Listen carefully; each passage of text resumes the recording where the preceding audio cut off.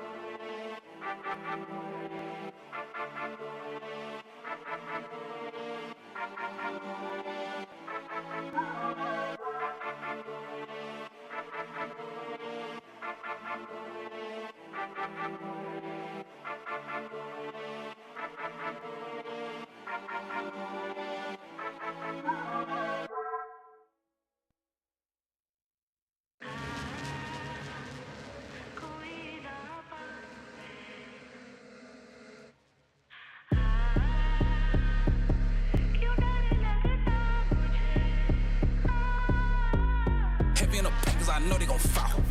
I'ma need months now, getting to the back like pow, pow. Thought I wouldn't, but tie down. Heavy in the paint, cause I know they gon' fall. I'ma need months now, getting to the back like pow, pow.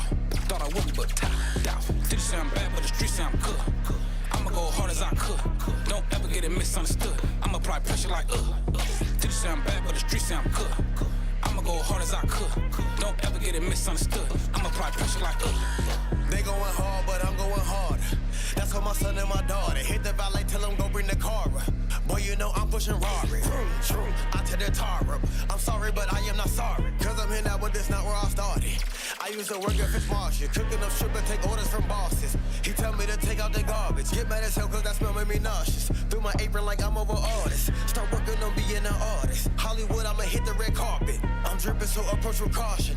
John Wick, I ain't missing the target. Stop the car at the light, gets 30. Purple jeans where I can't get dirty. Blue strips make a chick get flirty. And she ain't coming back till around 6:30. MMA game, we go hard in the paint. Take position and move like a tank. Maniac with no restraints. Act tough, then I'm checking your rank. heavy in the paint, cause I know they gon' fall. I'ma need months now, getting to the back like pow, pow. Thought I wouldn't, but tie down. Heavy in the paint, cause I know they gon' fall. I'ma need months now, getting to the back like pow, pow. Thought I wouldn't, but tie down. Did you say I'm bad, but the streets say I'm good. I'ma go hard as I could. Don't ever get it misunderstood. I'ma apply pressure like Did you say I'm bad, but the streets say I'm good. I'ma go hard as I could. Don't ever get it misunderstood. I'ma apply pressure like I'ma go heavy in the paint like Shaq. All in your grill like plaque. I be spitting real ass facts. Shitting on the track like I took X-Lax. They was sleeping on your boy jet lagging. Now they jumping on the bandwagon. Gas every track, I be spazzing. When he in the field making plays, I'm at it. Hit the backboard, now I'm feeling good. I'm all about my chips like a hoard. You can take the boy out the hood, but you can't take the hood out the boy. I caught my first case in 04. Either witness pick me out like a fro. 2015, I'm at bro. Me and Q was selling mixtape at the stove. Boat pulled up and we started selling more. Started from the bottom, only one way to go. RJ said it's on the flow. Certain records fucked around, let us in the dough. Me and my buddy smoking dank. I'm on my celly at the bank. I'm on Pirellis and they can't. Mad cause I'm really going heavy in the paint. heavy in the paint, cause I know they gon' fall. I'ma need months now, getting to the back like pow, pow. Thought I wouldn't, but tie down. Heavy in the paint, cause I know they gon' fall. I'ma need months now, getting to the back like pow, pow. Thought I wouldn't, but tie down. Did you say I'm bad, but the streets say I'm good. I'ma go hard as I could. Don't ever get it misunderstood. I'ma apply pressure like Did you say I'm bad, but the streets say I'm good. I'ma go hard as I could. Don't ever get it misunderstood. I'ma apply pressure like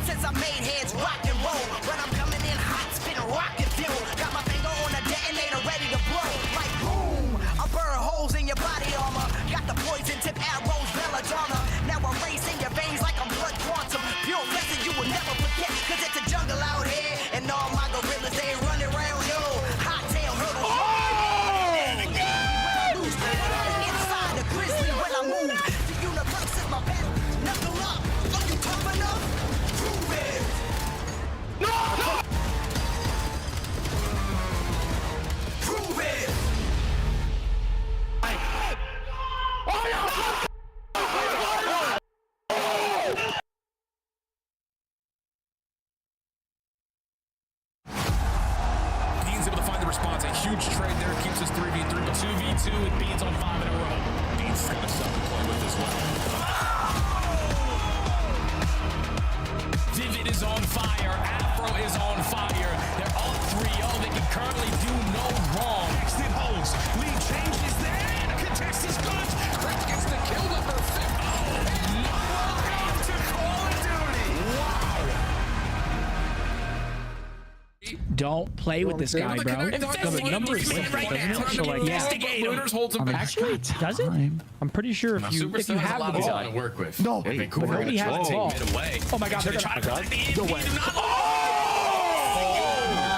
He did it again! No way! That's what he wants to do! Okay, bro. That's what he wants to do! Okay, that's how the series ends. Okay. Oh my God! He just stamped him. He just stamped him. Oh He just my stamped God! Yo, he just stamped him. He just stamped him. That was the final statement from the great Embos on the performance from Super yesterday. Was he your top player from day 10? He kind of has to be. When you're doing it twice like that to them to finish out a series, and not only that, what he's doing to them, and then search and destroy.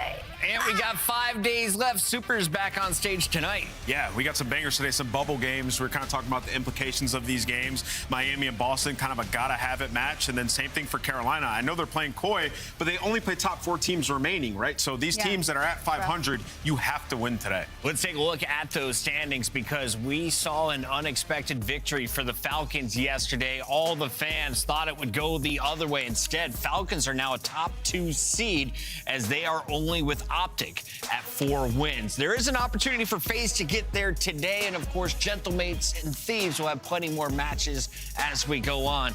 But as you take a look at those standings, any surprises so far for you, Allie? I unfortunately have to point out the Riyadh thing just because I know you hit on it, but I mean, from where they started in December to where they are now heading into the major is night and day for me. I really want to tip the work they're putting in. Boston sitting at 2-2 is ahead of LA Thieves. That's a bit of a shocker for me. Let's take a look, though, at Boston Breach and what you have seen from them this season. It started with a 3-1 over Carolina and G2. Those are the close matches, the teams close to you in the standings. After that, though, a loss to Falcons and then a surprise reverse sweep to Vancouver. The biggest issue for Boston Breach right now is now that we've gotten a couple of matches under our belts, they haven't really played anybody super difficult. Neither are either of their wins. So for them, I think this is going to be the biggest test for them. Today they play the Heretics, and if they're going to get their 3rd win, got to do it in Hardpoint, right? Absolutely. Hardpoint's been a strong suit for the Boston Breach, and I'm going through some data trying to figure out what they've been great at, and specifically on Scar, which you're going to see today, map number 1 in that match. Their P2 has been outstanding, one of the best teams in the game at it. So we got 3 different looks at it, and we're going to jump into it and talk about it. The first look is a clean rotation early in the game versus G2. The next one that we're going to have is going to be one while they're getting scrapped, and the last one is a break. So one, we're going to break down the concept. So every single time on P2, they want back green spawn. So when it pops, they're going to be spawning there, right? So that's exactly what they want. They want a guy early on rotation. His job is to just kind of be the guy that's playing for anybody trying to hit the front, and then it's a relentless pursuit to make sure nobody can get in and around. You're going to see Snoopy number 3 turn to make sure nobody's going all the way through, and you're going to see everybody focus inside of Delhi, right? So that's just a clean rotation and a clean look at how they want to do it and their concept. We want back green spawn. We want to make sure nobody gets in and around. Snoopy peeks the deep flank. You got Cammy inside of Cammy watching inside of Delhi, and you got Purge looking inside as well. So nobody gets there, and even if we lose a couple players, we have the preferred side that we like, and then you get some individual great plays. So when we get into this next clip, you'll see how they play it when there's a little bit of time remaining on P1, and we'll break down kind of a similar exact concept. This Boston team, they're disciplined. They know exactly what they want to do. 27 seconds left on this P1. You're going to see how they play this. When they establish control of P1, they get through Delhi. You're going to send a player around here to make sure nobody gets through, and then you'll have a player rotate all the way through here and make sure nobody gets inside of Delhi once again, because remember, we want this back spawn for next. So look at how they dot all their I's and cross all their T's. They're making sure nobody gets through. We have a couple players fighting mid. Okay, we got hill control. All right, let's send a guy all the way over. 22 seconds left on old. We got Purge already at new. And then look at your mini map at the top. Who's that? Snoopy finding another kill. Nobody can get through Delhi. We have information. We have the back green. And then if they decided to hit front, we still have Purge waiting down low at new on the stairs, you can see on your map in the top left. So this Boston team, incredibly clean. Even when we're trying to deal with the scrap time, we can still secure the side that we want. And then in the last clip, we have a break attempt. You can see 52 seconds. They have control if you're the Vancouver Surge. So how do they want to play this? Well, we need Delhi. We don't want this spawn to be influenced by anybody. So we have 2 players going inside here. It doesn't even matter that Abe finds 2 kills because we're going to invest every resource that we have imaginable to killing that guy, the guy closest to influencing the spawn. So while they're getting time thinking, oh, they might just fly front, absolutely not. We're dealing with the guy first that can influence our spawn. That's Abe. He's dead. And now we have free roam to try to converge onto this hill and get a clean break, which they do perfectly almost every single time. If you're playing Boston on Scar, you got to deal with the P2. Boston Breach looking strong in the hard points and breaking it down. But my big question after looking at the mini-map in those 3 situations, who has the most pressure today? Is it Purge or Snoopy? I'll say Snoopy because, you know, you need this guy to continue to fry, right? He has to be a massive impact player, and particularly in Overload, he's been unbelievable. So I think Snoopy is a guy that you got to look at today to have a big performance. All right, you're going with the guy who's been on Boston the longest. Another team in action today is Carolina Royal Ravens, and they are looking to some new blood. Exceed coming in, and since being added to the roster, the man's undefeated now. He's got dubs over Miami and G2 now. Listen, I hate to say it, Carolina Royal Ravens needed a little bit more firepower. They needed somebody to keep up a little bit better. More speed. Certainly fits the bill, especially when you're put alongside these players like Craze and Nero. We already know what we get out of Nero, right? He's guaranteed for one insane map in the series. Well, he will just take over. He'll sit a little bit closer to the screen. Where on the flip side, Craze has shown that he has some explosiveness to him, but not only that, he's going to be the route guy over and over and over again. In their series last weekend, it was Craze making the big plays to continue the control in the middle side of this map so they could pull out a win. And so these 2 players need to be on their A if they want to pull out that win today. Because like Ant said, their schedule does not get easier from here. There was just a clip there where Nero was 23-10, Craze was 22-10. Yeah. Who needs to go more positive today if you're going to see Carolina pull off the upset? I don't think it's a matter of who needs to go more positive. I think what we saw in that game was just like the pace that they're both able to put on the map when they're, you know, playing well. It's hard to keep up with. And for Nero, like you said, he's good for one of those maps. At least one. He's been consistent in the last 2 series at the damage output, right? So if we can get that version of Nero, it's a dangerous Carolina team. And since bringing in Exceed, they're undefeated in Overload. Carolina going to be playing in your second match of the day. It's a 3-battle Saturday here at the CDL. When we return, we'll be breaking down the first fight of the night. Miami Heretics looking for their 3rd win against Boston, who's sitting at 2-2.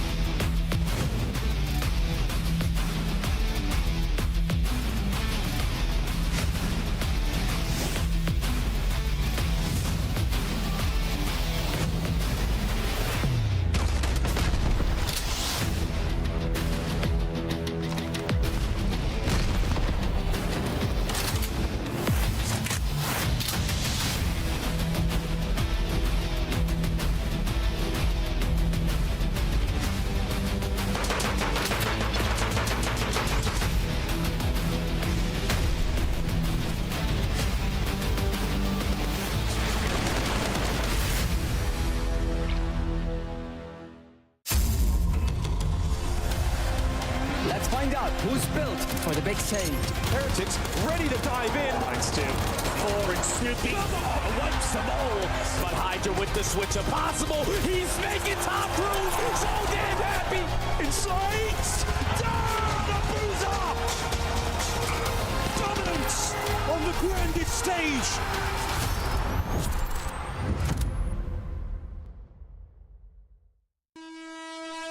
This is not a test. This is your emergency broadcast system announcing the Boston Breach sanctioned by the CDL.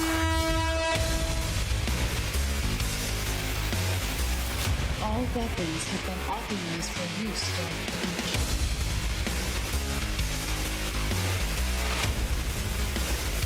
No restrictions.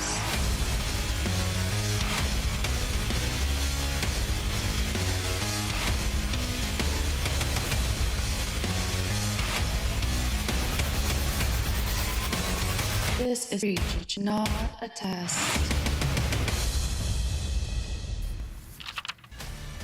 Welcome back, everybody. It is Boston battling against Miami Heretics, and I want to start with you, Rosalie, as we take a look at Miami first. Yes. Who is the most heroic of the Heretics so far?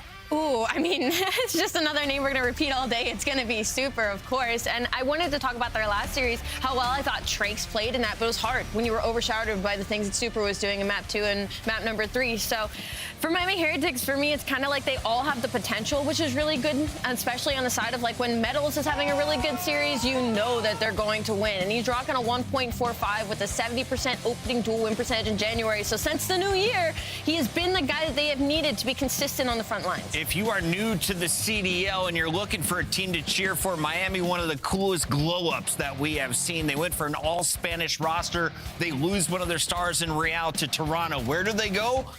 South America to find Trakes. He had a rough game 1, but bounced back in his first match. Where's he at right now? And what do you need to see from him for a dub tonight? Yeah, I love what I saw in the last series they had in the 3-0. I mean, he went plus 11 across the 2 respawns, even most damage and overload. I mean, doing everything that you asked.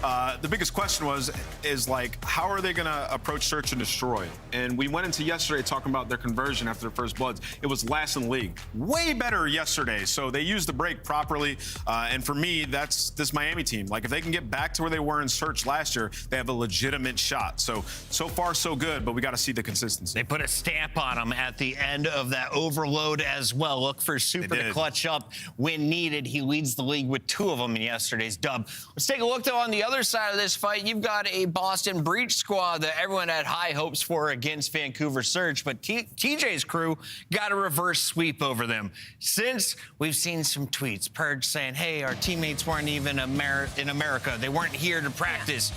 Your practice is there now. You're expected to win tonight. 100%. And it's difficult because this is a really important match for Boston Breach to kind of prove themselves above average in the league right now, simply because their strength of schedule and the way it's been and the way their last 2 losses have gone. Miami is the closest team in terms of, like, this should be a really good match. And both sides struggle. Their SMGs are sitting at like a 0.8, 0.9s, where the ARs have really been taken over. So I think we're going to see a lot to do with the 2v2 and the sides of our SMGs running around these maps. Yeah, you know, both these teams kind of mirror each other, getting into some gritty series.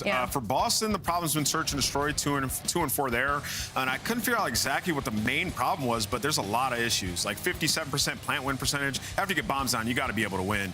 And then they're not converting their bloods either. Both have similar issues. And they mirror each other as well, because like they start series out so hot across these 2 teams, 7 and 2 map 1s. To me, this just simply comes down to who's gotten better at search and destroy. I'm really glad you brought up the search and destroy, because they're sitting at a 22% rally, meaning that when they lose that opening duel, they literally cannot put themselves back in these search and destroys. I think that might be their issue, is not knowing what to do in the man-down situations. Question. I see Blackheart in there. Yesterday, we saw the difference the SMGs have with Pred and Xnid taking over on that map. Who has the stronger front line, Miami or Boston today? On the way Blackheart plays out, I'm going to go with Boston. Just because Purge and Snoopy can get super loose. I know it's hard-hitting analysis, but I mean, it's true. Like, when you talk about this Boston team, that's when they're at their best. Like, when Purge is making impact plays on rotation, as we just broke down, and Snoopy can start to streak with the positioning, I think that this Boston team can be scary. I think the characteristics of the players are always really important, and that's why Ant says that. But I almost feel the opposite for Blackheart. I look at Miami, and I'm like, oh, we might see Super or Rencor pull out an SMG and just start. Those guys love hectic and love being put under pressure. So I'm going to sit on the other side. Scuff pick'em time. Are you making it official? Are you going with Miami in this series or just on Blackheart? I think it's going to be, it's either Boston in 3 or Miami in 5, so I'm going to sit on Miami. Miami in 5. Ant? I'll go Boston. Yeah, why not? In? I got to catch up. Boston in how many games? It's a good match. Boston game 5. Boston game 5. I'm going Boston game 4. You said they've got the better front line to ends on Blackheart. Again, fans are going with Rosalie as they top the scoreboard for now. Casters, though, let's get this party started. How do you do, fellow co-workers? I'm ready to get into today. This is going to be a wonderful day of Call of Duty. I'm overly caffeinated, a little too excited, and slightly aroused for today's games. Chance, a very, very important one for the Heretics today, though, with regards to the winners bracket dreams.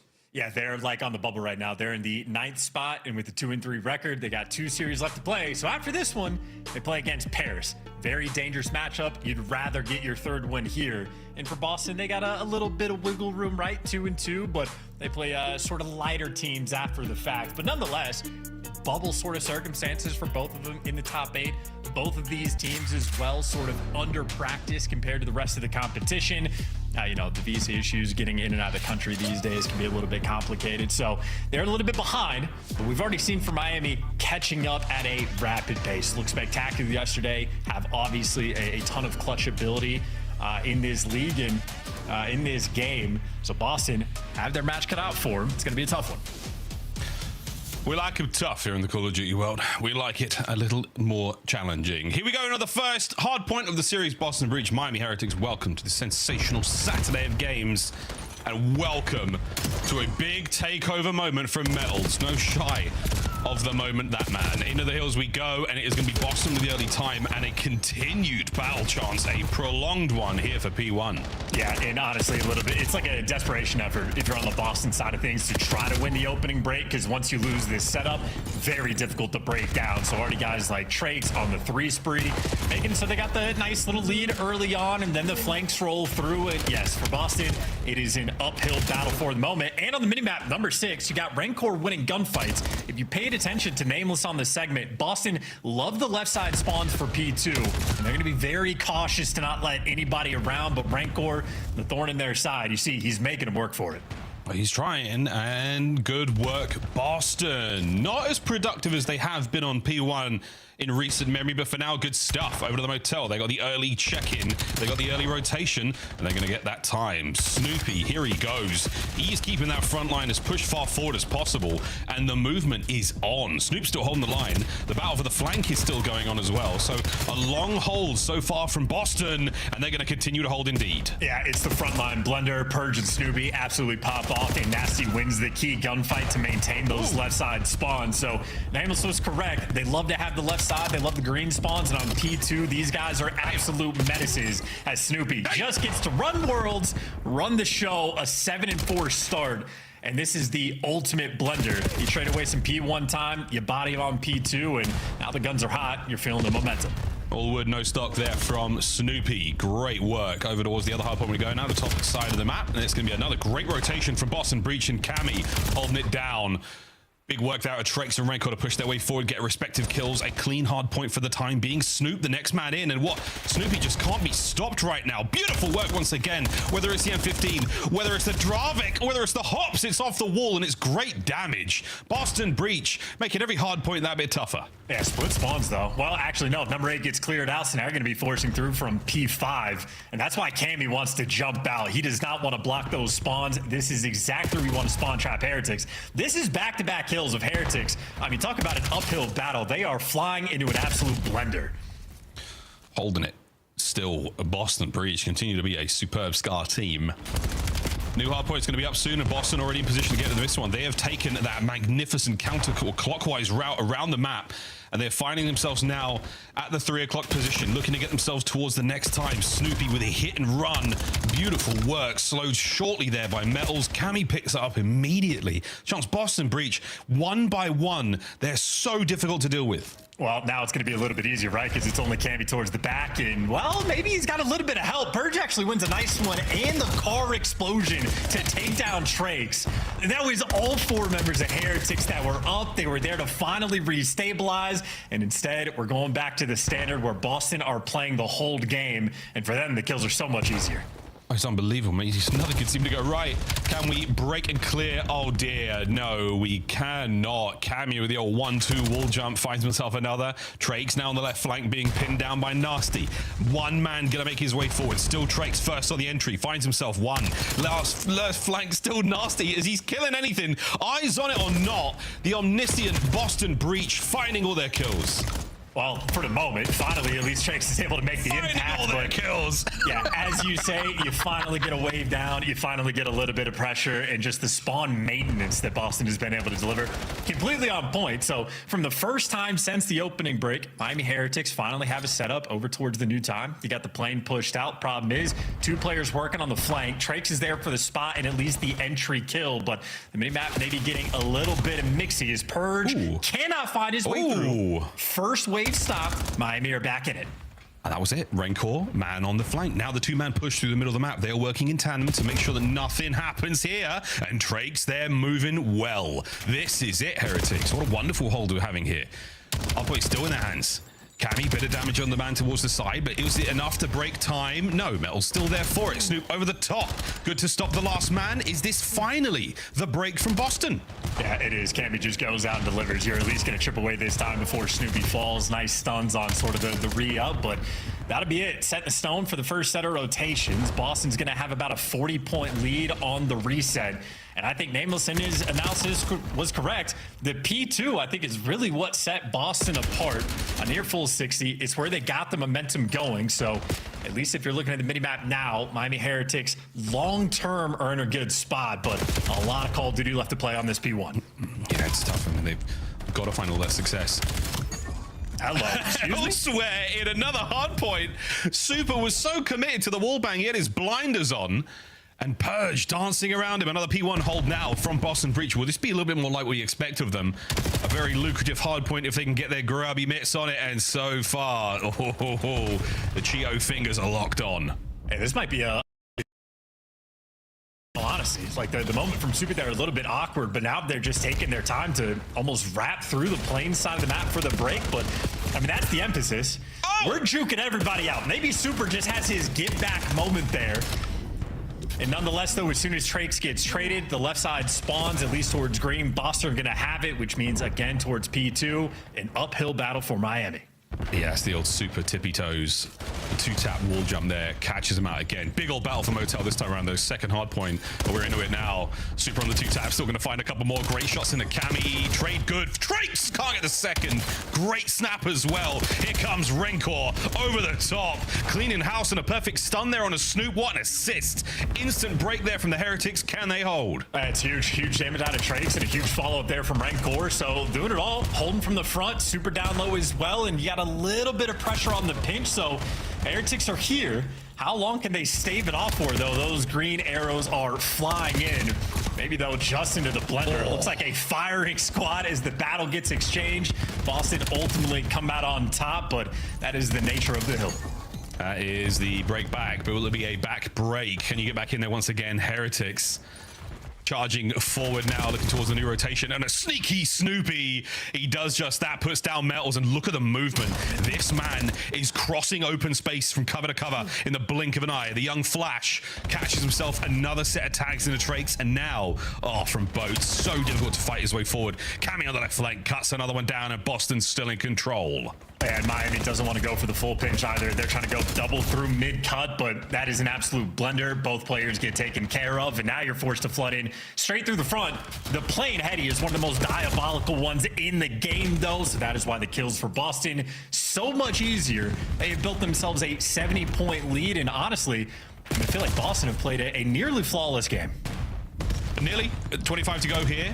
Trying not to give up any of this time, and for the Heretics trying to break them out on time, stop the clock running in favor of Boston, and keep control of the right-hand side spawns. 12 o'clock on the minimap. We soon once again go to 3. And will this be a turnaround moment right now for the Heretics? They've got a couple of things to worry about right now. Worrying about spawns, worrying about mid-map, and that's a problem. His name is Snoopy. Oh, and we're just back turn, getting caught along the way, but this is your only chance to get back in the game. That is not the kickstart you're looking for, because those two players, maybe you're going to spawn in the back. Yep, okay, nice and close. No pressure yet from Boston. They got to get another wave. Yeah, it's another wave, and they're on their way.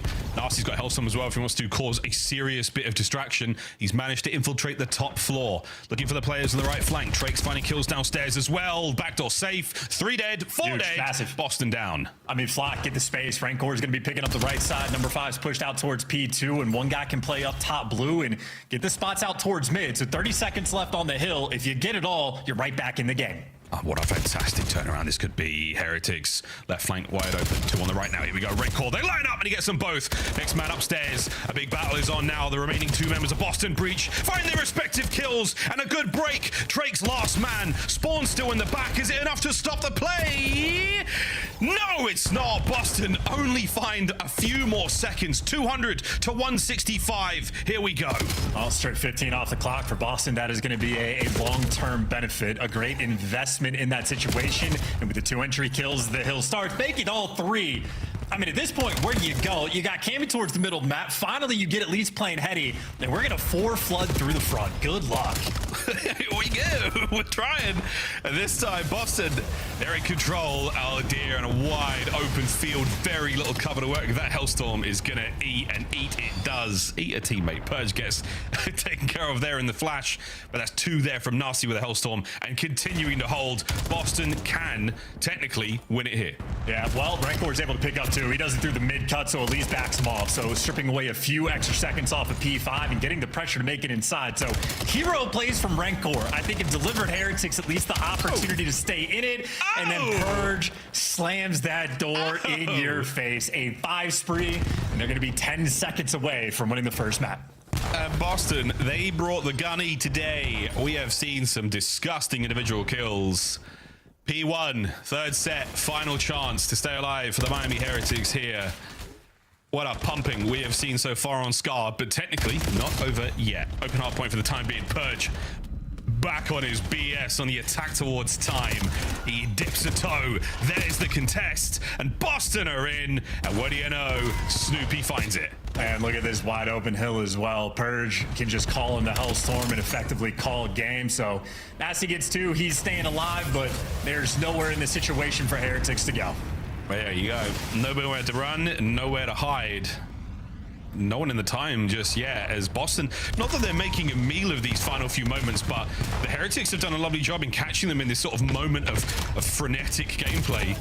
They're unable to really get a huge amount of time. They've been far more successful on this point. Big rotation to P2, back over to Motel. Nasty look for the second here, not going to be there. Snoop, you need 5 seconds. And the Heretics are battling for it. I mean, talk about an uphill battle. I mean, they pulled off a comeback like this on Den. For this one, though, for Boston, no massive rush. Purge is going to be working the flank and everybody else hitting the front, but he gets caught, so now you're man down and trying to flood through. It's going to be getting a little nervy. Oh, my God. Oh, my nasty. Byron Plummer is finding his way in. Quick regen on the health damage in. Contest comes to a close. Last man Purge. He gets a couple of seconds, but once again, they're Heretics. There is a slight fumble here at the finish line for Boston Breach, and this game is not over yet. And they keep trying to pinch, and they keep getting caught. So now you're man down on the front again instead of playing the flood. Because keep in mind, for Boston, they can also just rotate. So you can apply this pressure, but Heretics keeping interesting. But now number 1, he's starting to drift off for that rotation. Boston, you can see, they're chalking up the old time. They're going to be playing for new.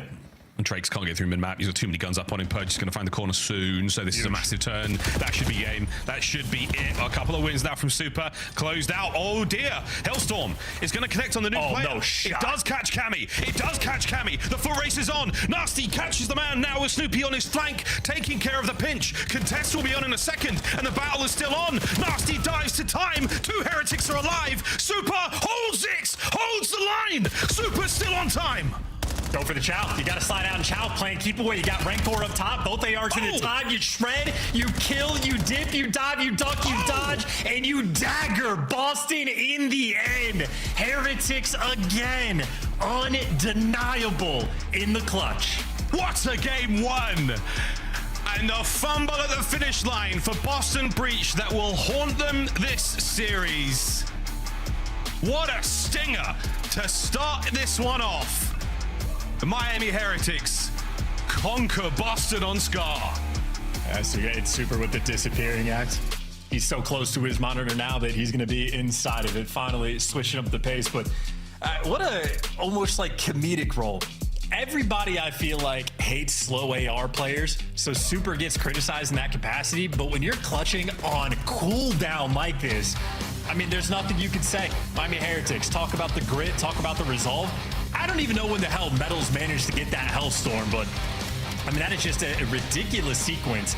Everything going wrong until everything went right.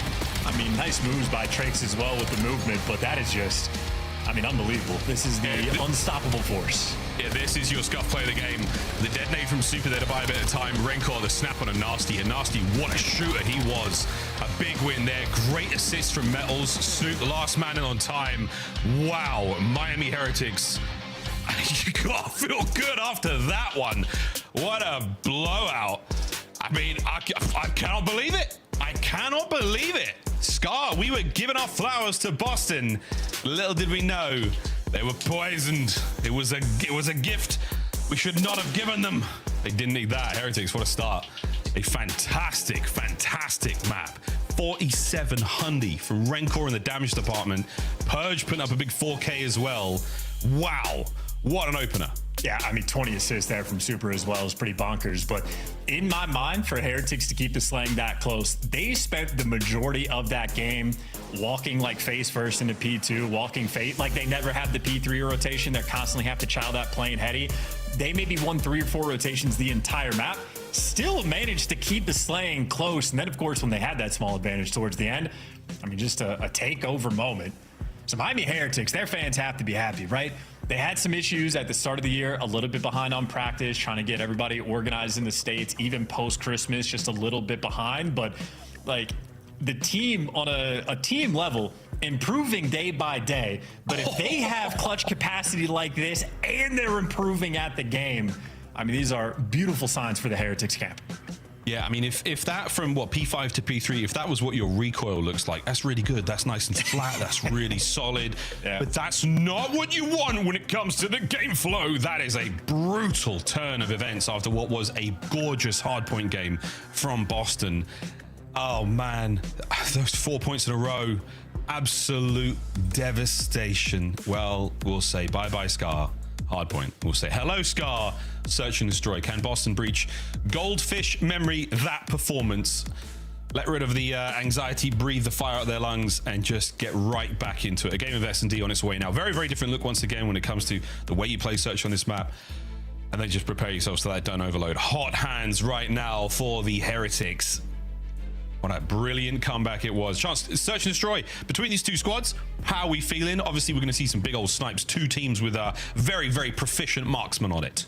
I mean, I'm sort of more confident in the Heretics, right? I think Super has been lights out in the game mode. Like last year, his online S&D KD was like a 1.7, 1.8. He hasn't really lost a step going into this new game. And then that map number 1, clear-cut advantage there for Boston. Like undefeated record on the map. That was the first time Heretics have won a Scar hardpoint. So now they're going to be feeling good going into map number 2. And it's a map where Boston has struggled on. First Bloods, though, have dictated the pace. So very consistently for the Boston Breach camp, if they're getting the First Bloods on offense or defense, they have good execution in the rounds. Unfortunately for them, their First Bloods haven't been particularly great on the map, and obviously Heretics very proficient in that regard. We'll see if the Bloods find the success here. No crypts to be found. Unless you crypt walking over the graves of your enemies here on Scar. Search and destroy map number 2 in this very exciting series for the Miami Heretics. Hopes and dreams for a chance at the winner's bracket, a major 1. Boston with the easier sort of strength of schedule, a term we love to use here in the COD world. It means they've got a relatively stable and smooth course towards the rest of the tournament, but here we go.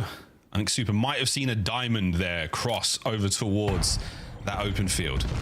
Yeah, I was going to say Metals is going to be playing the late peak, but Boston just stunned it out, so they're not looking to get too aggressive on the flank. Boston happy to just have map control. And for Heretics, not in a hurry to make this decision, but that is 30 seconds gone and no motion just yet. It looks like Nasty might be running a sniper as well from this position. I'm not sure. Is he on the heady? Toe-to-toe against Metals. If he's got a sniper or not, I don't know, but the silhouette looks pretty big as Super goes big enough to catch that First Blood out. And there we go. First Blood found. Will it amount to the round win? And Super gets away too. I was going to say Snoopy's on the chase, but now Super's able to just read it. More players on Boston getting caught. And this is going to turn into a B hit. Boston have broken down in the round. Way too aggressive on the defensive end. And they got smoked the entire way through. Miami Heretics happy for an easy round 1. A very, very comfortable round one. And yeah, the dominoes, once they started to fall, there was a cataclysmic tumble of Token. Trakes, the final kill there, he catches. And Cammy dead to rights. They've been pinned from an earlier engagement. He didn't have a lot of space or anywhere to work with. And after the bomb plant as well, you thought the round was over then. It absolutely was now. Good start for the Heretics. The hands are still hot. The brains are still firing. The synapses in their little craniums firing away. Thinking about how to best their opponents here on Scar once again. Boston, can we stop that fire and turn it all around? Well, they're having their Sisyphus moment, right? They got that boulder all the way up to 248 against Miami, and since then, it rolled back down and crushed them, and another first blood falling. That is 2 first deaths in a row from Purge. He got caught again. Oh no, that's a tough one. And if the fates have spoken, you know how this round is going to go, folks. Snoop, oh, he manages not only to dodge the incoming tactical, he dodges the eyes for a moment, and now Nasty banged up, and the Heretics once again playing with their strength of numbers. Very, very difficult to overwhelm them now. They have the numerical advantage. And now they have free reign across the map. Boston trying to make a move happen. Here we go, Nasty and Cam. Great plays by Trakes. That is perfect. That is veteran stuff rolling through. And there's the wall bang to finish it off. Trakes there for the trap. As long as he doesn't overextend and throw away his life, his teammates are there for the support. And right now, Heretics almost playing a game of Pokemon with Purge, trying to catch him every single round. I mean, they seem to have his weakness down, Chance. If Purge were in fact a Pokemon, bullets are super effective against him. Bullets do. Bullets are super effective. Okay, so he's a flesh type. Normal Pokemon. type. He's normal. Normal type. Sorry, I'm new here. Okay, the next round, I've got more Pokemon questions. Here we go. Be on your toes, brother. Another good one there from the Heretics, 2-0. And it's 3-0 there for Super. He's had a lovely, lovely surge so far here on Scar. Big boomstick out and about. Oh, that's the head of Nasty. And whatever that piece of debris was, it stopped the bullet. Dude, look at this setup on the minimap, by the way. This is the second time where everybody on Heretics is like, someone on Boston is going to sprint through the top side of the map. And they are just so utterly prepared for it. I mean, 3 bodies for that pressure. Of course, though, Boston not taking that bait. They've gotten blooded twice. They're playing a lot more passive with Super, getting a lot more active. Nasty, he's playing a real tight angle with that snipe. Is he going to go for a jump check to see if anyone's down low? Super had him dialed for a moment there, but he's oscillating between the top and the bottom side of the motel for now. Here come the rest of the lads. He's like, boys, the bar's only open for another 20 minutes. We've got to get our drinks in. Let's get that bomb planted and let's get this party started. Nasty, though. Designated driver prevents Super from getting anything done there. 30 seconds to go. Yeah, and that's a great switch up by Boston on the play call. No one over aggressive. Oh, damn. What a shot. Nice snap on a Persian, enough for the kill, but enough for the damage to send in Trakes, who gets it. And now a man alone with less than 20 seconds to find 2 members of Boston. Okay. Damn. Whoa. Guess who's back? It's Boston. They're back 1 round to their name. Back again. If Nasty and the debris and walls getting in the way, saving his life multiple times. Yeah, the COD gods were absolutely looking down on him there. Now, Chance, if Purge were to be an actual Pokemon, who would he be?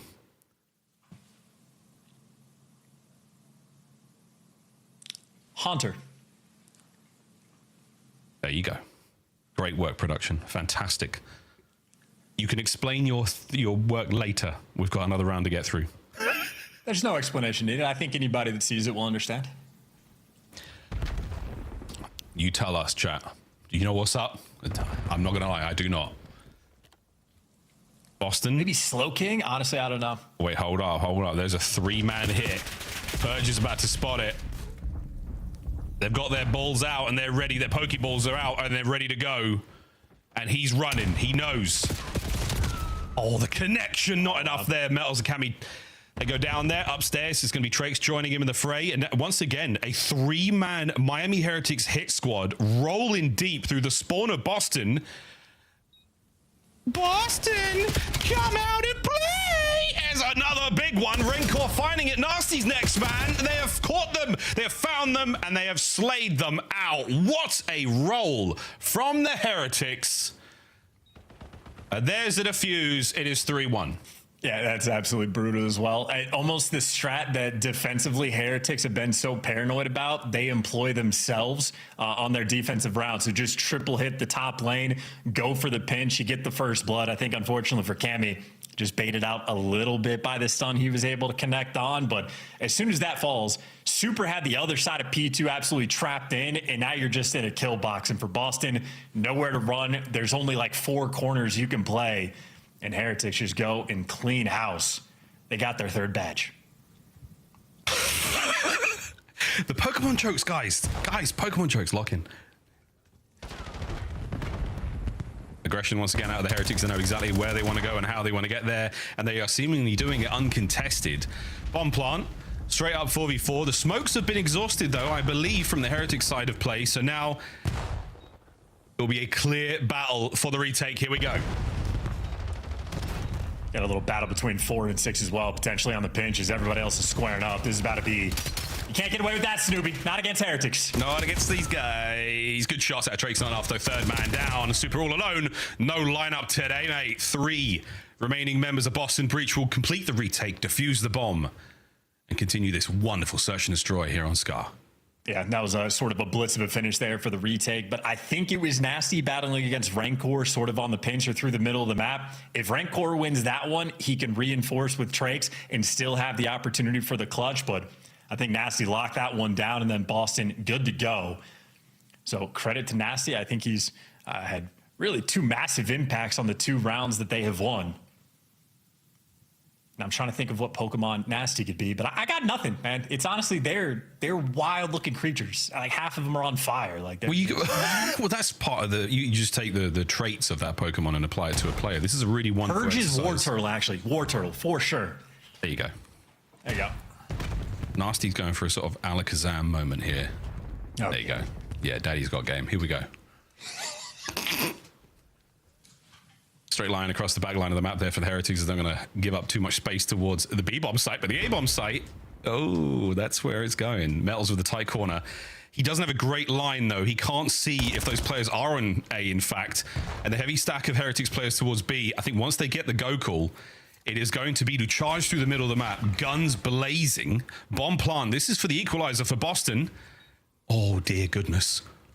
Whoa, we saw lots there and no one giving up the angles just yet. This party is about to open. Who gets it started?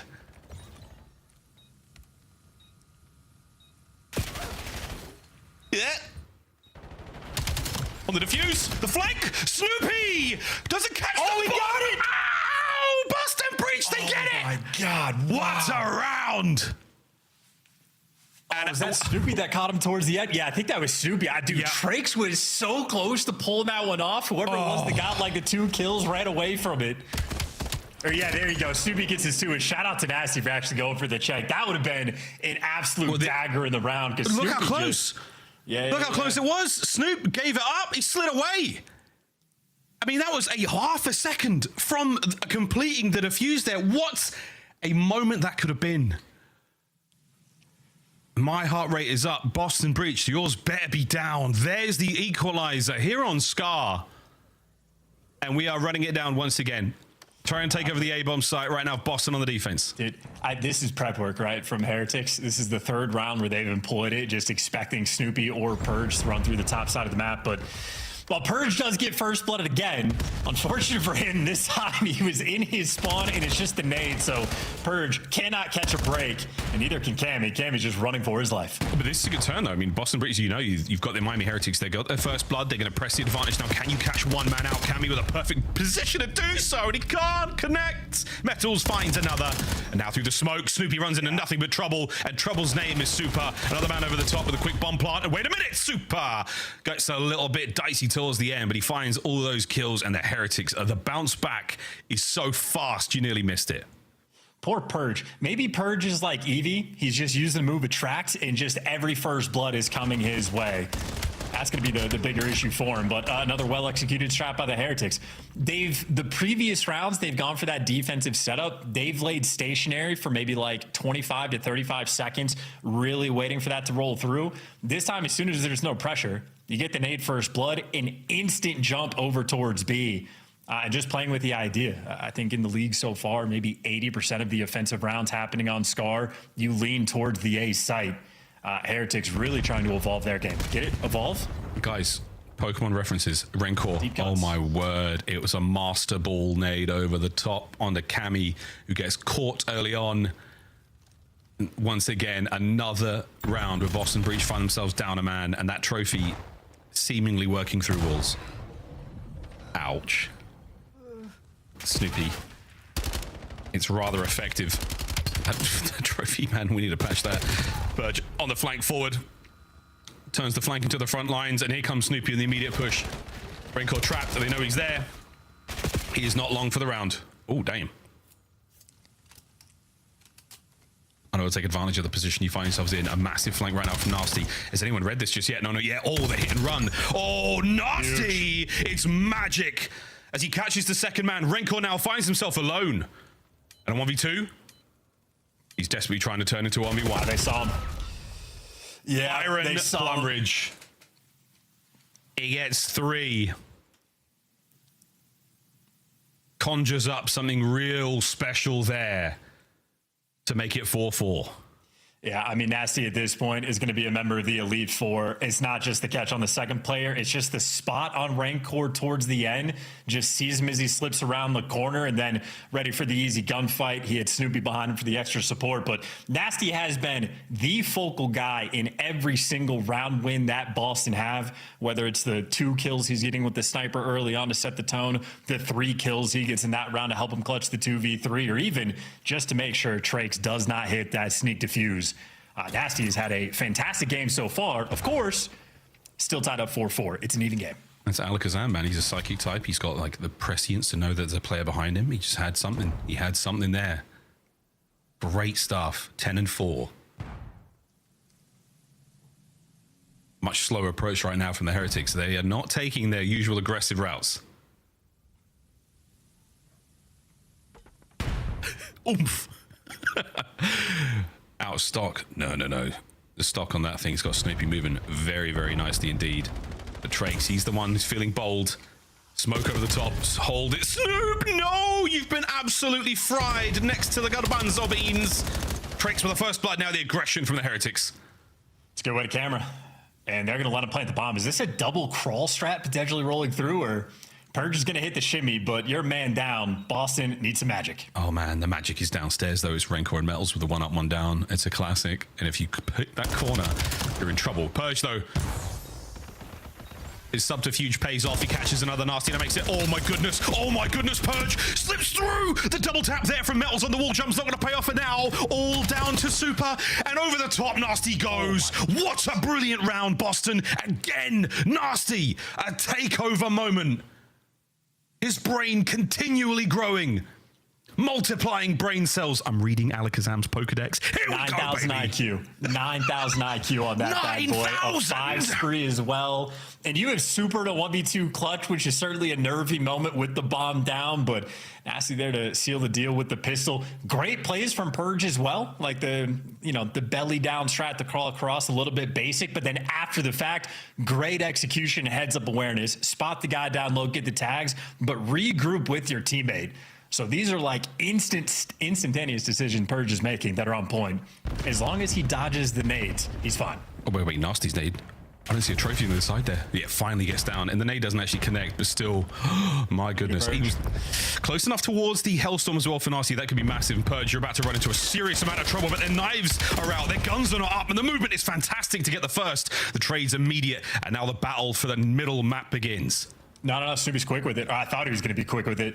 You're on the cross, and Nasty's going to call all of this out. Knows 2 players are toying with the idea. Cammy's going to find the blood, but he's going to get traded out. But Nasty's there for the follow-up. A 6 spree from Byron, whose name I can't pronounce, but Super. A 1v2 clutch and a necessity. Can he do it again? A delightful amount of damage now. The trophy's in position, not that anything's going to matter here on the final battle, and Super is desperately trying to make it a 1v1. He does not have the hit points. He doesn't have the teamwork, and Boston Breach. They may have fallen short in the hard point, but they prove their worth in the search and destroy. 1 apiece here in the series.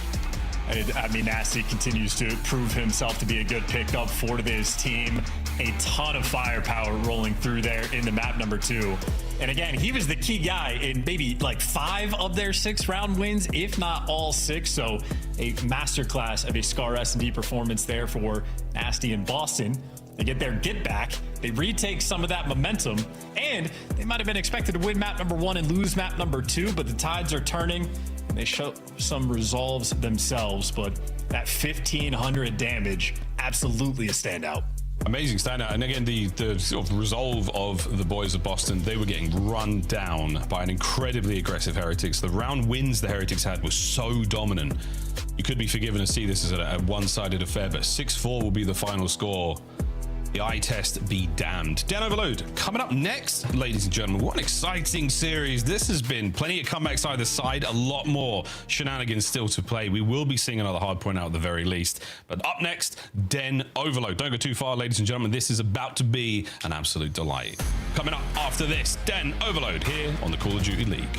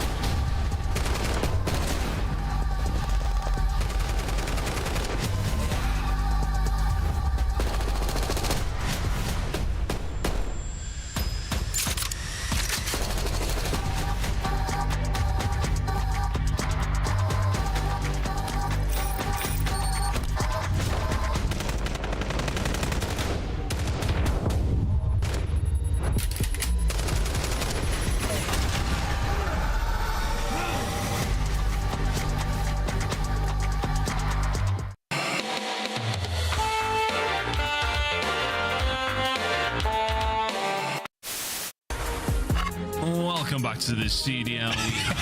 Wow, what is going on? Look, he's the master fight.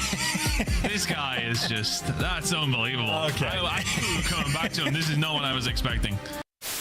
Do you agree with Smokes not being in respawn? I do personally, yeah. You do personally? I do too. I think it would make the viewing experience worse. What did I just see on my screen? Who was that guy? Did you see that? No. What was that guy? I don't know.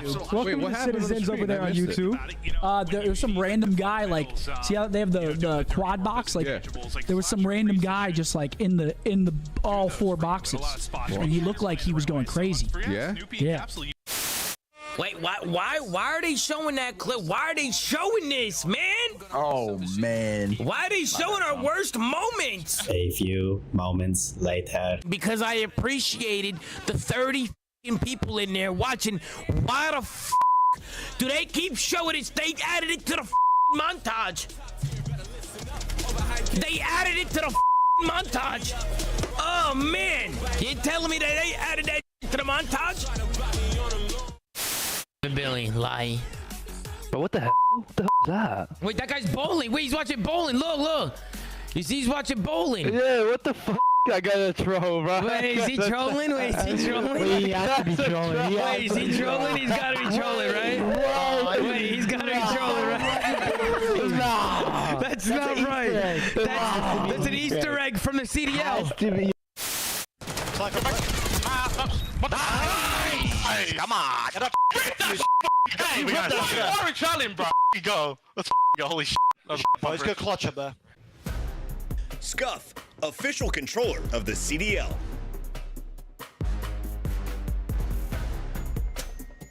Look like the pros to play like the pros. The CDL team skins are available now. Scan the QR code or check out the in-game store now. Monster Energy, the official energy drink of the CDL.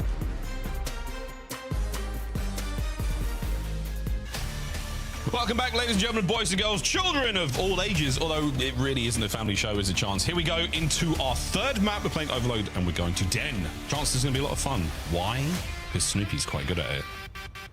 Yeah, Snoopy's been pretty standout in that game mode as well. It's very fluid. You have a lot of opportunities to sort of do whatever you want, and Snoopy has done everything he wanted. The 1.5 KD just about is absolute bonkers. Main hefty slayer in the game mode, and having an SMG that high up in the damage category as well, as good as it gets. And obviously the goals per 10 minute. Well, that's what his teammates are for. I mean, hey, listen, Cammy got 2 kills on that S&D. Score some overloads. Score some goals, man. Look, he's not about the goals, he's about the assists, right? And in this mode, your assists come in various forms, whether it's kills or picking up that thing, getting over towards the goal line, dying on the line, and then getting it in. We'll see though, folks. Boston Breach, Miami Heretics, map number 3 to take the lead in what has been a very eventful series so far. And then we descend. Chance, during the break, I asked Twitch chat what Pokemon you are, and I got 3 answers. I got Squirtle, Pikachu, and Grimer. Any of those come through? I'm down for 2 out of 3. I don't... Grimer? Are we serious? Yeah, I don't know. I'm Googling it right now, Grimer. I don't know if that's you, bro. He's just like an acid gloopy oil spill, basically. Like, but he's also small. Can I be Muck instead? That's not how I would describe you, my friend. Here we go. Ooh, Muck's a unit. Here we go into Den. Thanks, chat. I appreciate it. Nasty with the first contested towards the middle of the map and the flank battle loss. So Boston in prime position to get the next 2 kills and arguably run this thing home. And Snoopy's in your base, and there's 3 people here, and you gotta make sure you cross out and Purge. Not gonna let you cross. Finally, Super's gonna make it, and Snoopy 1v1 battle for the zone, and Super has an actual gun. So there you go. Yep, well, that's the end of that chapter. The next chapter is about to start writing itself. Nasty cuts the lines in half, trying to now create an opportunity to get something forward here, but the device will reset momentarily. So back to the middle of the map we go. A sigh of relief for a second for the Heretics, but you still have to contend with a couple of Bostonians in your spawn, and they are still shooting, and Snoop still with the kills. Yeah, the Minister of Magic there, handling the chaos, and you actually have players all over the map. Sure. Purge wins the gunfight. You got a sneaky Super behind you, and Super right now, all of his teammates are dead. He's just playing keep away to the device, and well, he's gonna fall, but hey, Boston, you actually need to pick it up. I mean, this is why his slaying numbers are so good. They're just living in the spawn. That is step number 1. Step number 2 is actually collect. So a ton of kills. No scores just yet. Let's see what the formation looks like right now for Boston on the attack towards the B goal. Purge, he's the front blocker. Front man. Can he get his opener? Not at all. Purge down. Trakes gets the kill. Nasty. Immediate retreat. He's at 2 HP. A cough will bring him down at this point in time. Low hit points and an arguably defeated immune system after all that damage. Let's go for a listen in with Boston Breach. Shit, bro. Yeah, I'm standing. Yeah, I'm trying now. Mr. Weak back right. I'm trying back right. Back right. Mel's weak back right. Spawns left. Go left off you guys spawns, bro. Yeah, heard. I'm trying to finish this. Yo, I spawned on your right. On your right. On P2. Got one. There's 2 all by the wall. Yo, main and I'm coming with the camera. I don't see him in P2. You're close, bro. It could be in the left corner outer. Yeah, okay. Yo, the couch is dead. It could be in that left corner outer. Doesn't matter. He's wide. Yo, deep left. Ivy left. Ivy out. Yeah, okay. Deep left. Nade in there. Ivy center. That one more. Right left. Super was I'm sliding out Barnes on my left. Right corner. You can't chow. Looking at our pinch. Rank corner, you ran. Yeah, you don't show me. Both weak. They're gonna hit me. I got one. Nice. Close. Nice. Yep. Outer, he's iron. You doing outer? He's close. Dead. That's the one behind you. Nice. Good job. Nice. You're there again, bro. Yeah, I'm gonna go there with the More kills. More kills. I'm going top of my boys. Oh, there, you can just grab it. No, he's in there. I can pinch left. I don't see him in there. He's not trying to come back. Absolutely. Give me a sec. Inner got me. That didn't hit him, okay? I'm gonna go middle. I'm just laying down this corner. Okay. Yeah, I'm chanting out, okay? Strikes couch is 2 bullets, bro. He's in there. Is it one shot? I have 2 P2. One shot. He's gonna go out. You're being couch left. No, he's in inner weak mouse. Doesn't be couches. Could be here, yeah, could be here. Run down. He's close. He just ate 8 tricks. He was weak. Have you got my couch, please? Got one. Nice, good shit. I got broken. Mel's on me, guys, yeah? Take it, go right, bro. Yeah, wrap it. I'm running on mid. You holding left? You holding left? Someone? Get us one dodgy then, maybe. Main dead, bro. Nice. Yo, once you've been left, okay? I'm seeing the 100%. Not an outstanding listening, but good God. Some of them multi-kills chance. Outrageous. Yeah, I mean, it's a surprise to no one, but Snoopy's gross, man. He is a filthy point of view, absolutely good for double kills, and Nasty is going to be good to fall. More time he buys, the better. That device down in Dojo. Honestly, I don't know who this necessarily favors. It's going to be a 50-50 battle. Boston worried about the middle of the map, as they should be, because Trakes and maybe even Metal's going for a pinch. You actually see Heretics, they're just playing for the device reset on the top side of the map in Boston. At least Cam is going to be out of the picture. Oh my God, Purge, you were a bullet away from an egg on your face. Super's keeping the play alive. Under a hail of gunfire, he keeps the players at bay. Can anyone get here to help out? Cammy's going to cut off the reinforcements, or are the reinforcements going to cut down Cammy? Oh dear, back to the drawing board we go. 40 seconds on it. Snoop somehow finding a kill with his stun. Metal's flank doesn't quite pay off. Attack continuing. Super now through the front lines. On board with Rencor as well, who gets brought down. It is an endless onslaught that is going nowhere. Can Trakes help here? Keep this play going. It is bloodbath here on Den. Yeah, only 18 seconds left though, so if anyone's gonna score, it's going to be Miami. Metal's able to catch the Cammy. Someone's gonna have to pick up this device as well. They got two frontline blockers. Trakes is gonna pick it up behind them. But obviously this is gonna be a tough sell. A little bit extra time to work with, but it's all up to the ARs to push that pace, and they get the 2 entries. Oh, we're trying. Snoop keeping that box play going. Half-time found as the man carrying the ball is taken care of. Boston, by the hairs on their chinny chin, mostly Cammy providing the hair in that department. They survive with their lead. Yeah, no, solid stuff, and they had sort of a like a snappy capture as well. I mean, slow lap around to get that device over towards Dojo, but it was sort of like a one attempt at a clean score for Boston, and they deliver. I think for Heretics, though, maybe not too upset about how everything went down. Certainly the kills are flowing. Snoopy is just a tough man to deal with. Yeah, really, really impressive individual play. Nasty goes with the diving score. An ambitious play. As we know now, it can backfire in a big way, but wow. Outstanding damage output from both teams towards the end of it. That B goal certainly getting mixy. Well, another round now. A single point is all Boston Breach have for their cushion going into the second half, and we will see if that is enough to steer them through it. Yeah, and you're certainly looking at a guy like Rencor and Metals to heat up just a little bit. A little bit slow in the first half, but Purge and Snoopy certainly involved in your base, and that's not going to stop. Cammy's there for 2. Purge and Snoopy get the final bit of collection. A clean 4 down, and Boston squaring up over towards B. Yeah, options towards B. Drake's looking for the flank, and his timing might be great on this one. Spidey sense is good there from Nasty. No damage dealt. Next man up, Rencor. Super over his left shoulder.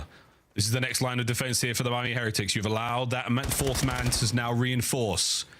Not a lot of movement there from Boston Breach. They know the players afoot. Flank battle once again taking place, and they have passed each other in mid-map. WTF. Whiskey, Tango, Foxtrot. Metals has just snuck in. A smart decision as well on the trigger discipline. And that kicks off the play. Rencor's there for the follow-up, but it's going to be a juke. You have 3 players on Heretics. The device pings through walls. Gentlemen, go back. Metals from one zone to the next. A pair of saves. What a moment. And now the attack is on towards the top side. And this is a great opportunity for the Heretics to rally. If they can capture here, the next ball spawn is top side. Get the cap and hold on to control. They could be looking at a 1-point lead. Quick math. Trakes is going quiet with the mute field, and he's going to end up in a grave. So now we're going to be forcing it through Dojo. You got Metals on the pinch, though. He's been the playmaker. You get the first nade kill, and the team nade goes through. That should be enough for the cap. Cammy has to do something crazy. Can't make it happen. And a moment of a small bit of collapse there for Boston. Oh, it's just a small one.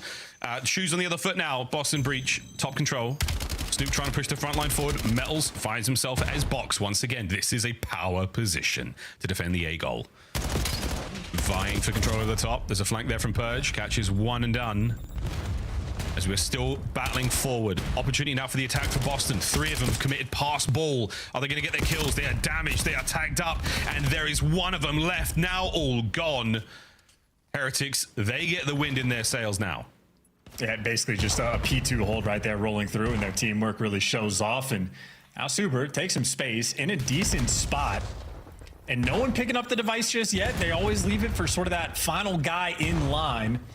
And they're trying to wait for Trakes to get in the moment as well. So Heretics really trying to execute on the play. There's the first blood. There's the follow-up. There's 3, and the play is in. A moment of S&D, and they deliver. Oh, they wait. They're waiting because the bottom side of the map is going to be where the ball spawns next, and that is covered in Boston players right now. Letting Trakes get in a position defensively doesn't work out. Look at number 7 now. Super's going to be the man watching that device on spawn. The man on the goal is going to be Snoopy. He's hanging out for now. You have to clear him out. You have to make sure they do not get a free run because it is an open lane. Snoop's staying alive. 2 HP. The goal is now still in danger. Trakes now reinforces, and a quick save from the Heretics. Yeah, and great communication as well. Rancor saved maybe an extra 5 seconds it was before they solidified that capture, and making sure you keep the heads-up gameplay. And now with 1.5 minutes, there is no pressure on Miami whatsoever. You're not in a rush. You could let the kills come to you, and if you find the opportunity, you hit a spot. Well, see how this goes. A quick change up. Oh, a nice win there would have been ideal. Trakes trying to find something special, but a desperation shot on goal is not going to go anywhere. Opportunity for the attack now for Boston, but Miami are going to get the good spawn. They're going to be in position there, whether it be trophies or their guns. They should be able to contend with this attack. We'll see, though. Boston, massive damage there with Rancor on the flank. A huge opportunity to stop this play, and he does, just indeed. Now forward, he's given the boys an open avenue, a laneway to work with. It could well be 3-1. Rancor pushing the front line forward. Rancor buying time. It's another goal for the Heretics. Yeah, huge plays from Rancor as well. He gets the trophy out, knows that he just needs to fly in to make that guy have to turn, and by a little bit extra time, 40 seconds left, Boston would need a miracle to make this comeback, and they don't got the bodies, they don't have the map pressure. You got a super living inside of your spawn as well. A nightmarish scenario for Heretics. I mean, this is easy work. You just play for corners, you play for kills. Yeah, whether it was bad enough, they've got 2 Hellstorms to play with here. This is a wicked game of Den, and Rancor, individual prowess was more than enough, but a couple of space dominating plays to give his boys the lanes they needed. Outstanding work from the Heretics. 3 goals in the second half to find the win. Absolutely delightful stuff from them there on Overload. They take the lead in the series, going into another respawn with hot hands yet again. And if you recall, both Metals and Rancor double negative after the first half, needed those guys to turn it around, and each one of them delivers, whether it be the goal line saves coming in from Metals, where the rest of the team got completely juked out, but he was good for 2 on his box towards the back, or Rancor absolutely going on a tear as well, and really being the setup man there for the kill for 2 different scores. But I just like the way Heretics played that. Like that second to last capture that they had, so well orchestrated on taking their time, let everybody get pushed up in the right spots. You let the 3rd guy in line pick up the device, but they didn't even go for that moment until Trakes got in position through the middle of the map. So again, playing it like a round of S&D. Get the guys in the right spots, wait for the play call to hit, and once that go button is there, start zooming. So Trakes, good game through and through, 27 kills, 3,200 damage, but everybody for Miami delivers. Yeah, lovely vision of the game as well there. You're not just the attacks and defense, but the ball spawns, they're playing those very, very well here on Den. Kudos to the Heretics. That is a great game of Overload for them. That first half wasn't even that shaky. It was just some strong efforts there from the Boston lads, but they were unable to capitalize on anything else. Metals with 2 outstanding saves on both the B and the A goals as well. So again, Heretics, good looks, really, really good looks. Clean gameplay. This is one of them. Fantastic work there from them. Writing the book on how to play Overload 1 series at a time. Our pros are. Brand new mode here in the Call of Duty League, and we are having fun with it indeed. Another hard point now chance on its way, and as far as the series was shaping up, I mean, it was relatively even down the line. I think Nameless and Puckett were going for Boston, Ali and the fans going for Heretics. Where are you leaning now? Well, I'm going to take the team that has the 2-1 lead and looks fantastic. I think I'd be leaning Heretics at this point, but just an easy call. Blackheart's going to be the fun one as well, because, I mean, listen, guys like Snoopy and Purge, I think this is what Nameless touched on this map, might end up being nightmarish to actually deal with. But I'm just really digging Heretics games. Like, I think even for the Overload, it seems like they carved out potentially their own specific play style, and that A lot of the teams, you get the default strats. We're running it down. We're going for these types of executions. But a lot of teams are playing at like breakneck speed.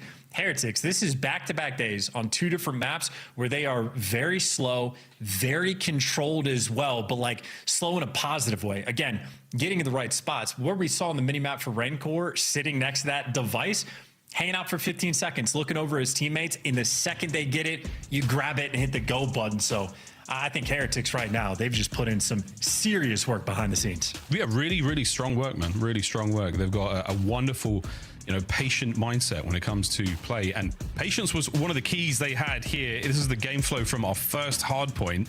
Very much Boston's game all map long till the very end.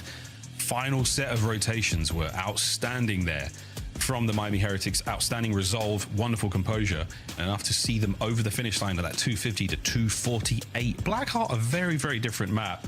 And Chance, we talked about this a little bit, but it's one of our watery themed maps alongside Colossus here in the Call of Duty League. Got quite a lot of water on that one, so I feel like we might have to get a "Are you ready, kids?" when it comes to diving in a Blackheart.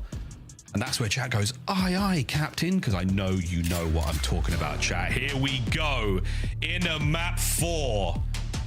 Map 1 was nice for Rancor. It'll be nice again. We'll find out. The bullet sponge dishes out more damage than he takes, and he can walk away with a couple holes in him. He will be A-OK. A P1 where you're going to see a lot of players dancing. Like, this map, to me, it reminds me of Frequency, but just like 50% of the size, but like sort of like lane thematically. I think the vibe is similar, not counting P1. P1 on this hill, if you get control of it, you are become the master. So the opening break, absolutely key. Oh, here comes the opening foray into P1. Lovely angles found as our pros get more and more creative on the attacks towards these opening hard points. And the opening gambit won there by the Heretics, and they will yield the time.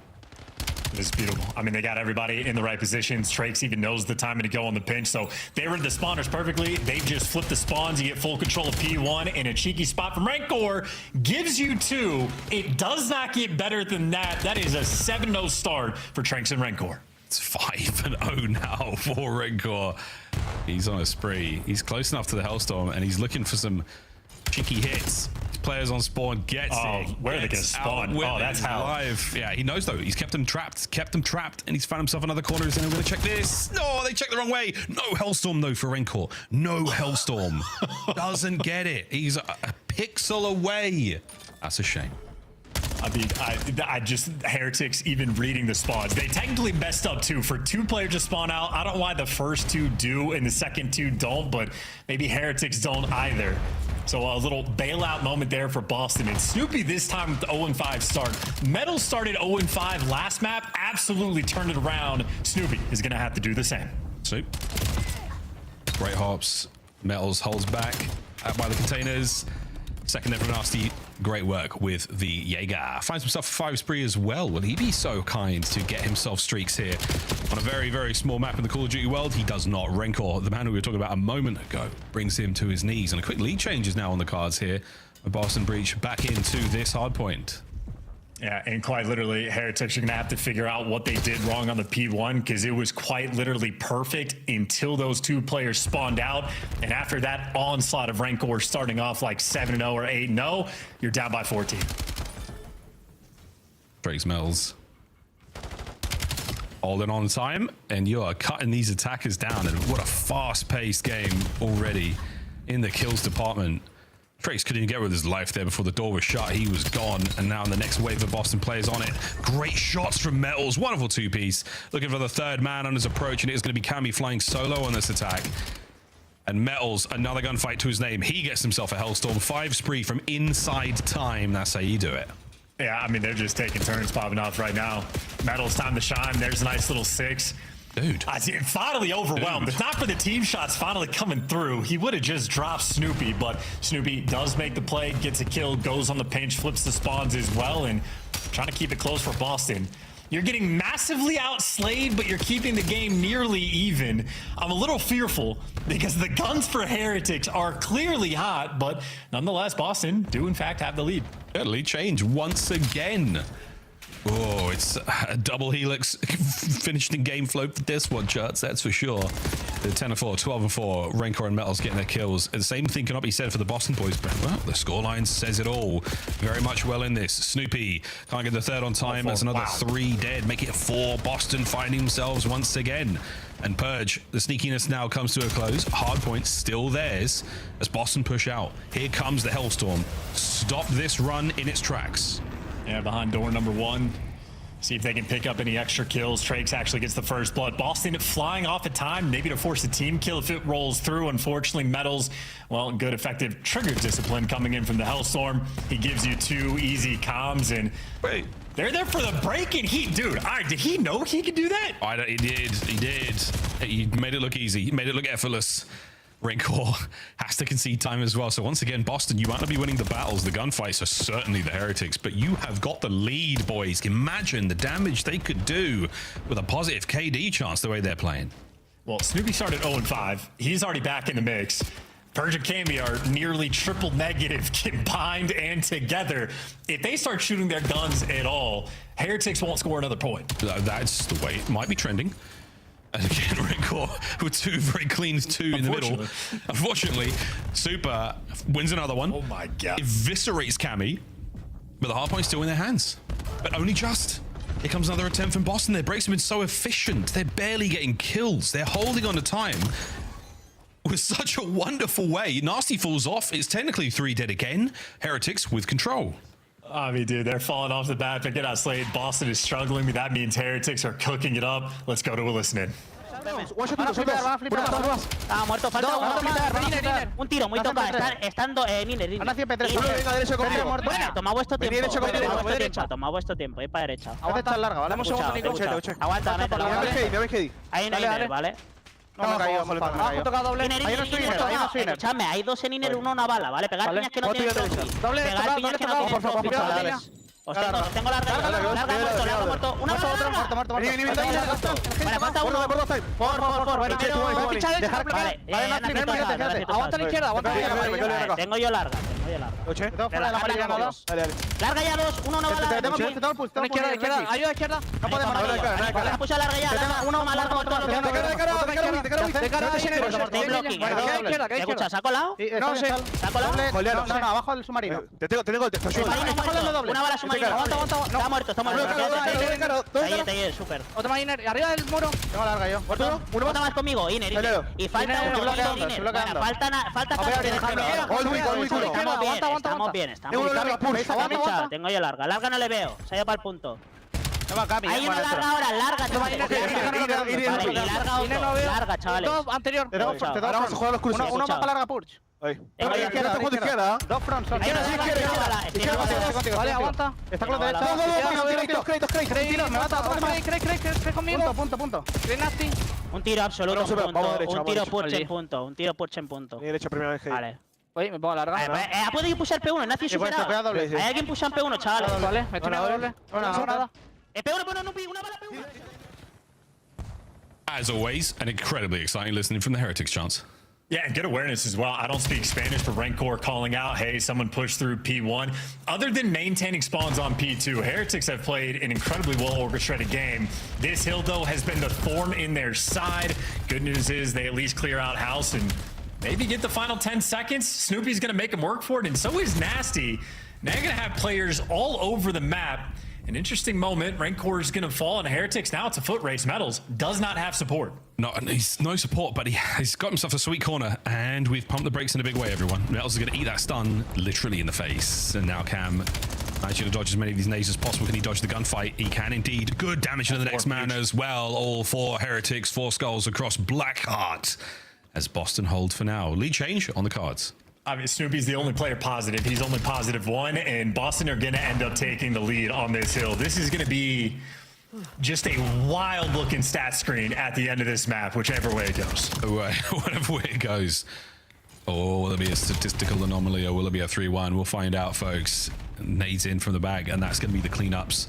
Heretics still, they get themselves a nice bit of time, and a big win. 3 dead once again. Far too quick for Boston Breach to handle. The Heretics have once again slipped out from under the cover And they are absolutely running this one home. Rotations on. Heretics are there once again. Ooh, nice win there, Snoop. Yeah, well, Rancor is going to be able to call out those players pushing through the top side. Super trying to reposition, and he's got number 6 to work with. So Rancor and Super getting to test the AR duo ship, or maybe the SMG in the hands of Super. He's getting sent in for the kill, and he's willing to move fast. That is 4, making it 5 down in the feed in a row. And look at how much space Heretics have. I mean, free and clear on this time. They make a small map feel tiny with the way they play Blackheart. That is so tough. And once again, Boston, they are being suffocated here. Not a lot of space to work with. The Trakes, 2, makes it 3. A full cleanup. And the last man here for it. Will there be 4 in a row? He is hunting that player down. That is technically all 4 as Trakes continues to roll. I mean, Boston are literally not shooting back there. I cannot believe how close this map actually was for how hard it felt like Heretics just bodied them. Yeah, it was a real mean, deflating performance there out of Boston. They have been absolutely scolded here. 3-1 the final score. The life drained from them after the overload. Search and Destroy was the only shining light for them, and the loss on the first hardpoint map is devastating. Devastating. And Boston Breach, you might have an easier run towards the major, but that does not mean you can lose series like that. That is a bitter pill to swallow, and a situation they find themselves in now that they do not want. Congratulations to the Heretics, though. You guys, you won a good one. And that's, wow. I mean, even looking at the faces, that is a very tough loss, it looks like, for Boston, because that was, I mean, annihilation. We just saw things on Blackheart that we have not seen this year. The amount of space on multiple hills Heretics were able to grab, but, I mean, quick math, +10 for Metals, +4 for Super, +11 for Rancor, and then +8 there for Trakes. Miles, I know you got me. How much did they just outslay by while Metals had nearly 3 minutes in time? Over 9,000. No, but that was belt to ass for sure. 250 to 176. There is a brutal rectangular shaped red scar across the backside of Boston Breach now. Unreal stuff. Yeah, that good looks on the hardpoint, man. Really good looks. Heretics been putting in the time, clearly, outside of the search and destroy. And even then, at 6-4, the rounds they were winning were so decisive and so open and shut. It was incredibly impressive there regardless. The Den, that second half, a thing of beauty. And the comeback on Scar could not have been nicer. Hey, Heretics, a very, very good-looking series from them, and a very, very strong dose of confidence going into Major 1.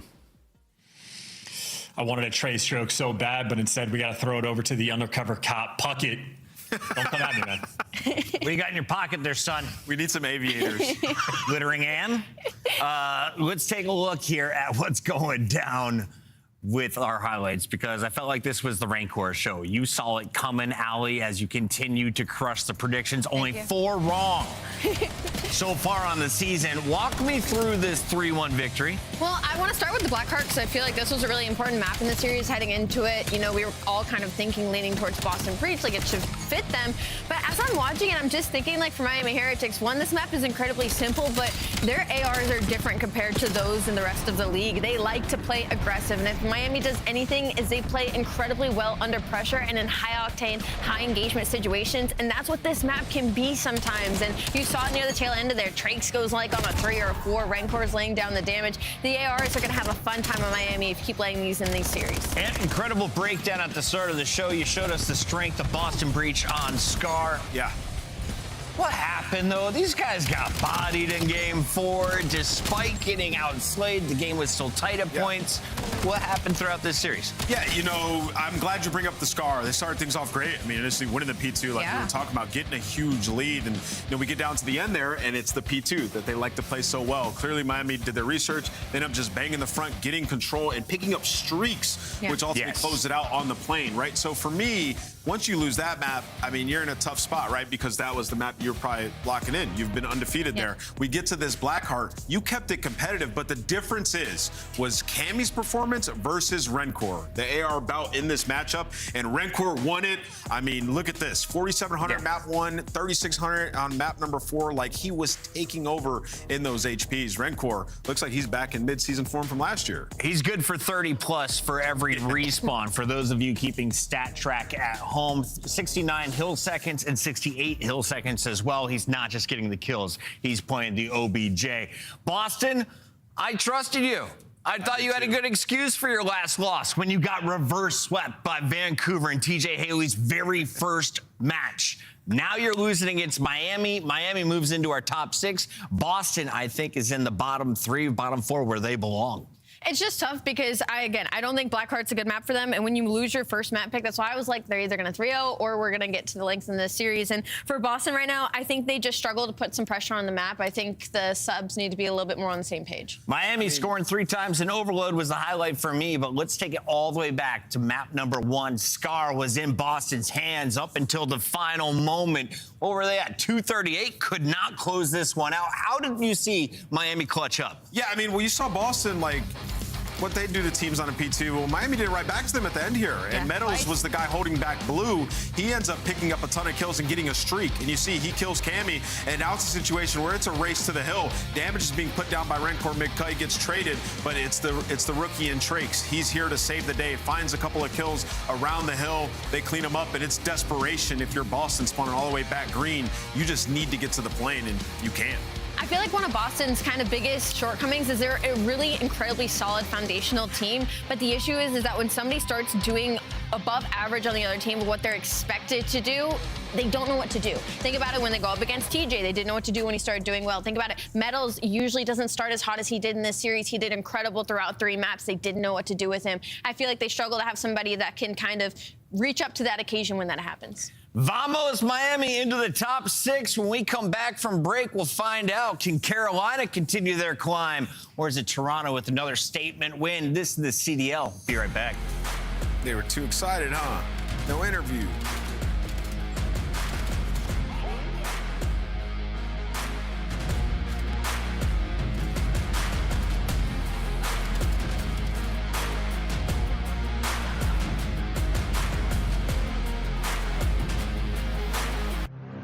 Scuff, official controller of the CDL.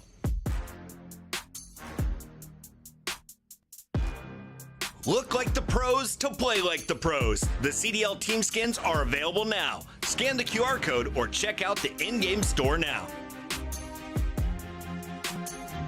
Monster Energy, the official energy drink of the CDL.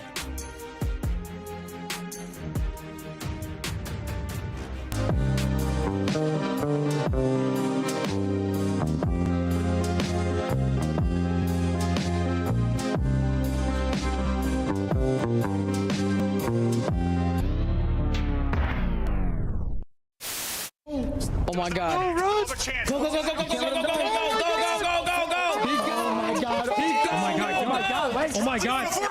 Yeah!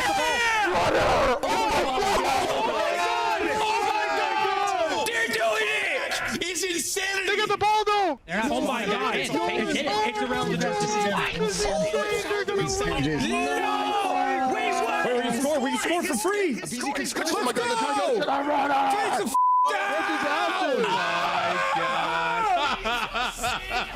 What just happened? Wait, what? Why did BZ just do that? Dude. Call of Duty. Overload's the greatest mode in Call of Duty history. Overload's the greatest game mode in Call of Duty history. What did they do? I have the cross. One deep. Crossing Joe dead. Other one deep. Nice! I had 65! So you have 60 for the outgo! Joe! What are you doing, Joe? That's a Dutch.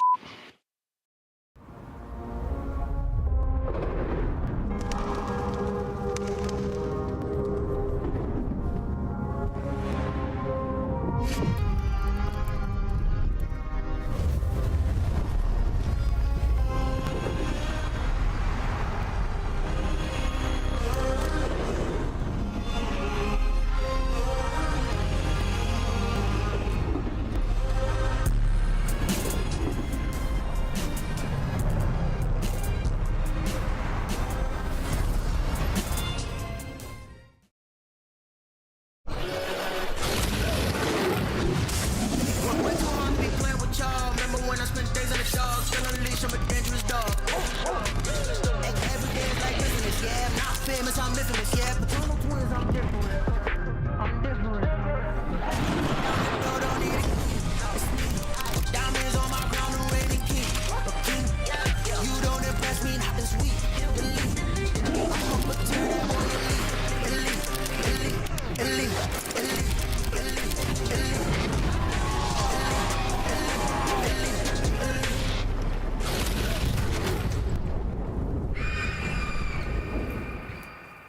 What do you think, chat? You like the dragon or the castle? We'll be talking about that matchup in just a moment, but you saw the man on the big wall, the South American, here to dominate the CDL. The only one right now representing at this level. He goes by the name of Trakes. He just went on a 5 spree to close out that game number 4. Trakes, can you tell me about the difference from day 1 in the CDL to today?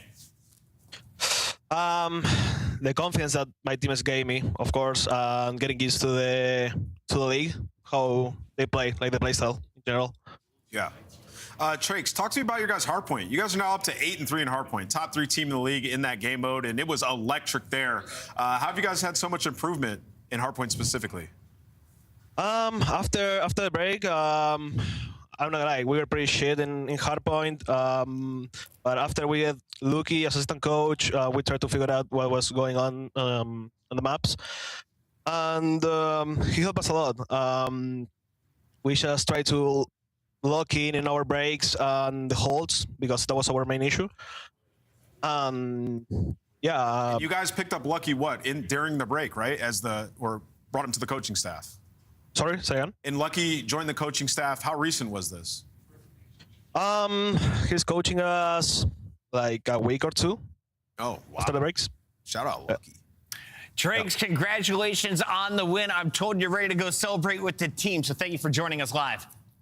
Thank you. Have a good one. Heretics into the top 6, and we'll find out, is Toronto going to stay there? They're kind of the favorites in this upcoming matchup, but they're taking on a resurging Carolina. So let's start with you, Rosalie. What's been so impressive about Joe Deceive's team? You know what? I like the positivity for Carolina Royal Ravens. The positivity for Joe Deceive's team is that they are all unbelievable in their roles. And I think that's something that's going to be very dangerous for the rest of the league because Koi has weirdly been out of the conversation just because we haven't been able to see much play versus some of the top teams. But they've been unreal. Specifically, they've been unreal in Search and Destroy. But even in the respawns, the slaying, I think, has taken this team to another level, especially with the addition of Real. Nameless, I was listening in with the flank, and they were talking Joe Deceive's best player in the game. They said, now it's got to be Mercules, but Joe has got to be the best SMG. You got Simp, you got Joey D. Where does this lineup stand in your eyes? Yeah, I mean, he has an argument. I mean, all those guys on any given day, right? The Simps, the Mercules, and the Joe Deceives. In terms of overload, he's been ridiculous there. I mean, him and Kleenex, like, we got to show some love to this whole roster. I mean, just talking about these guys, you can't just talk about Joe. Insight, top 7 overall KD this year, and then Kleenex, 2nd kills per 10 in overload. So everybody's playing well, but they got a tall task because they got Carolina coming top up. 10 caliber on one side for Toronto. Is anyone near that statistically here for Carolina? I know it's been a rough road. They're currently sitting at 2-2. I mean, I guess you can make that argument. You go like, okay, Craze and Nero. I mean, they're capable of doing it, but with the addition of Exceed, he has the 3rd highest KPM right now in the league, and that is very good on the side of Carolina Royal Ravens because they're surging up, right? The only problem is where Carolina is still kind of working out some kinks. They're schedule from here on doesn't get easier, and also they're going up to Toronto Koi that's literally just trying to tighten up the few holes that they do have. They're not really trying to work on any chemistry. Like Carolina is still trying to iron some things out. Yeah, and that stat about Exceed is super important because we just talked about Kleenex. Yeah, Exceed's the guy right behind him. They're also 2-0 in overload since bringing him in. So looking at this one, in Search and Destroy, we talked about how good Koi have been. They've only played Den, so luckily they got it again here, 3-1 on that map. So you look to them to start off hot in this series. This is the 3rd match in a row where we see Blackheart game number 4. Absolutely. Are the teams getting more comfortable on Blackheart, or are they now just choosing to go away from Scar and Exposure? I mean, I've been a huge advocate of getting rid of Exposure. So I think a lot of the pro teams are starting to take my side. Exposure is not that fun. We don't have to keep it in for 3 times per best of 5. Let's get here to our Scuff Pick'ems. Walk me through this one, Allie, as you are the Pick'em queen of 2026 so far. Who do you got? Koi, how many games? I don't got to walk you through it. Koi's about to walk through them. It's going to be a 3-0 for sure. I just don't think Carolina is there yet. Yeah, I'm going to go with Koi as well. I think Koi's a very good team. They take this one. I'll do what the fans are doing. Nailed it. Purple wall. It's all purple over here on the desk. 3-0-3-0. 3-1. 3-1. Boom. There we have it. Congrats, Carolina. Casters, you ready to rock out? Ready to rock out, and yeah, no, Nice I think that's fair. Hey, dude, you feel it? Ankles out keeps you cool, right, Chris? Keeps you nice and cool. But as much as I think we are excited to see the turnaround for Carolina Royal Ravens with Exceed in the lineup, he's been rock solid. They're 4-0 across the overloads. 2-0. Sorry, 2-0 with him. Sorry, 2-0. It's difficult to think they're going to beat Koi. Yeah, I mean, they haven't beat one of the teams we consider a top team, but they've had solid wins. They've all been playing well. Yeah, they've gone the distance in some of those series. You only win Game 5, but I think they have wins in every single mode, and that is a key, right? They've shown that they can be consistent across the board, and you also had a Nero crazy series, which is what we know, what this guy can do. Yeah. Is just absolutely take over. You might need that this time, because when you look at Koi, I mean, they just have a crazy high skill ceiling when you talk about Joe, Real, and Kleenex playing with pace and sticking with their they're going to love that. What you said to me about that, you think they're a team that shouldn't get upset very often, just due to that kind of skill ceiling? Yeah, I don't think so, and really just how consistent they are in all three modes. I think they're just going to be a very difficult team to beat throughout the year. Sure. Carolina, yeah, you know, that Nero series, well, that was last Sunday against G2. He literally was like 15,000 damage. Next close to the lobby might have been 12K, 117 kills over the 5-game series. We know Nero can reach the levels of this Koi roster, but it's going to need to be a team effort, and off the rip, nice little start here for Exceed and Craze. They'll find the openings, get them into the hard point to start us off. Yeah, and you know, you heard the Desk talk about it, just sort of Den has been a home for Toronto. Even in the LA Thieves series, which we saw last week, it was 3 Dens in a row. You're going to get both of those to start this, so a very comfortable start here for Toronto Koi and what we have seen. Well, we'll see if they can get comfortable here in the early going. Exceed, I mean, nice little 3-0 start, but like it's not like he's been insane. They're talking about his KPM across the overloads, but like KD-wise, he's just sitting around a 1, but I don't think you needed anything insane. Slasher, into his career, he was struggling a bit statistically. You come in, you're just sort of rock solid. That's what they needed. Well, and I think it's a big part of that is just pace, right? Plain and simple. We've heard the players talk about it. We've heard Craze talk about it. It just feels like their pacing is more on point. And sometimes, I mean, maybe the style that Slasher wanted to play, those guys couldn't get on the same page and sort of figure that out. And I don't know, maybe there's a little bit more freedom now, and they can do whatever the heck they want. Well, what do we say in that series where they take out Heretics, right? It was like they out Heretics. Like they were playing with so much pace, just keeping it messy, not allowing for solid setups. And they're going to have to probably do that here against Koi, but it is also difficult to do when you might just get out-skilled. When the talent is there, you can sort of deal with multiple play styles. If you are Toronto, you've got 4 straight for Joe Deceives, 3 straight for Real, starting to come back after the early hot start from Royal Ravens inside of this P2. But as you lose a couple of players, it's pressure to Kleenex and then to Real to get something done. Real streak's going to come to an end. It looks like the break, well, not going to be there. The close spawn is in for Koi, and they'll battle back through. And I mean, about 15 seconds left. One of the cleaner P2s we've honestly seen all year. Normally, it's just sort of a nade fest, flooding on in, but Kleenex gets pushed out so far, pushed out through P2. Really, your first attempt at breaking that was with 25 seconds left. Then you still have the close spawns. It's 48 seconds at that P2, so great stuff for them. But Raven's going to rotate out towards his P3. Joe's going to find that first kill. Where's the break attempt going to come through? It's going to be through mid-cut. And having Seed spawning over towards Dojo, where they want to be. A couple going to line up for inside, but so far so good here for Ravens. They've at least cleared them out of the point now, but yeah, just losing a player mid.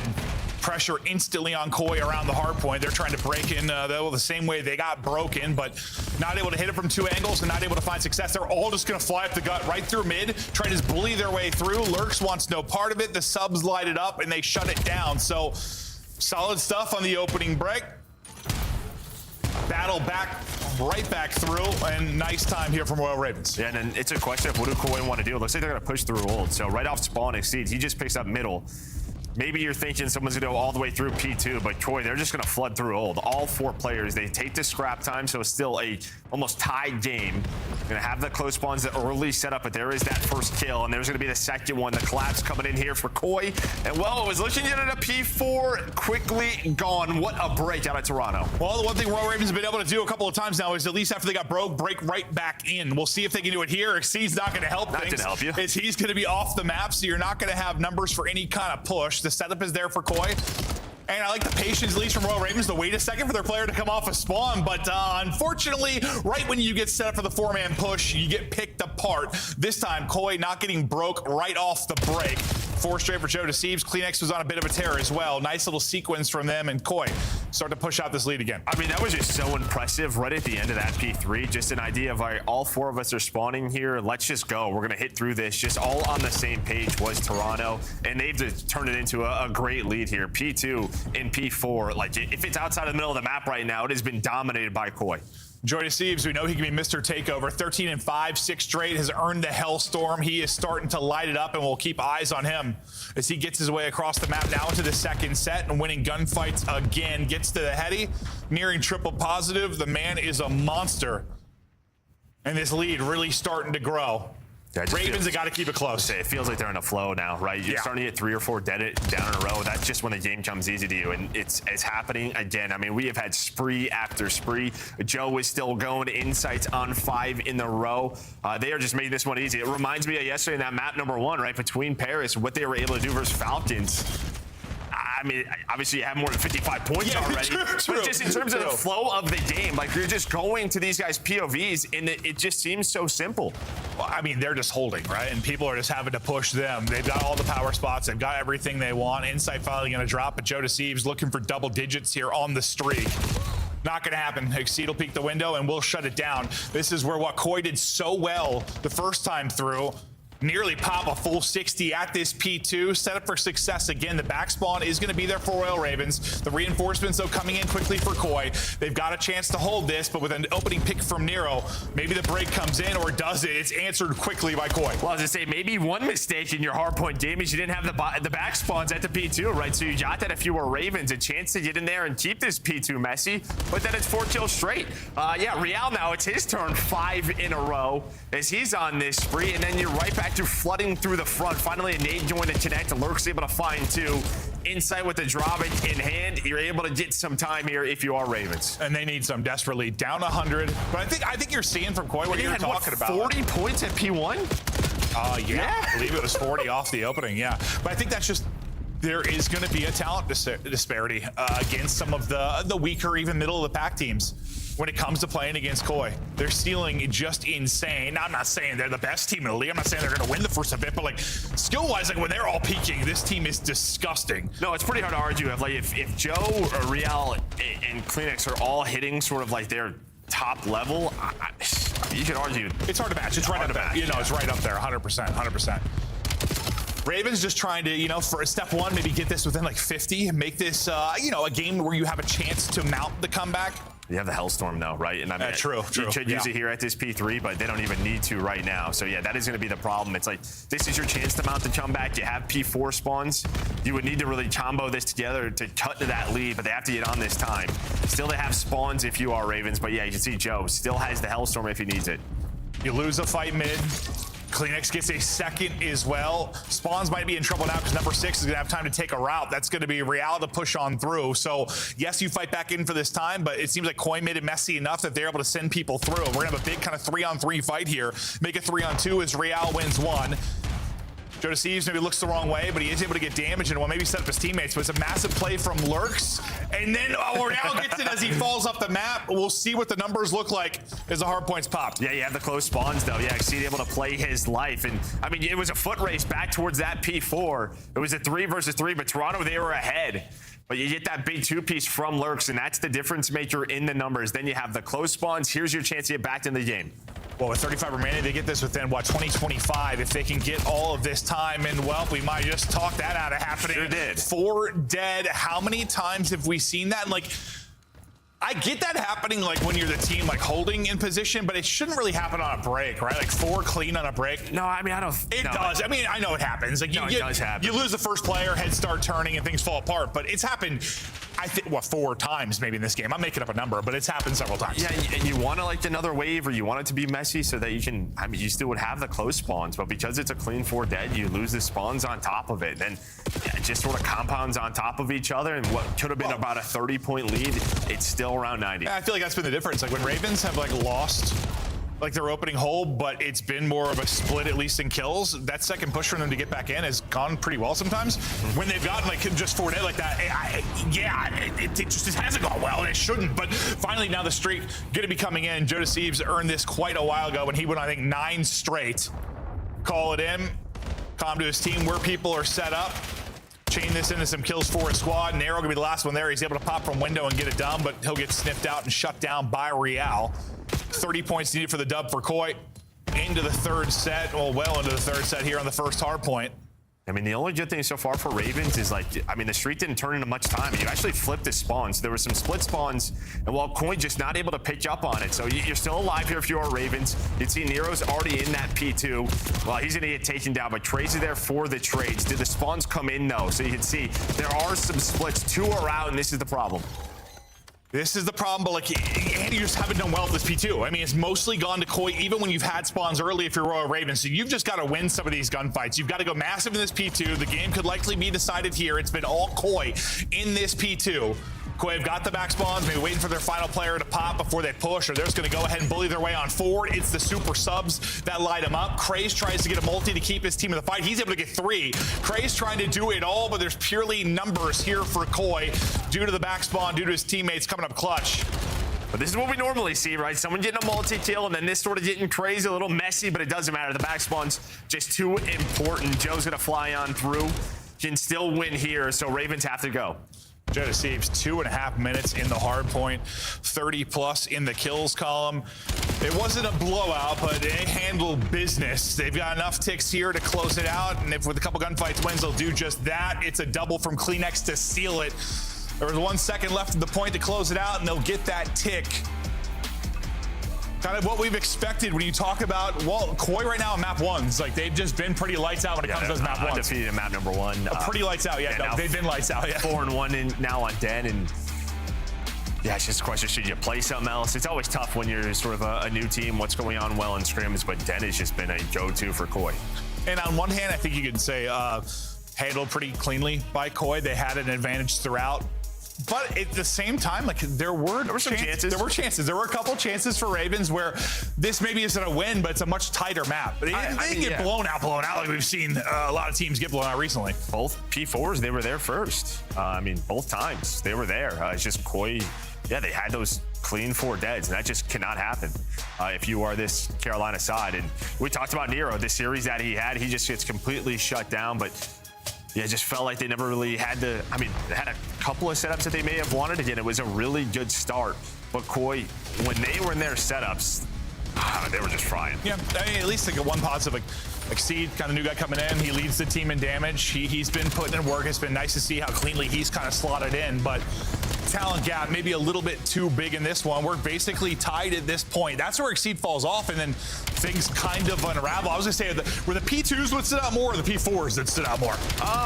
I mean, I think it was some of the cleanest P2s we've seen in terms of like what Koi were able to do. But in terms of chances for Ravens, I think it's both the P4s. They were there first. They had the numbers. They had the close spawns. They had to take a better advantage of that. And what it was, I think it was the first one where they just got 4 clean. Yeah, yeah. And then that's when Exceed fell off the map right after that, right? And then so they didn't even get a second chance to kind of bust right back through. Joe Deceives, man, when he is in his flow, that guy is special. Yeah, I wondered at first when they went, I didn't know what they were going to go after exactly. For whatever reason, Real surprised me a little bit with his play style and kind of how Joe Deceives played. But it's working.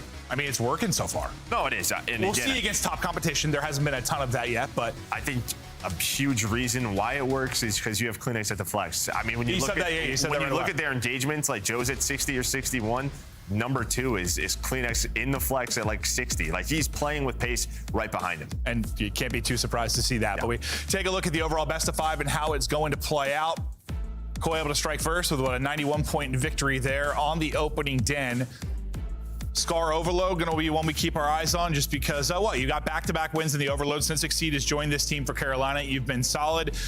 But where are the openings for them in this best of 5? Like, if you are Carolina and you're going to walk away with a series victory, where's it come? I'm at the starting map number 2. We've seen this from Core before, where they're trying to dominate a hard point in map number 1, then maybe sort of, I don't know. Yeah, you slip up, lose in map number 2. You and I are going to come back to the Heretic series over. Yeah, well, we just saw it yesterday though too with Paris. True. Paris and Riyadh, right? Like, we've had some blowouts and hard points this year because, I mean, teams are just getting out-rotated. There's maps and sort of spawns that make sense, so you're going to get out-skilled and kind of destroying these hard points, so you have to be able to bounce back into. Yeah, part of it too, I think, is just the kind of picks and bans early on in the game too.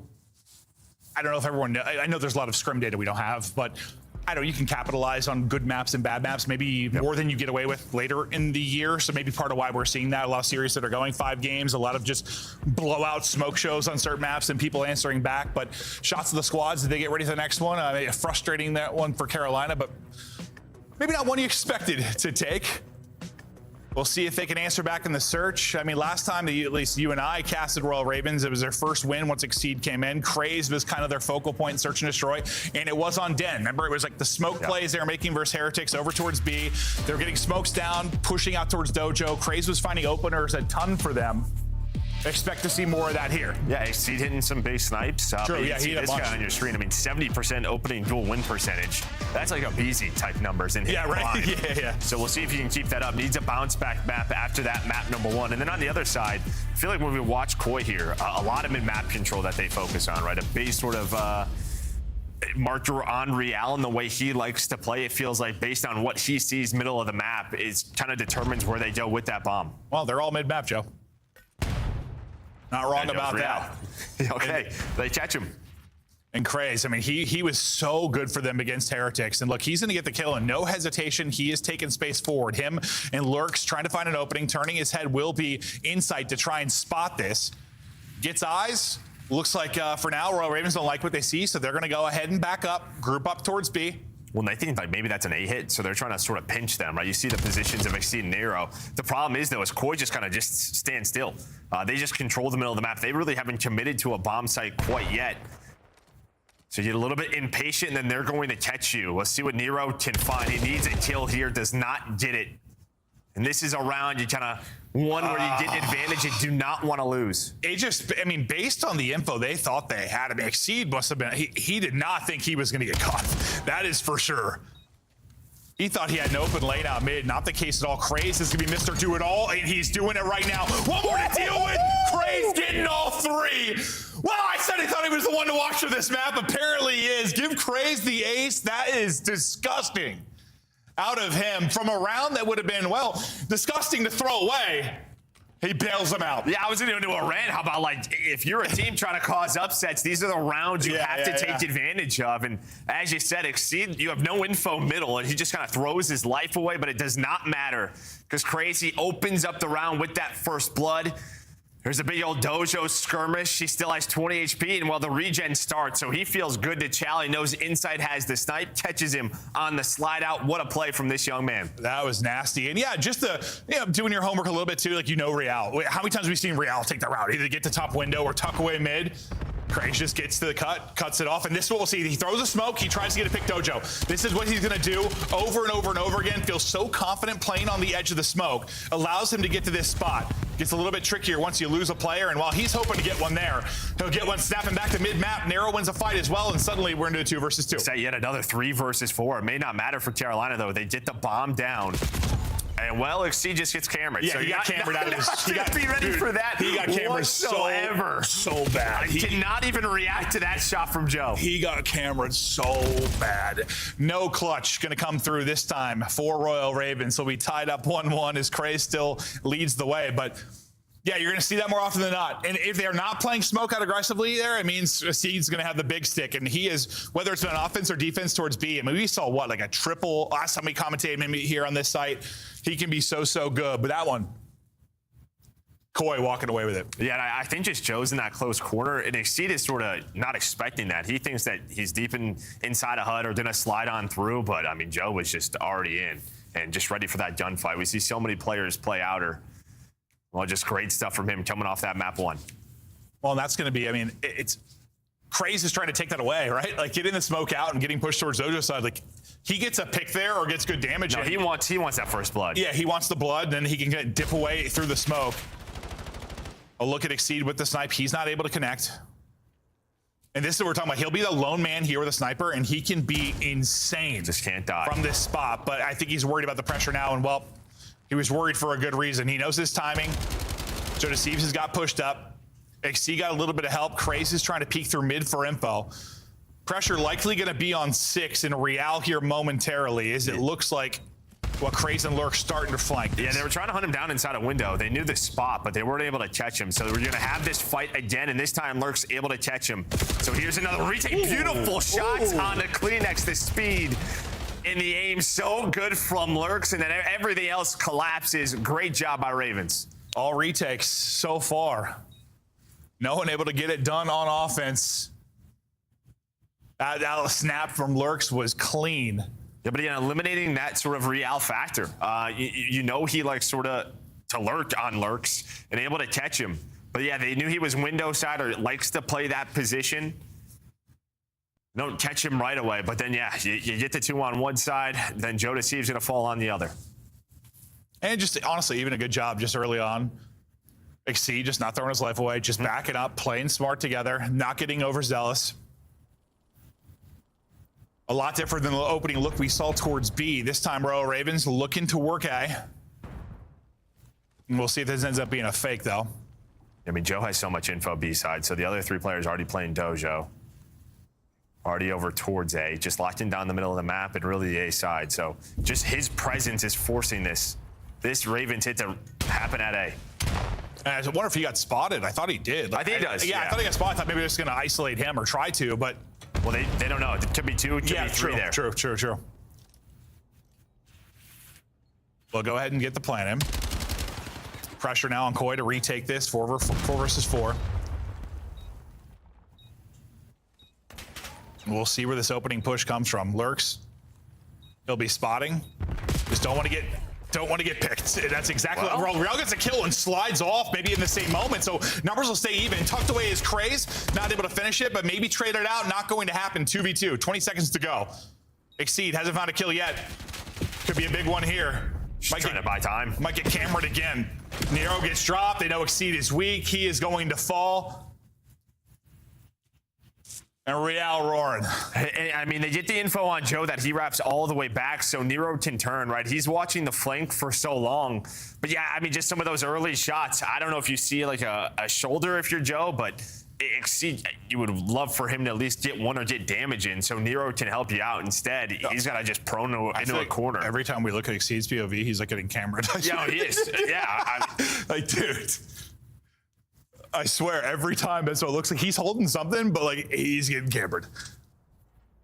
And Joe, well, unfortunately for them, Joe Deceives just has these series. Well, I mean, it's Craze on one side and Joe on the other, right? Just sort of both subs doing it. Really just threw the retakes on defense. Well, Craze ripped out of this one quickly, and well, we know what early. On both sides of it, Craze is like to take peeks there through mid. This time, Real picks it up, will shut him down. So numbers quickly over to Koi. And you are split. You're all over the place. Yeah, Lurks, I mean, he gets that when he gets out, it's great, but that's not how it goes at all. Yeah, you could not have been more split there if you were Royal Ravens. I mean, you're kind of just sort of cheating over towards A. Maybe if Lurks can get 1 there or 2, if he sees that push, maybe he can get out with his life, but yet down so early, just no information on the map. So you're trying to just spread out. You feel like you have so many openings and Koi able to take advantage of it. Kleenex is trying to avoid getting wall banged. Well, that won't happen. Exceeds first. There's going to be a pick to maybe bring this back in a 2 versus 4 fashion.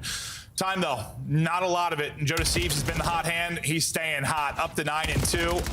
Nero's been spotted.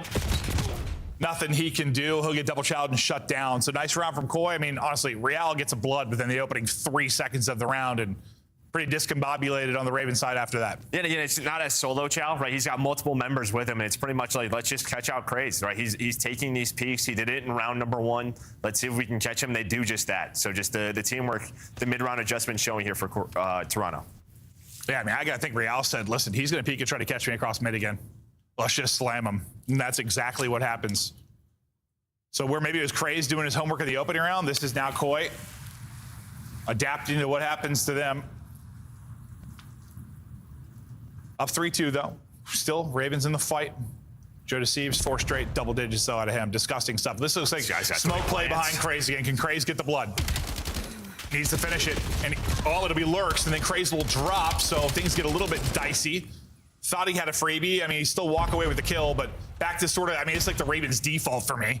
The problem is look at number 2 and number 6, right? Some big timings going down on the flank. Real is through. And it looks like they know he might be through based on how one. No, I didn't see a spell disaster. I thought he did. I thought based on how Exceed picked up the flank, I thought maybe they realized somebody slipped through. Nero's gonna get one. They're definitely not gonna Real's here now. No, not a clue. Oh God, and that's just 2 freebies for Real. Now it's all on Nero, and he's like, "Sorry, boys. I thought I had the timing. I absolutely did not." And I don't know if that's, I'd have to watch it back. I don't know if that's just on Nero or if it's just a crazy timing for Well, yeah, Real. he was playing inside of couches right outside of P2, and he's going back and forth. He's watching mid-cut and full flank. So Real was just so quick to commit to this. Does a good job to just sort of take his time and find both of these kills. And then they instantly hop it, right? They know where Nero is. And just based on the timing. I thought after the play, Exceed kind of snapped back that way. I thought the comm was someone might have gotten through, but clearly not. Worse. Clearly not. It's almost worse. Then he got the kill. You got the kill? Yeah. Then you absolutely think it's clear. I mean, it's been a while since we saw something like that where you have that much. You're able to sit there and make sure you line up both. Real has taken over in the early round. Him and Joe Deceives. They are one of the best 1-2 punches in the game right now. And when Real's got these bloods, it's just they are quick and they are clean. Just such a good Surge player. We saw it all year last year with Heretics, just transform their game. Even the year prior to that. It's just what he likes to do, plays with so much confidence. And now you're just kind of stalling this out. And while this has happened, you get this first blood. Look at number 8 in Kleenex, goes all the way around. He pretty much just says, rotate this towards B. Yeah, let's make him have to retake with a sniper, not walk into a sniper. And where Exceed has had a lot of success with the snipe. Well, I say a lot. I mean, he's only been on the team a couple of weeks, but we've seen him have success here. Oh, I thought that they've taken that. They were going to set up another late pinch with Insight, but he's just going to back up to make sure nothing happens through mid. Okay, opener there. Craze able to stay up, get outside, keep Kleenex off. He's going to get dropped though. You'd love to have Craze alive still. Lurks though. Nice peek out of him. Remember, Exceed still has that snipe in hand. And well, the snipe is going to get the pick there. Real gets clothesline, inside last up. And there's what we were talking about. Exceed towards B. His snipe can be lethal defensively. And that's in a tough spot on a retake. He's able to pluck 2. And I mean, Insight's throwing a couple of pumps in there as well, right? I mean, it wasn't just the one. He was throwing a second and potentially a third. He gets that kill. But it doesn't matter. Exceed is ready for it. And yeah, I mean, just beautifully done by Exceed to hit the shots. But yeah, that first kill just so important. Great trade out of Lurks. And yeah, Insight, I mean, he's just trying to run away. Just catches the shoulder. Yeah, that's some online COD. Nice little flick, though. Well, at least I like the one time we casted this. Some of their strengths are what we're seeing here. That's nice. They're back to, throw a smoke. No, so this time, so if they're not throwing a smoke for Crazy to get set up, it's usually because of this, because you have Exceed with the snipe. It's one of those things where, you're worried about Crazy, you're worried about Crazy, you're worried about Crazy. You want to shut that down on the front push. You're not ready for the snipe to hit. Now Exceed heating up. Yeah, you're going to have this sort of chess match again with Real and Nero happening on the flank. They were looking for each other. Real, though, just going to commit to the middle of the map. But you see the number 2 arrow just watching the full flank. Does not want to give this up. This is what happened last round. Last time they were on attack. Real, though, is here. Exceed just jumping through huts. You have the numbers advantage. Here comes Koi, though, on the retake. Through the smoke. Lurks. Hits. Needs to stay up here. Didn't take too much damage, but he's got some help. And there's the help. Craze, nice crossfire, beautiful stuff. And yeah, those are sort of their 2 looks when they push towards B. Typically a 3-man hit, it's either Craze is going to get aggressive regardless. It's just whether it's through a smoke and kind of all on him, or whether he's the bait and it's a sniper in the back line that hits you. Craze now up to double digits. And Exceed, who he might have started 0-4, 0-5. So it was a slow start. Yeah. Now on 4 straight and hit some big snipes over these last couple of rounds. Lurks getting involved. It feels like when Lurks gets a kill, they're always impactful. It feels like they lead to a round win for this Carolina team. Probably it's due to his position and pace, yeah. And it's like we've seen these moments at Lurks. Like I think he's got a bright career ahead of him. Like you see the talent, you see like, he's going to continue to he has improve. These flashes that are. He does. Yeah. You see the ceiling sometimes, and it's disgusting. All right, a little snipe battle. Oh, that timing from Insight. I'm surprised. I almost thought he was going to get plucked right as he kind of backed down. It was sort of that same look for Carolina. It was just succeed over towards B. Have a very similar look here from Coy, but here we go. Carolina are fast on this. They're going to be very quick, and the timing might work out because you'd see Real. He's trying to work the full flank. Bomb wants to get out. They want to rotate this out of here, and Joe cannot get caught with Bomb, and he does not. Oh, good thing you've got Omni movement and wall jumping because he's able to go vertical and get out. He can't do that. He might get caught with a snipe as he tries to cross. It's going to take so long, though. So Ravens are going to be so quick through Dojo. Can they find Real? They sniff it out. No, not going to happen. No. Always a step ahead. Real has made so many plays. 9 and 5, and it feels like every kill's been a first blood or a dagger. Exceed and Craze pulled off a 2v3. Can they pull off the 2 versus 4? Exceed had to hit a couple of snipes in that. He's going to have to do it here as well. Just hoping somebody shows something. Coy staying disciplined for now. He's like, Crazy got to make plays. He's doing just that. Doesn't peek it wide enough for the trade. Does he want to live here, though? That's going to be the question. Do you just want to save the sniper and get out with your life? Let's say he's going to go for this. Has the idea. He's going to spot the shoulder at Clinics. The problem is he doesn't know where Inside is. There's only 8 seconds left. The round is done. Set up, though, by Real. And it just feels like if you're playing this Koi team and you're rotating back and forth between bombs, you have to check every corner. You just have to be – you have to know that he's going to be somewhere. I almost am like, if I'm playing against Real, my play's not wrapping back. My play's pushing through behind them. Like, just because Real, it might take him – well, he's going to be in the dance at some point. But, like, you're not playing hide and seek with him. He seems to be a very good hide and seek player. Yeah, very, very good hide and seek player. But I'd almost rather like chase their rotation than wrap back, and you're worried about the timing of the rotation. Also, is where is Real? Like, where is Real? Because it feels like he's always going to get 1. And when he gets 2, you lose the round. That's it. If he gets 1, it's not a big problem if you didn't trade it. Yeah. And it's been hard to do. I mean, he's not like having the craziest game of 9 and 6, but it feels like he just had, he's had some real big kills for him. 12 and 6. From Craze. He has been crazy, and well, toes a little bit too big there from Real, but he's got to smoke to stay up. Can he walk away with a kill in this somehow? He's not able to get out. Craze puts in another one. Him and Lurks able to tango. 4v2 advantage, and they have got a good opportunity to push this now to around 11. Yeah, I mean, this has been a great back and forth on Den so far. And well, Exceed, he's going to push through late, and well, they're not going to even plant this bomb. They're just going to hunt down Inside, know he has a snipe. Out, and well, we're headed to that round 11. Okay. All right. Everyone has had good looks at both sides of this. Craze, the playmaker on one side, probably Joe and Real. I mean, they've both been doing it. Who will be the hero here in the round 11? Yeah, it's been fun to watch both of these sort of SMG duos. Just the way they've opened up the sites or started retakes. 100%. It has relied on them.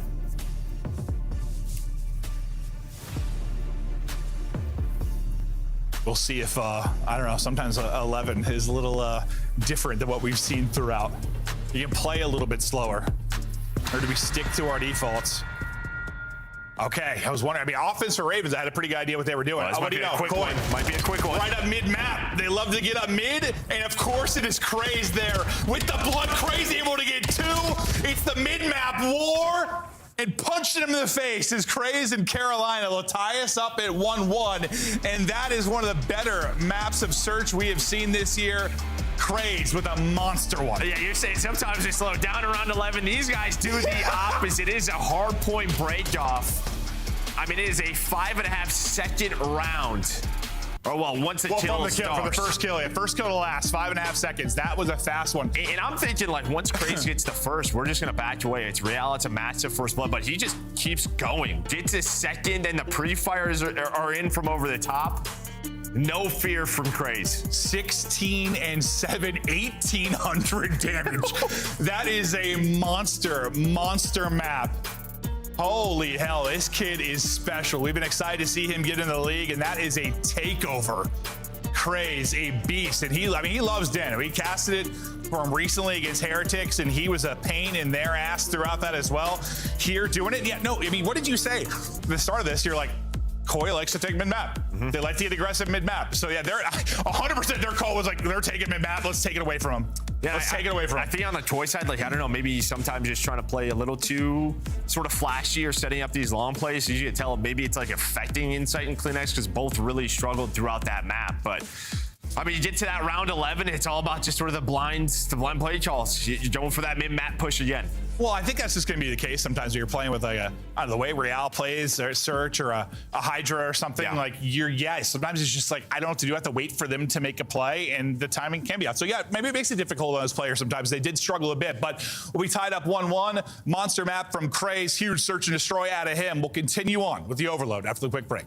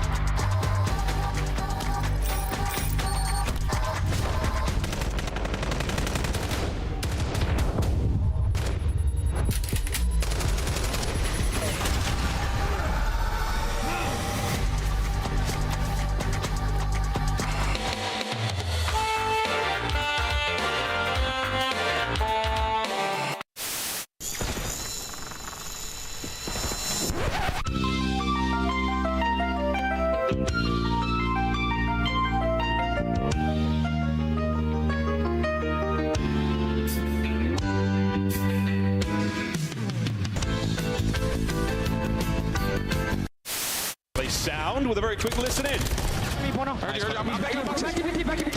Last one. Wishing Zach. Wishing Zach. Wishing Zach. Two boxes. I got you. He told me. No, he did get to the left. My bad if I need you. You're good. Yo, come me. There's 3 on 3. Short steps. Short.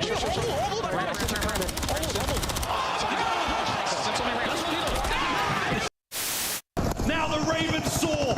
Now the Ravens battle. The final 5 moments for them now. What a turnaround. What a tournament. Carolina survive. Optic Texas go home. My barber insisted that I try out the look, and ever since, I've been feeling pretty good. We've been playing pretty good, so I feel like I kind of got to keep it. It might be a full goatee. You never really know. Keep your barber, my guy. LA looks good on you. What's up? Oh my god, he's so nervous. Oh, we did it.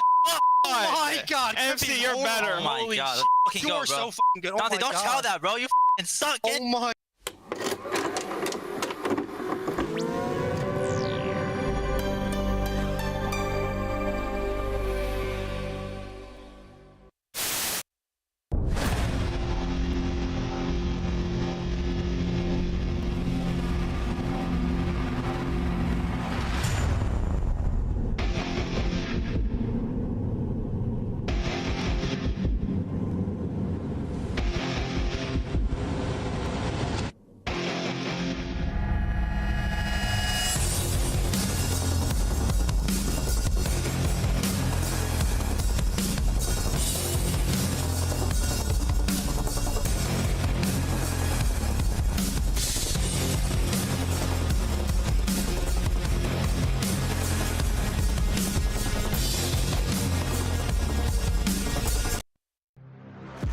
Start the season strong with the 2026 Call of Duty League Pack. Grab yourself the CDL operator by scanning the QR code on screen or check it out in the Call of Duty store in-game now.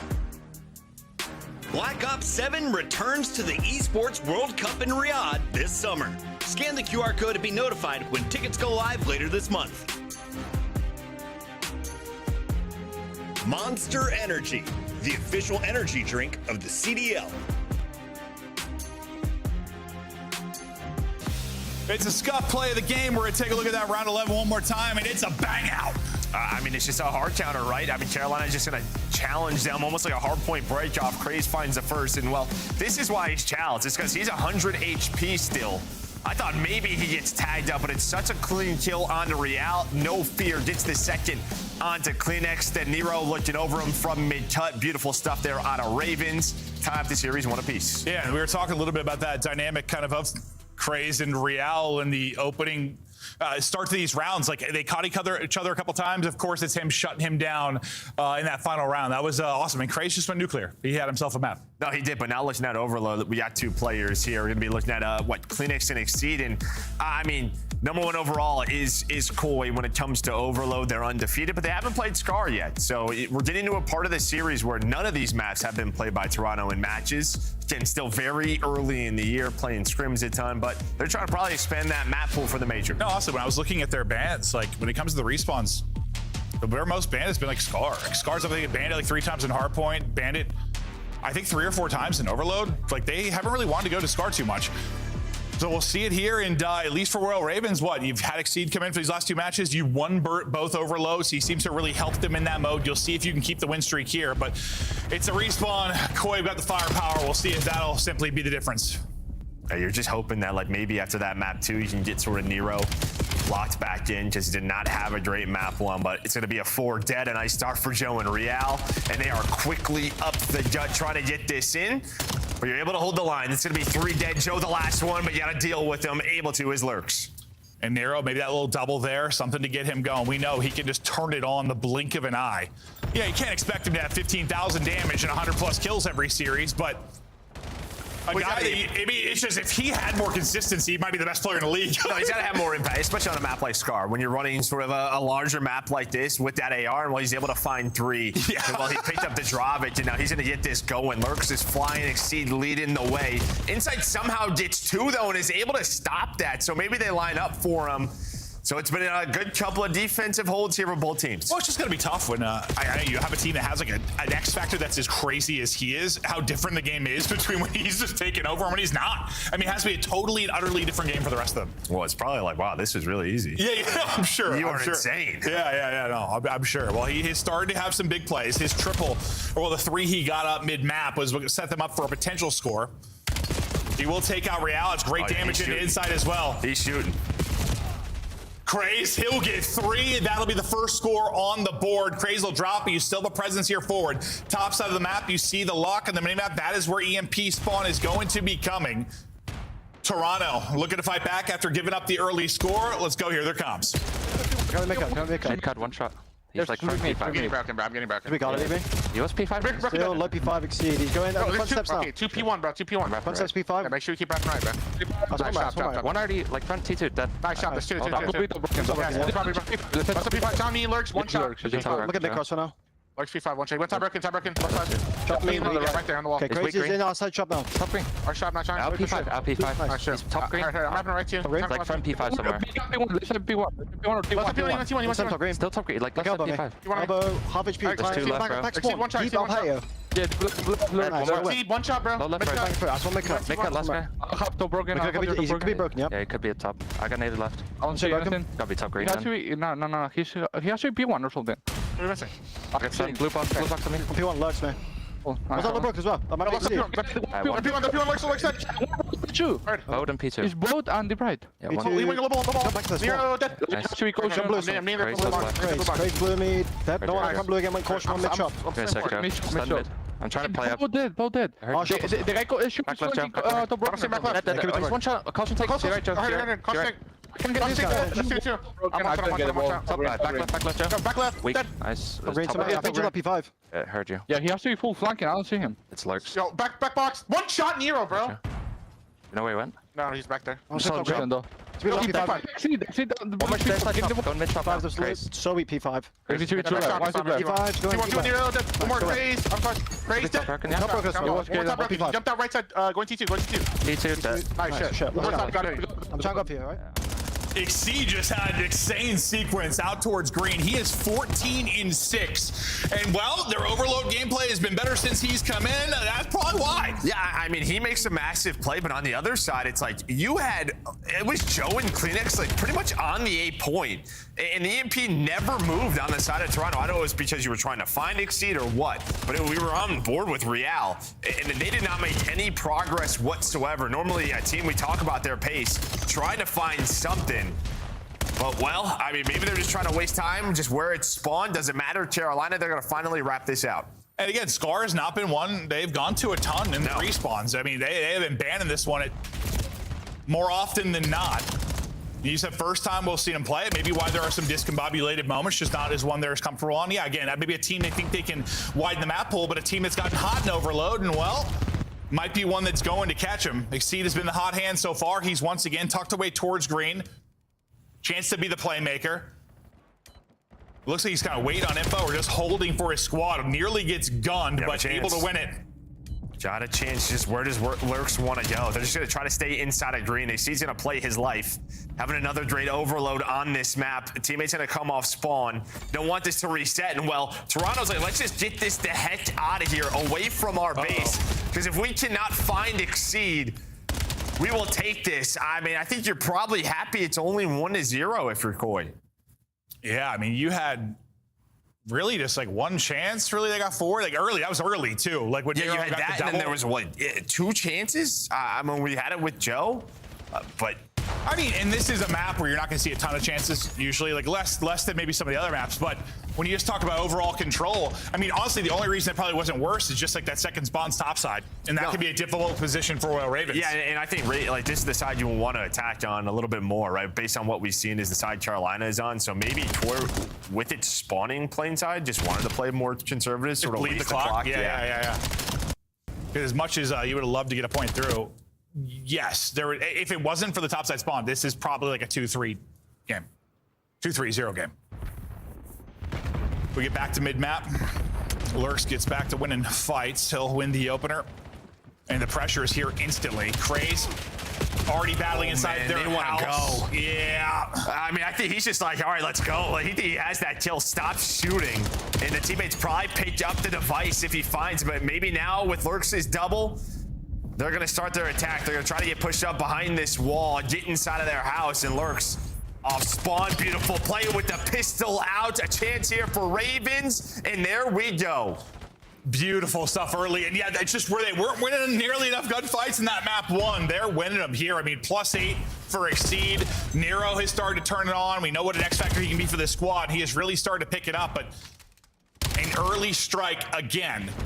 And now being on this side with the going top, okay, not the worst thing for Royal Ravens. Well, Lurks has just won in multiple gunfights, right? We talked about sort of his impact in search. Same thing here in respawn.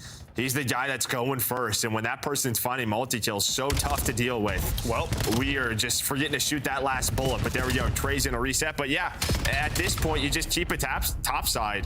Waste as much of this clock as you can. Yeah, you're up 2-0. Like, just win the mid-map fight. Don't allow Koi to wrap this out, or don't have a full like 3-4 down blunder where they can strike quickly. And you can see kind of the play. I mean, they're stacked up around green. He's just flanking again. He's trying to get behind them. And so he's gonna have some freebies. Yeah, when they do pick this up, hopefully he has a free kill, and he should. Yep. That just stops everything.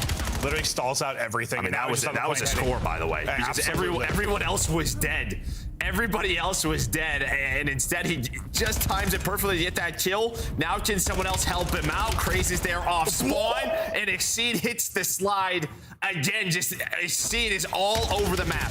And you can see his impact and their turnaround in overload. A number of times he's either shut down any kind of push or just stalled out to set up his team. That's going to turn into a score. And honestly, that starts with Exceed's play. Yeah. That is the different. That's like a 2-point swing. That's unbelievable out of him. That would have been a Koi score if he doesn't get that kill. Instead, they end up turning into your own score. Half a second. You get around that corner, yeah. It is a score. Instead, it is not. Now you're up 3 with 2.5 to go. But the big difference, I mean, you were just slaying so much better than what you were in map number 1. Shutting down Insight and Kleenex, not letting Joe kind of take over, matching this. This is great to see from Ravens. I think this just speaks to this just not being a good one for Koi. This is one they absolutely need to work on. They're trying to work on. This is not the one they wanted to play. Haven't played it yet. That just screams, Leah, let's get practicing. I mean, in a match environment. This is just like what we were talking about. Map 1 is a blowout in hardpoint, and then you're having these other teams, sort of middle of the pack, bottom of the pack teams, just beating these guys in 2-3-5. I mean, if you walk away with the win here, you're Royal Ravens. Think about the turnaround in the matter of a week, bro. You go from 0-2 to 3-2 in the blink of an eye. It's a great start. And the other 2 wins were like, they were okay. But this one, well, the Miami one's looking a lot better. That's true. That's true. It's looking a lot better. It is. Yeah. That and what the G2, right? Like those aren't bad. No. I'm just saying they're not like top 5 squads. Like this would be beating a top 5 squad. That'd be 3 solid wins though. But we're talking if. Hypothetical. We're not done yet. This map might be, because there's not a whole lot of time left, but there is still time for Corey to maybe make a play. But with the MP control over to Royal Ravens, that shut down quickly though. Joe Deceiv's able to get a double, and maybe that'll be the foot forward to get something going for Koi, something positive, because you really don't have much to take away from this. And it just stems from the defense here from Ravens, right? A couple of theirs have just been counters, where they're just playing solid defense. You've had a couple of opportunities if you were Koi, but just on the flip side, played such great defense, it then leads to offense on the counter. So, and now you're just gonna play keep away. Yeah, it just seems like maybe it's just Scar, like, you know, we talk about that being more of a kind of AR heavy map, a little bit slower. Like that doesn't play the strengths of Koi. Like want to play with subs, play with pace, just not one they have in their bag. Literal keep away. You just trust, right? Well, the problem is he's there. So Real's gonna score. Maybe not done yet. Let's see what you find some kills. You might be able to put 2 together here with that mid spawn. It's gonna be. I mean, it's gonna have to be picture perfect. That's why they felt like they could just play keep away, because even with giving that up in a risky spot leading to a score, it's still. Hold on, they're finding kills. But they have to have enough time to spawn and actually scoop it again. Yeah, that doesn't happen. Yeah, now it is impossible for it to get done. I mean, honestly, Koi's only score is kind of handed to him by how Royal Ravens wanted to play it late. They knew they were able to ice it. Simply up too much. 3 straight wins in Overload for this Carolina team. Looking for 3 straight wins in series. This is a team that has turned it around after the roster change. Things starting to click, and you're having bright spots really for everybody, whether it was Craze in the Search and Destroy. Hey, I know they haven't played now in the Overload, but that was the #1 Overload team in the league. So undefeated in that game mode. So that is a great look. And Exceed, I don't know, it just feels like he has his understanding of that mode is top notch. Yeah, no, whenever he was able, he just knew when the openings were there and when he could make a risky play, take a route, he was able to do it. And time again, huge ones out of Exceed leads to a W. We take a look at the stats. I mean, Nero the damage dealer, he's gonna lead in kills. We were mostly highlighting Exceed because he's been the change for them in Overload when they started to win maps, and we saw a lot of really good individual moments. But I think from a talent perspective, that's the type of thing you're going to need out of Nero when you're going to play some of these top squads, and you get it. 34 plus 16 assists, yeah. Guy was shooting, absolutely shooting. Beautiful stuff out of him. And while Craze had their backs in that map too, that'll be Exceed. And Nero, they get it done here. One of Exceed's mini plays over towards green to help set his team up. They only put through 1 on the first side, but like honestly, it was really controlled though. Like there weren't many, one opportunity for Koi really and that was like the opening, 45 seconds. Yeah. After that, just all Royal Ravens, they controlled this from the go. Honestly, in a way, it almost felt worse than like a 3-1. No, it did. No, it really did. I mean, yeah, but Slaying was bait. But I think the other reason why we sort of point out Exceed is not only was he was just defending the ball, plus he had the first 2 overloads for them, finding the scores. It just felt like the guy was all over the map, playing good offense and defense. Great to see from Ravens. It really is. It really is. And like, as much as Nero, like he's got that X Factor type thing, turns it on, has these massive maps. Like it's been fun to watch Lurks as well. Like, yeah, when that guy is hot, bro. You mentioned like the multi kills, the entry kills. Yeah. He can be disgusting. What had you laughing? I'm just laughing because, like, man, I'm just thinking about the major in general, right? We're a couple weeks away. Every team has holes. It feels like, right? I don't know if there is a clear favorite. Like maybe it's still sort of like Optic after. You know, I guess you'd say Optic or FaZe. Yeah, right there. Yeah. Like they've only dropped to 1 match. FaZe has had this tough schedule, but even then, everyone's had these tough matches in matchups where you think they're gonna, I don't know. I had Koi 3-0. And Optic has looked beatable. I mean, I know they lost to FaZe. FaZe was really hot that match. I'm not going to take too much away from it. It's one series, but like Optic has looked beatable. FaZe absolutely have looked beatable. Outside that last series, like they looked insane. I just don't know if we're going to get that draws of performance night in and night out, but yeah, everybody has holes. This is Paris just dropped yesterday to Riyadh. I mean, I feel like it's going to be one of those kind of top 4 or 5 teams winning it, but like who the hell knows? I mean, it should be an interesting one. We're going to take a look at Carolina's road to get to Major 1. This is their 5th match, still a couple to go. They've turned it around. Sizik Seed has joined the roster, but it doesn't get a whole lot easier. You've got Optic after this. You've got Thieves as your last match. Thieves, I mean, not looking like the scariest thing right now with their struggles, so that's a very winnable one, but this feels like more like one you need to win. Well, yeah, I mean, if you get to 3, right, then sort of tiebreakers are always a little bit crazy. 3 and 4 teams, 4 and 3 teams. Like, there's a chance they should start on winners with a win here. Yeah, because we got like what, 1 team at 4 and 1, and then we have a lot of like 2 and 2 teams, 3 and 2. Like, it's going to be real mixy around that 8th spot. So a chance for Royal Ravens to make a run, maybe into a winner. Start with a turnaround. It would be after starting 0 and 2. But now Koi need to turn things around. And we're headed to a black card here, and I mean, I don't know, when you sort of talk about sort of flexes in the league, if there is a team that had to run 3 subs, you love having Kleenex, Real, and Joe DeCease. Oh, yeah, we're going 5. We're going 5. You think so? Yeah. We're going 5. Unless I mean, we haven't seen him play this yet again. Unless Nero blacks out and drops 50. I mean, you would think so, just due to the sort of the rosters, but who knows at this point? No, but this is a tough one. Like when we asked them here, like Nero, when they weren't in like control of rotation, like it can be, if you're like that lone AR at times, it can be a frustrating map. It absolutely can be when you're trying to break over and over and over again. But no, I think on paper, this should be one that Koi will be very solid at. But yeah, I mean, we need to run 3 subs, and we have this guy who gets to run a 3rd one, who, it's one of the best subs ever. Yeah. So a great start from Koi. They're able to find that 4 dead, very similar to map number 1. There's another 4 dead in the feed. All right, we might be on game 5. No, we'll see. It's early, but you would feel that way. As much as I like seeing the guns get hot for Royal Ravens in the last one, this is going to be a very, very difficult one. We'll see if they can catch him. I mean, can they play just good, fundamental Call of Duty right now? Brilliant stuff getting set up for this P2. Some pressure coming late in the hard point, though. Don't let him get a double. Okay, well, inside's double. That's frustrating because you lose one side of this lane.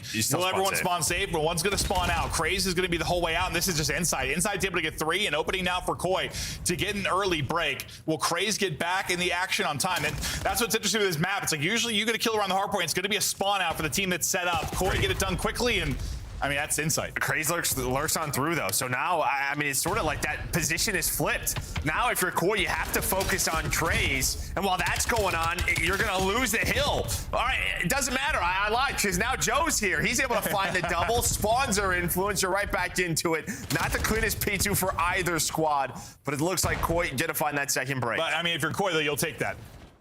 Because the rotation was there for Royal Ravens. You'll take this all day. I mean, Lurk's got the first 2. I mean, Insight is able to bounce that back, but you're thinking with Lurk's kind of cutting down your first push, you're going to lose 30 to 40 of that. Instead, behind Insight's play, you're still in the lead. Well, Insight gets 2 with like, I mean, that's with like a couple seconds left on hold, right? Like, they just come through at an insanely opportune time, and the fact that it spawns out 1 in Cray is huge.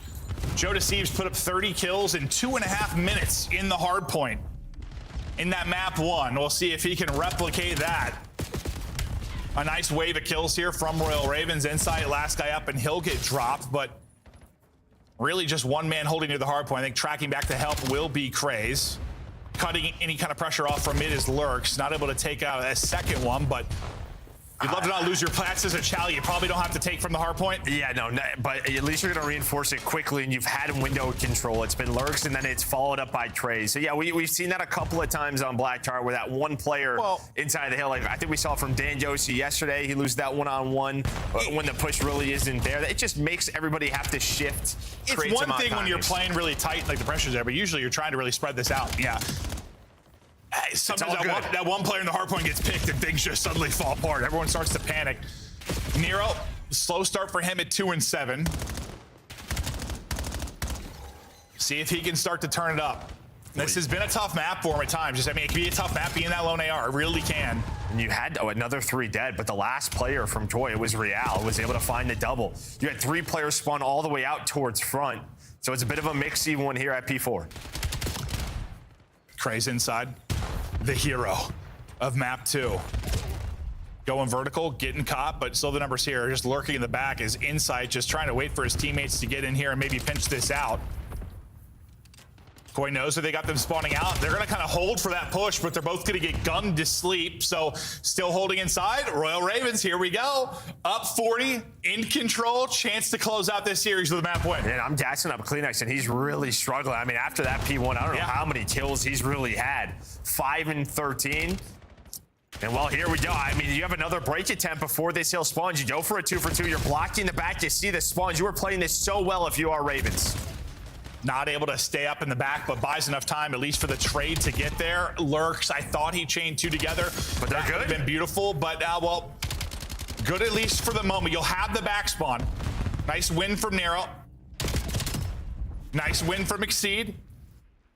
It just feels like they're always getting one, dealing with one side of the push. Well, that's what you need to know, and right? that's what wasn't happening in the map 1, right? Like the breaks for Toronto were way too clean. Yeah, way exactly. Too clean. You're getting the info on Blackheart. That's really what it is, right? You have to know where's this 3 to 4 man push coming from before the numbers are a little bit just too much. That first guy has to get that first kill, and that's what they're doing here.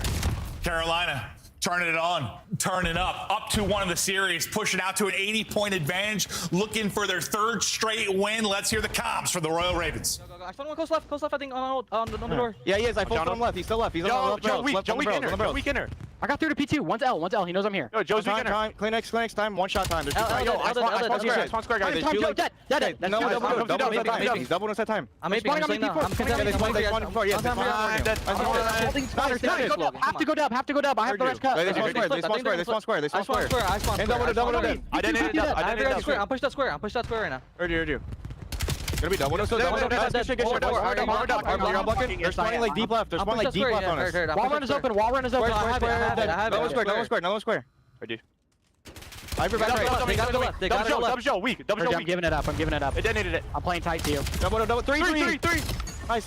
Good shit. Another one time. Kleenex. Not weak. Very weak. Both there. Inside one shot. Good shit. I've up. Nice. Good shit. They might hit shit. It's wall. Real. Weak wall. I'm aping him. Ape him, yeah. He's in. I got you. I'm with you. I don't want deep. I spawn deep. They spawn P4 side too, guys. They're gonna run through P4. Heard you. I'm gonna go right with you. Crossing. I'm going right with you. P4 inside. Iron over me. He's trying to get I took him in the back. Let's shot. Yeah, side. I'm gonna cut close. Nice.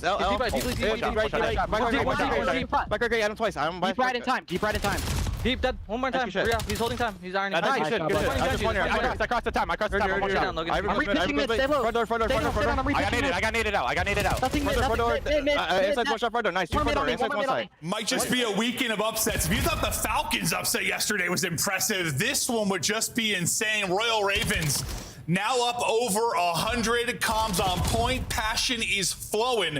If Cole shows signs of life, it's got to happen now. Yeah, it's got to happen now. You got to get this streak out as well, right? Siege is having such a great map. Really, the last 2, he has been frying. Beautiful shots on the Insight. I mean, not going to turn at any time, but we'll stop this push out for them or slow it down for Toy. Getting your setup as we head to this P3.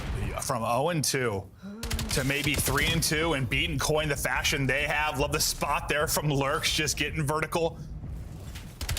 This is one I don't think many expected. This is nutty from Royal Ravens. They appear to be the real deal. They'll have numbers favor again on the early setup. They have out-rotated, outgunned, outplayed this Koi team. And those are the kills you need that you're getting from from Lurks and from Trays, right? You're pushing out on your rotations, you're finding where the push is coming from, and you're getting that 1st and 2nd kill. It just makes, it should make the game a little bit easier on that rotation. I know we haven't seen Koi here, but obviously we didn't have it in for several weeks. And like, we watched Royal Ravens here the one time against Heretics, and like they lost it by 50. There were some solid moments, but they didn't look great at it. That's why I just think like, it's not a complicated map. Like, I just thought I would take it. And maybe that's why Koi don't play it often. So maybe their other option was really that exposure. But that's the only hardpoint map Carolina have won. So maybe you get away from that. Yeah. So just something that you're going to have to discuss. But again, map pool is going to be a big thing as we start to talk. closer and closer to the major. 100%. That streak is going to come in, and if they get a break behind the streak, that could steal the map. Nero's going to get a kill at the same time. Craze finds one as well. Streak pouring on in. Won't find anything, but the opening should be there towards the point. Real can't walk away with the multi, and you bullied your way in behind the streak. 20 seconds still need to be earned. Koi have fought back. Nice little cheeky position there after the kill from Joe Deceive. So you survive this. And listen, this is a map where we have seen some nutty comebacks. We have seen 150-point comebacks. There have been crazy ones. It's just only needing 21 points. You just feel like at some point it's going to happen. I guess I just think back to what, like the K-Sun tournament with Paris and Optic. Like Paris, that's really the one. Yeah, okay, that's the only one I'm thinking of. But we know the comebacks can happen. Maybe we'll have another insane one here. I mean, they have them. They're trying to spawn them at old. Like, they're so far pushed up is Koi. You got the Hellstorm out, so like the chance is there. You'd see Lurks is going to spawn all the way out. You're getting the kills. Clearx is double. These weren't popping up, but who is it? It's Big Exceed again, going massive for the team. Exceed, and he's somehow alive still. What a brilliant moment from him, finding his kills in key positions. They're back into the point now. 15 just needed for the W. Guy pushing forward on one side is going to be Kleenex. Nero wins a big gunfight there to deal with it on one side. Exceed now watching him over from the top side push. Or Nero's going to do it all from the point. He's able to win it on both sides. And that's the map. That's the series. Carolina win 3 straight. Come in and upset the big dogs. And everything you thought you knew about the league, well, we don't know shit. Absolutely nothing. I have no idea who's going to win this major. I mean, it's great to watch, though. Sort of the parity that's being developed. And, you know, it's happening a couple of times in the same way, sort of losing map 1, sort of getting destroyed. And then all of a sudden they come alive and bam. Yeah, as much as, like, I think, listen, I'll give the map 3. That to me seemed like maybe Toronto trying to play something out of their comfort zone. But this was, I think you're right. They just probably had a ban exposure. Like, you just don't want to play them. It's the only map they've won. And you just come out and get beat up on Blackheart. That's just not at all how I expected that to go with the kind of firepower and the hardpoint pedigree we've seen out of this Koi team. But as we take a look at the stats, I mean, it is a full-on team effort. It's Lurks. It's his time to lead the way in damage, lead the way in kills right there with Craze. Craze, we've seen the playmaking in Search and Destroy. I've wanted to see more from him at times in Respawn. He gets it done here. I think you've got some really special young players on this Royal Ravens team. And listen, I'm fired up about Exceed because we just heard so much about him in Challengers. So many times we want to see him be like next up and come in. And we thought this might be another time we were coming into a bad team. Honestly, we thought it might be coming into a bad team, but well, this turnaround's awesome. Well, I mean, the only good thing is that like it's happened early in the season. A lot of times when these guys get chances, it's halfway through. They need so many CDL points. Well, he's turned this around instantly, but just take a look at the game flows here. I mean, you just sort of flatline, 4 hills in a row, right around that P3. Just great stuff from Ravens. They hang on to that lead. It's as big as 130 points, a blowout there in map 4. And now, I mean, in your wins, like, yes, it's not all 3 against the top 5, but like we think G2 is a pretty solid team, like especially in certain map and mode combinations. Heretics are looking better and better, especially coming off like a 3-0 and a 3-1 victory. Boy. And this Toronto team, we're thinking is in your top 3-4 squads, and they just get beat. I mean, outside of that map 1, I know, listen, the Search and Destroy, that was probably my favorite Search and Destroy to cast this year. That was a fun one. It goes around 11, but the fact is, it's a Craze takeover, 16-7 dub. The Royal Ravens are here to play. Des, talk us through it. We have some Craze super fans on the staff. Shout out Jeremy Stud, and well done to the man in Search and Destroy. But as Maven mentioned, this is the Exceed story, right? This is another player, just like Neptune last year, who was sent to Challengers multiple times, comes back to the CDL for his second round, and he's having a great run. And I think the biggest thing in that comparison, too, is just the way he's playing the game, too. Like, when Neptune got brought in and plugged into that roster, you could saw their entire game plan changed. And that's when it went on the up. Same thing with this. You plug Exceed in, they've got more slaying, they've got more engagement, and he's also just making the plays that they need him to make on the map to make things easier. Let's take a look here at the upset unfolding in the final game, and Nameless, None of us saw it coming. I followed the fans straight into an L here. Yeah, I mean, I picked Koi as well. I just thought they looked so strong. And honestly, this is a testament to Roy Ravens. Like I said it when we were watching this last map, they have just put in so much work. It looks like they were ahead on this one. I mean, every rotation they were winning in the overload as well. Like you just had Exceed positionally. Like you're looking for him the whole game. He's your top blue. Everybody starts to fry around him. The round 11 play call, just knowing how Toronto wanted to play their offensive rounds. Like this looked like a late season game. Like they're just ahead. This Royal Ravens team of Koi in this series, they look phenomenal. This is one of those things where I'm sitting on the scale of like, did Koi come out flat today, or is it more Royal Ravens showed up? And I'm leaning more that the Royal Ravens showed up and that the work they put through. I will echo Merc though when looking at that hard point, not only in the hard point in that map number 4, but also just in general. After that map number 1, it felt like Koi were flat. They were almost too comfortable, I feel like, and that really gave Ravens the opportunity, not only let Nero get off really early in this series, but also the rest of the team to build up some momentum the to win. The script is playing out perfectly. Another team gets to 3 wins as we are just 5 days away from heading down to Texas. That is such a big win for Ravens. They're now 3-2. Their last 2 matches, I believe, are LA Thieves and Optic. Yeah, right? it did not get easier. You needed to win a game like this. Now you're in a position where you can make winners. After 0-2. 1 roster change. Let's take a look at some crazy stuff from map number 2, shall we, ladies and gentlemen? Craze, welcome to the stream, my guy. How we feeling? Great. How you guys doing? Really good. You were taking over, especially in that search and destroy. That is when Carolina fans started to feel like, oh man, this is possible. When did you know this match was yours? Right after that search, like I was doing whatever I wanted. My teammates were letting me do whatever I wanted, and you know, once you have those like teammates that have that trust in you, it's just easy. Yeah, you know, expanding on that search a little bit, Craze, in the round 11, it seems like you guys noticed something earlier, how they like to play mid on their offenses. Whose play call is that? Like, yo, screw it, let's just run down mid and chow. That is a new pickup Caden Exceed's call. He said, screw it, let's chow mid, and then we chow mid. Quote. All right, so I got something for you here. So from the first bullet to the last bullet of this round, it was 5.5 seconds in which you guys won. That is absolutely ridiculous, Craze. That's what we do. That's the Ravens. We're fine. Craze, I want to kind of ask you, obviously now with the addition of Exceed, it feels like the pacing of the Ravens has gotten pretty obviously much faster, 5.5 seconds faster, as we just touched on. Is that something you guys needed? You feel like when you brought in Exceed, do you feel like that's kind of like one of the biggest assets he brought into the team? What has that kind of change been like for you guys? Yeah, so honestly, like before we were like unusually like slow. Like I thought we were gonna be like fast off the get-go, but like it wasn't the case, obviously. Bringing Exceed in, like obviously our speed, like our pacing, like is just better now. Like this game, especially like with the wall bouncing, with the movement, like you need to be fast. Or like if you're slow, you're just gonna be caught lacking. It's not good. So like it just works out. Craze, I got a wild migraine today. Couldn't watch the gameplay, but I was staring at your guys' faces the last 5 minutes of that hard point.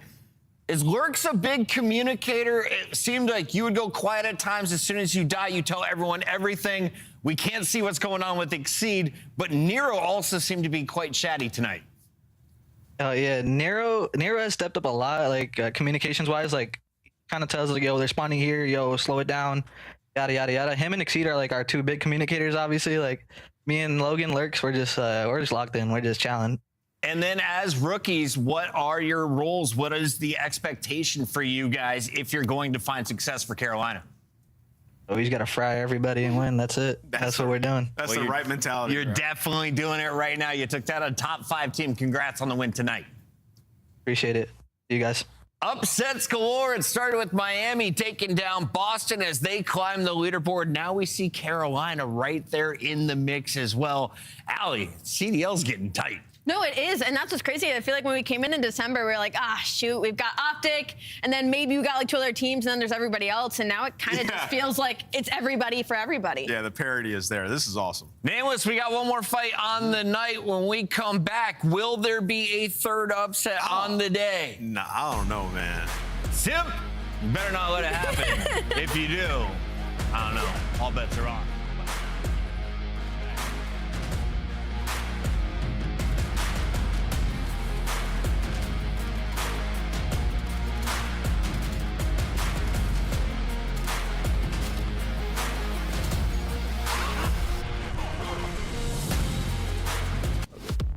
Scuff, a official controller of the CDL.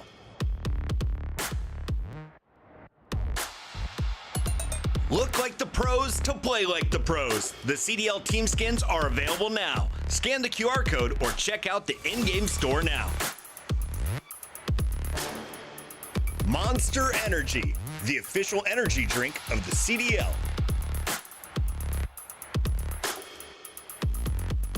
Oh, great. This again. Oh, they're gonna dig this. Enemies up in my sight. They better run for the night. The room we show up, so we load up, then we pow, pow, pow. Finish the mission. Hoorah! Can I get some help? On the way. Look out, freak bag. Rising, they climbing, they guarantee we never stop. It's you and me against the world. Control of the show. Blow for blow. You cannot see me. I leave eyes closed.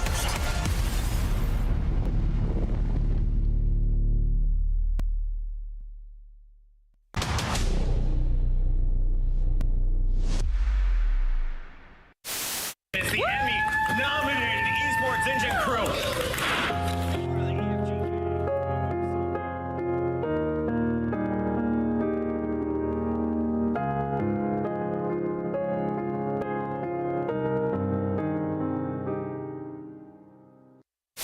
Whichever bomb site they choose to go to, 30 seconds on the clock, and well, if Easy's been seen, he will drop off the map.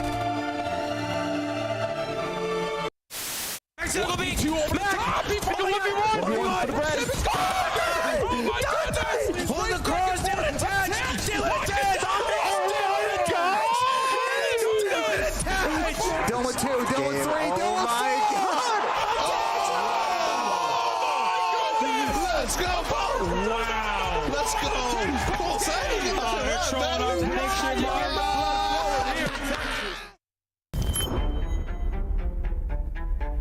They ain't ready for you. They ain't ready for you. They ain't ready for you. They ain't ready for you. They ain't ready for you. It's your time, better go get it. No slow with it, move like you're so in it.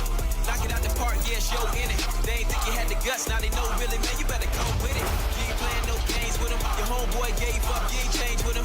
Do it right, cause you never switch lanes with him. You gotta fight for the goal, just hang with her, hang with her. Knock down, no shame in it. But you gotta raise up with a flame in you. Put your fist in the air, let's push till we down to the victory, yeah. We can picture it, yeah, let's go. They ain't ready for you. They ain't ready for you.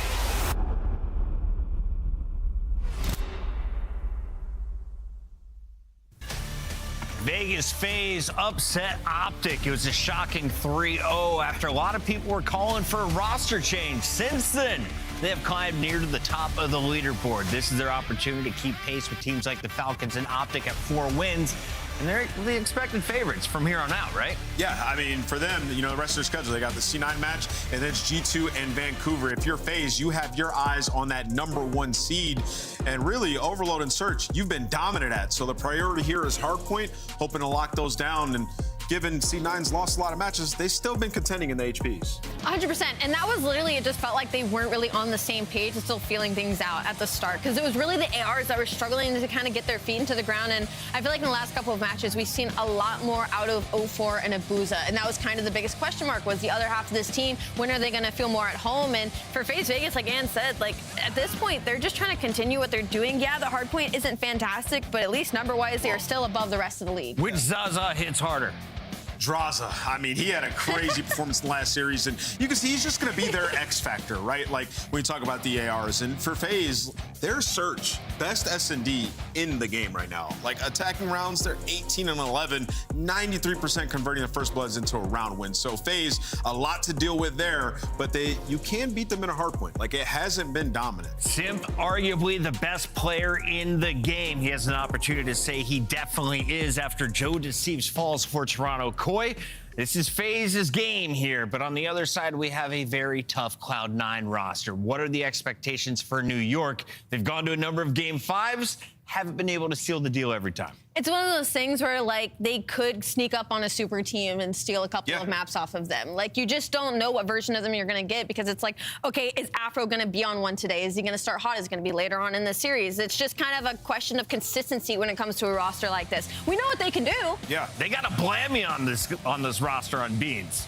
Oh, the sniper. The big sniper. I was like, you got the blame. Listen, with the C9 team, they had a 3 over Vancouver. Yeah. They've lost 3 game 5s, right? And when you go back, they're actually kind of hard to analyze because you watch, like, they're playing it so good, and then a blunder at the end, right? Yeah. We lose some momentum. Like, in this map right here, they had it 1. If they win this map, they likely close out the series 3-0, and we're talking about C9 way different, and that can be said about all of their series losses in the game 5. But the one thing that I'll point out is the search and destroy, like, for these guys. 57% converting their bloods, not great. When you're looking at the opposite side, it's 93% for FaZe on their offenses, right? So for them, that has to be the point of emphasis. We're going to be a gritty team. It's the way our roster's built. When we get to game 5, we have to be able to close it out. So for C9, that has to be what they've worked on this last week. What's the vibe you think right now in New York, and how does that change with the win over FaZe? I think right now they're just trying to figure out what to focus on. And I think what Ann just touched on, it being the search and destroy, would be a good thing because they're below average in almost every category compared to the rest of the league. Good at around. So their average right now, their question right now is how do we get over that line? And I think this will be a good feeling out way to see where they stand. Blackheart is going to be banned out, so it'll be Den coming in for your second hardpoint. Raid will be game 5 if we get there. Do we get a game 5 on the night? How do you guys see this one play out? Let's get to our Scuff Pick'ems. Rosalie, finally, you stumble. How do you bounce back? Vegas FaZe. I don't think it's game 5. I mean, this is the weekend of upsets. It really is. But I'm going with Vegas FaZe. They've played all the top 4 and they're 3-1. I got FaZe. New York, I want to pick you. Do you? Mac, are we doing it? Are you doing it? Are you starting with me? Are the upsets happening? I think you should do it. You do have a migraine. You have a pink hat on, though. That's kind of messed up. It's very pink. Oh, that's right. We wore it for Simp because he's the best player in the game. Vegas FaZe wins this one. Sorry, Mac. The fans are also rolling with pink. We got it all wrong last time. It can't be twice in a row, can it, Chance? Double jinx. It can absolutely be twice there. Puckett, lightning strikes twice all the time. So much so that I feel like the gates of heaven are opening up on this beautiful Saturday. My man's got actual aura. You remember when? Does anybody remember when Obi-Wan Kenobi died in Star Wars? Well, my guy is in his forced ghost, era phase. As Chance phases in and out of reality, we now phase into Vegas versus C9. I'm stoked for this one, frankly, brother. We've had a little bit of a preamble before this game started up, and this should be a very good COD kind of series. A very fun day of Call of Duty in total, but I liken FaZe to like a Toronto where, like, you know, you can beat them, but you have to bring your A game. So Carolina brings their A game, puts on for an electric series, and in my mind, it's up to C9 New York. If they bring their A game, I think we're going to have a banger of a series here too.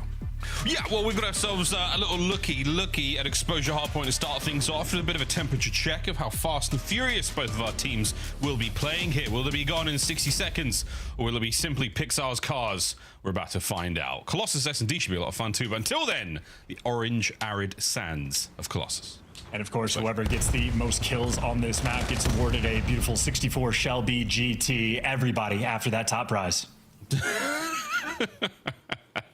Well, our boy goes pink for a few moments there as FaZe Vegas take the opening time, and a bit of a jostle across the map here for kills and positioning. But once again, FaZe, it is 0-4, going 3-0 thus far, looking for another kill to his name. As a delightful turn here for FaZe Vegas, a bit of a slow start in the league, and they're looking sweet now. Yeah, and I know 04 has been putting in some work on the downtime as well. Him and Draza playing the 2v2. So FaZe certainly a team getting after it, but so is Beans, able to give you 2. And C9 really just trying to keep FaZe away from time. People already setting up for that new rotation. And Mac, one of the most objective-minded players we have in the league, he's the one that gets here first. On our way to New Hill. Go on, Mac. You've got a lot to deal with here, though, mate. Next to you through the interior, and that is going to be the opening kills going his way. Pivot over the top. Catch himself out. Another Draza picked up as well, and it's a nice hold from C9. Solid stuff. And now Max switching guns as well off spawn, so already putting a little bit of detailed work. Obviously a very long range hill, but once you get set up here, you're feeling great, but no trophies and a stun grenade from hell. 04 just being a nightmare with the lethals and tax, but doesn't actually get the kill. Draws is trying to go for 2, can't get it. Vivid survives the onslaught, and well, C9 survive in time. Here we go. Big Viv on it, mate. 4 spree, trying to make it the 5th. This tank is a hard point in itself. Difficult to break through as Beans now trying to keep those attackers at bay in a wonderful hard point. A great P2 out of C9 so far. Still with Mac, as he is a continual issue here for the FaZe Vegas boys. He's kept a Boozer at 1-7 so far. A tough start here for the Belgian. And now just waltzing through and breaking the hills as well. So FaZe feeling the pressure, feeling the heat. They got a little bit of a pinch going, so the quicker you go here, the better. C9, at least you got Vivid out of the picture. You overwhelm on the time, and by God, you actually overwhelm Draza with the Dravik off spawn. And you got a Zaza do, the Dravik's in hand. So many rhymes, so much alliteration, and FaZe will be in the top. That's good enough for me, mate. That was a solid finish. He stuck the landing, boys and girls. Cano 4 continues to soak the time. It's not so much about sticking anything as it is finding those kills in the backline from Dravik as he gets another one out of the front. Nice shots out of 04. Oh, he goes for the pinch of the man below. Good timing. Simps there to pick up the top side, and it's an immaculate bit of work here from FaZe Vegas. Not enough to quite get the lead back. They've managed to flip spawns and keep the members of C9 on the backside here towards the race on Nu, but Afro, it's a 1v1 on time towards Nu, and has Draza snuffed him out. Well, Draza's dreadful Dravik right now, causing all sorts of problems. The moment he pulls out the God gun, I mean, look at the score. Hasn't turned yet, but you flip the map on its head. 0-4 with the cuts and FaZe more or less set up for the new time. Draza even making sure he blocks the spawn. Simps got the left side on lock, and the kill feed looking pretty. Just as Vivid wants to call this in on a very inside hill. Well, a very inside hill is going to force those players inside, but also that guy at the back. Hey, Simp, this was for you. And Simp can't dodge it. Smooth moves now through the front. Beans can't catch the pair, and he loses out in the fight. So you invest the Hellstorm. You get Mac there a bit closer towards the attack. Beans doing this alone for now. Can he find a kill? Yeah, sure can. Huge. Oh, number 2 as well. A delight, a treat for Mackenzie Melts. Reinforcements arrive. Can Afro get anything? No. It's a 2-piece from Simp and a Boozer. Cleans up the last. Yeah, if you don't use the Hellstorm to actually block those back spawns, though, eventually the team that has them secure will just overwhelm. Nonetheless, certainly not a full 60. At least C9 keep the score a little bit close, about a 20-point gap between these two teams, and well, C9 will have officially appended the new time first. It is going to be Mixie. Vivid with the battle towards the middle of the map, but he is surrounded by these pink arrows and overwhelmed instantly. Simp continues his reign of terror. The tiny terrors might be no longer, but if we're thinking of which player gets to hold that crown, Simp right now is the big dog. The true big dog right now. It's that electric pink. Dravik is shocking his opponents. And 04 picking up freebies. Quite literally, what a piece that was on the approach towards time. Gets himself a 2-piece. On a spree right now of 17 and 11. Wicked work. Alongside Simp at 16 and 10. Huge work being pulled out here by FaZe. Gets another and nearly the 2 as well. Disgusting work with a solid lead still. Good read in the box, though, so Draza remains up. Draza had a slow start, has brought himself back, and same thing with the Booza. I got players falling everywhere along the map, but I think the P5 has been the most stable hill we've seen from FaZe the entire time. They've orchestrated a nice little 50-point lead, and the guns clearly hot. Straight to the Jaeger, looking for the next man as well. Oh boy, FaZe Vegas. Yeah, they're rolling hot right now. They are certainly rolling hot. Back to P1. First set complete. Second set now upon us, and a solid lead here for the FaZe boys. And Straz, a massive peppering of damage. His teammates now back on spawn, now trying to find an alternate attack towards this new time. Bear in mind, you want that tank side of the map as well for P2. So the top spot now covered by C9, and they are holding so far so good. Everything is holding except that kill feed. We are having mixy moments on one side, but FaZe dealing with it without too much of an issue. And if FaZe are doing good without too much issue, Miles, what better time than to go to a listening? Have you gone? Both of you play me. Right, this one. I'm between you. One in and one other. Nothing on. Play slow outside, Jazz, okay? You might want to pinch, okay? Play super slow outside. Stay down. I'm pinching shit. Yeah. I don't see him take. You guys double play slow. I'm gonna pinch with Chris. Yeah, watch. I he's fine. Nice shot. Go. Watch out, reach the top. We can't. Nice. P2, you beat better. One side, come on. One on both sides. Both sides. Nice. Both sides. Boss, one on you. I'll behind you. Nice. On team tank. I'm getting in. Nice. Hey, we should push it. I'm in. Nice. We're gonna flip. I'm mining my P4. Watch you on time. Watch you on time. I'm leaving you, Chris, okay? After 1 town, back. Turn. Yeah, two here. Two top on me. I got 3 here. I spawned over. I'm mapping. Missing beans. I'm trying to move. I'm trying to get up. I get it. Yo, go to get in. Yo, I spawned down 1 third already. That guy's spawning deep behind me, though. That guy's spawning deep behind me. I'll see him. One time, man. Dead. Missing beans. Gun, playing all. Behind. One shot gun beans. Missing Reese. Let's go. I'm out. I'm trying to help you, mid, Zach. I'm yellow. Pick up right. I'm left for I'm yellow. I'm trying to come right. Play safe in the back, okay? I'm in. I got dominated. Okay. I'm here, Zach. Have your P1. Yellow, Zach. Yellow. Nice. First try afro. I'm coming for it. He's fucking on me. I'm playing out left, okay? Yeah, left? Okay. I reload. We're not blocking in the front.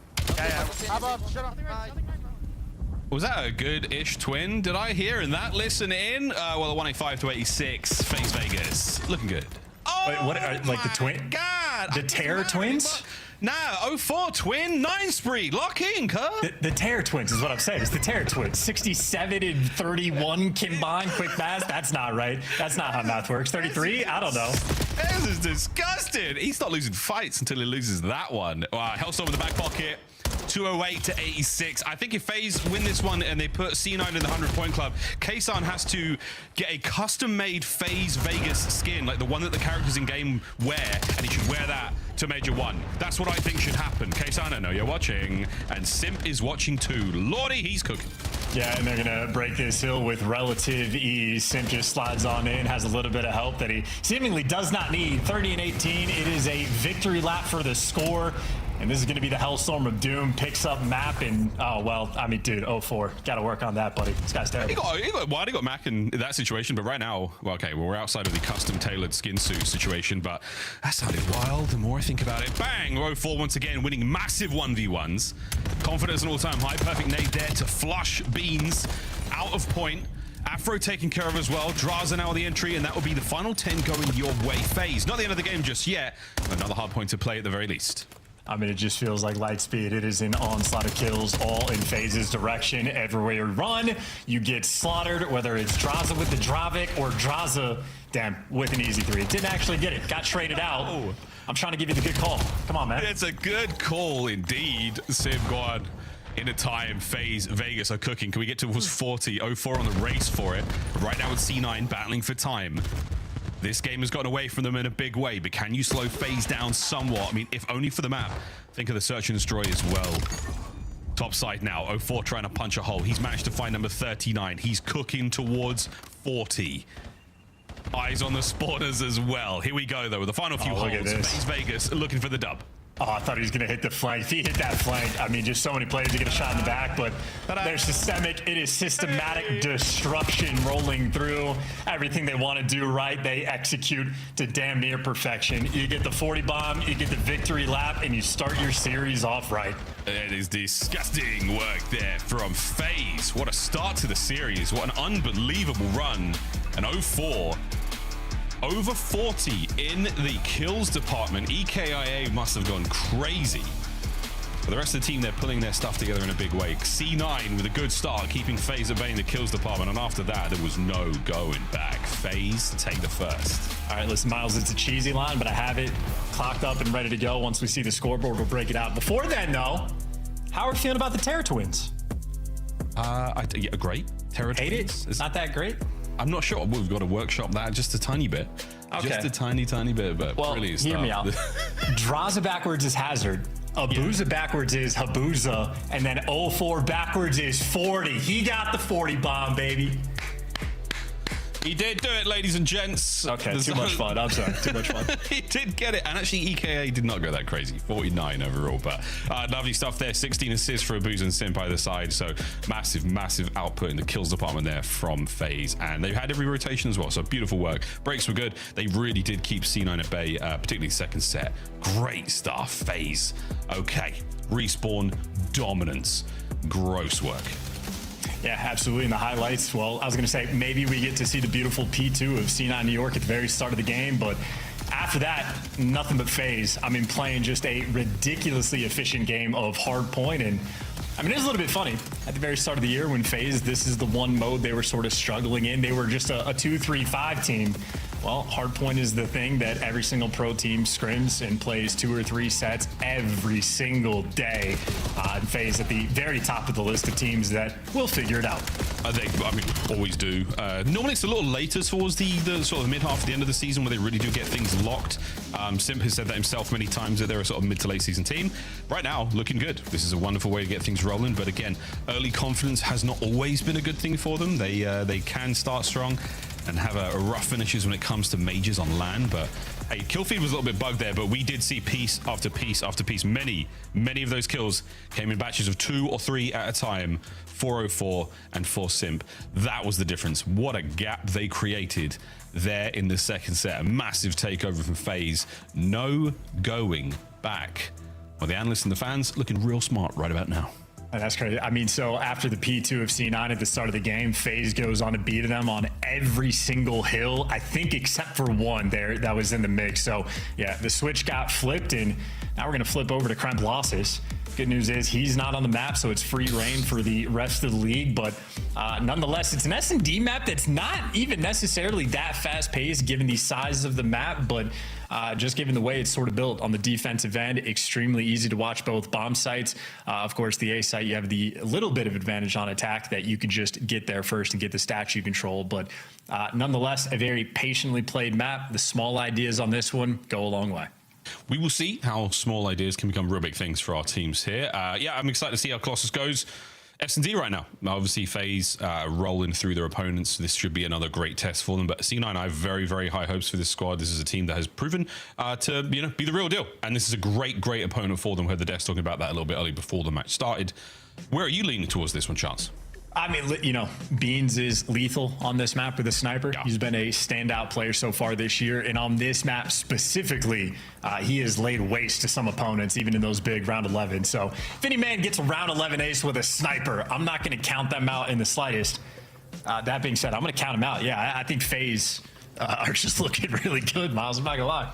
Yeah, they are looking really good. This is the 4 guys on the same page right now in a big way. But we'll see if it comes to play in search. I think C9 might be a little stunned after that. We're not seeing a whole lot of communication across the board. Obviously, they're listening to, wise words from the coach. Mac could be talking. Not sure because his camera's out of action. But for the boys right now, it's a bit of a get back here. Find that confidence you definitely have.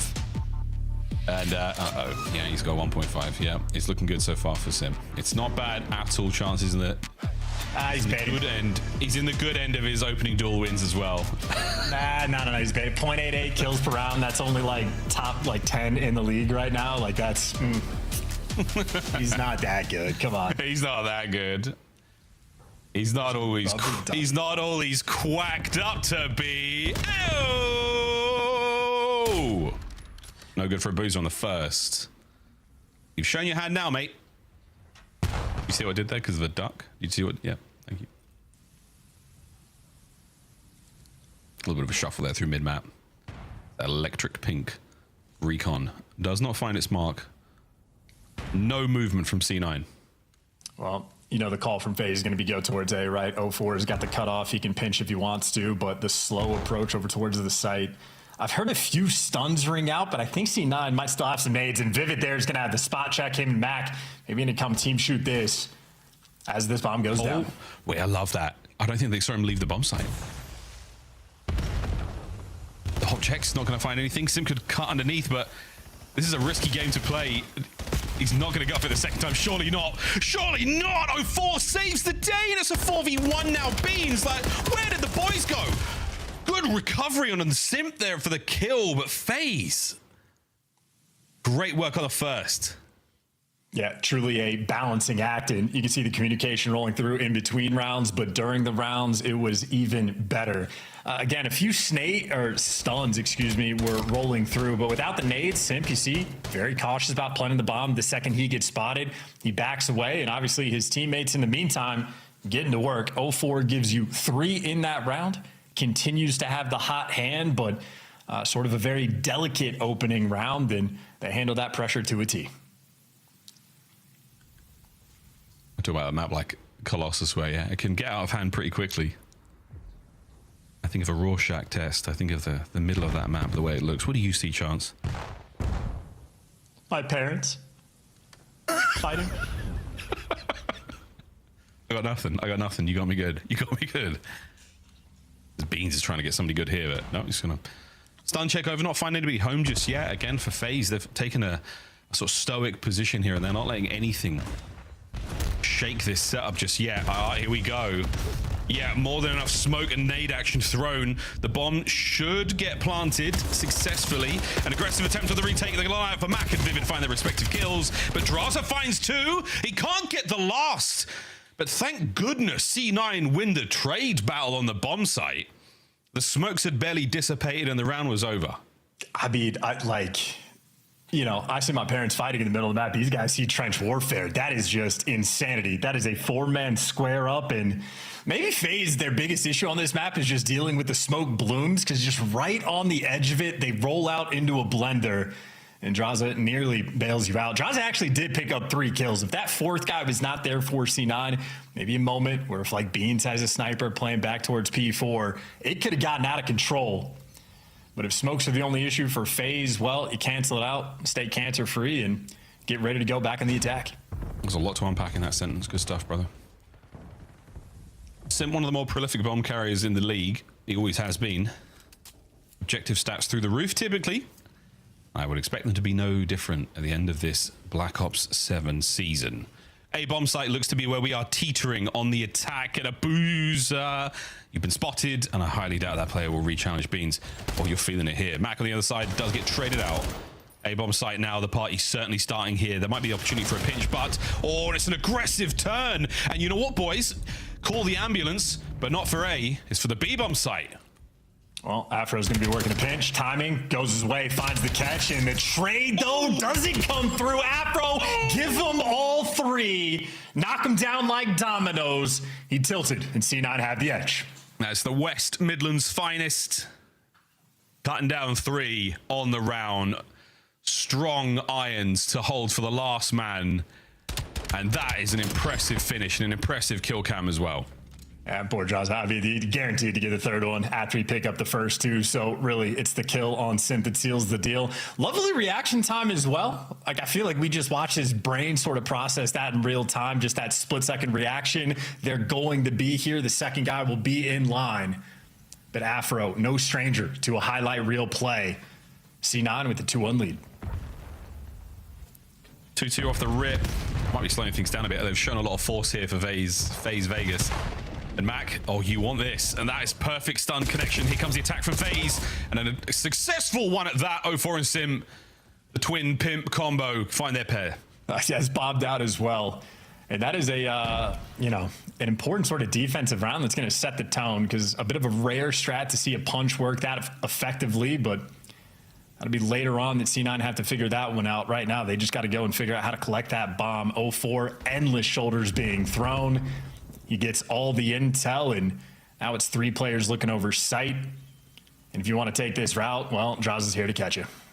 He is indeed. Reinforcements now making their way through another map. Close range gunfight, though, 4 wins.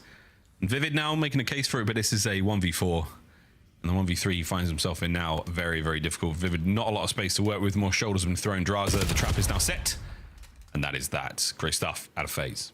Yep, huge round. Big play call.